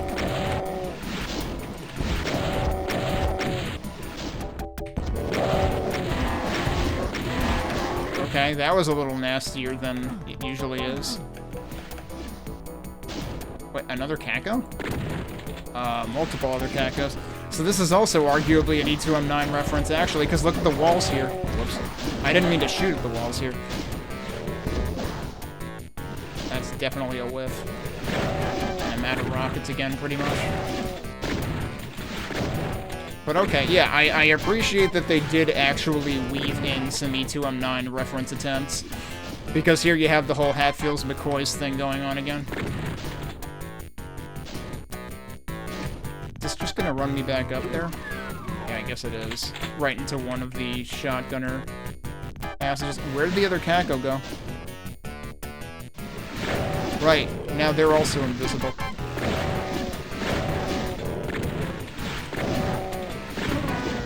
I mean, I know E3M9 does have the dark hallway here, so, like, they're not entirely wrong to do this. It is a little rude, though. Because I don't remember if it was this dark or not. Because that basically made enemies invisible. I feel like the main passage was possible to see enemies in. Or maybe at least there was, like, more lighting so that you would see silhouettes against the end of the hallway. Okay, well, we've killed everything. Hang on a sec. There's a switch over here.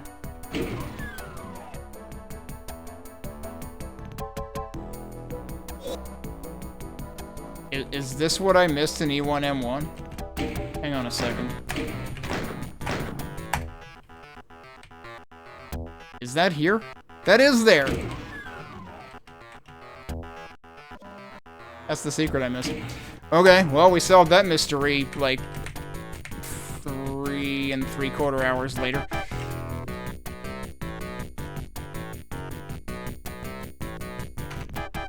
Yeah, we got all the secrets, so... There was still that one section where there were, like, shotgunners and imps shooting at me from above. But I guess we don't get to be up there. Yep, and that's the exit. Demos Spaceport. Oh, right, because wait, was Phobos Spaceport the actual E1M1 map name? I forget. And now we're back to Bunker. This is another Jaws in Space map, so be prepared. Also, I think I know what this is trying to be immediately. Let's read up about... oh, do I have to actually scroll down to read up about the secret map? Yeah, I guess so. So E2M9 was by Traversed. This map went through a lot of changes, partially because the idea came up to tie it to being a copy of the E1M1 replacement rather than E2M1. As E1M1 went through multiple revisions, that's true. That was the thing that was mentioned at the beginning. And new maps were made from scratch, so did this map slot. In the end, Traverse ended up making E1M1, so he also ended up making E2M9. Yeah, interesting. Jeez, that must have been kind of a pain in the butt for him. Alright.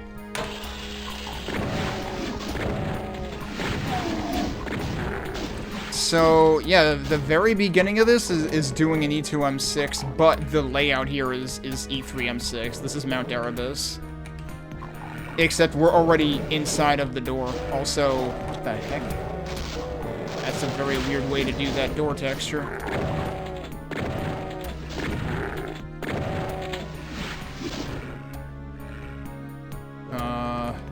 Oops, all brain floors? Pretty sure there isn't all brain floors here in E3M6 normally. Is this another case where they've kind of mixed the two things? Because out there it looks like E2M6. But maybe that's just aesthetically. There's a switch out there. That's interesting. Should I be able to get out from here? Yes, there we go. Oh, did that open the door at the beginning? Okay, then that's sort of an E2M6 throwback, probably.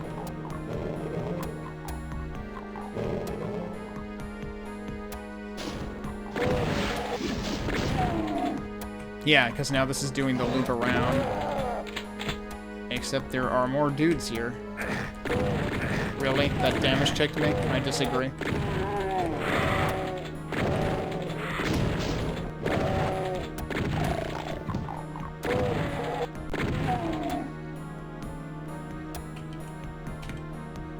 Okay, so yeah, this is trying to do a combination of both. Yep, it looks like E2M6, but its layout is like E3M6. I just heard another Lost Soul, and I don't know where it is.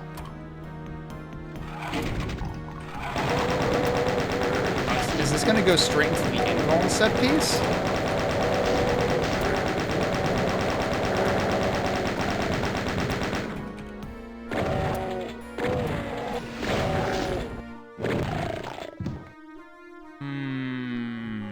No?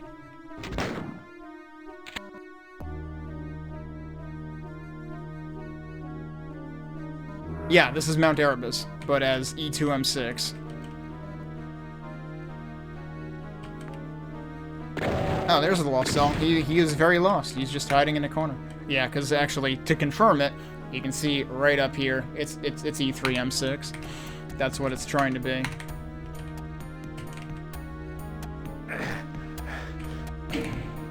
But it's kind of doing E2M6 things too, which is not necessarily what the target assignment was, but it's only doing it in little bits and pieces, so like... Oh wow, that seemed kind of delayed, but that is what should happen when you go in there.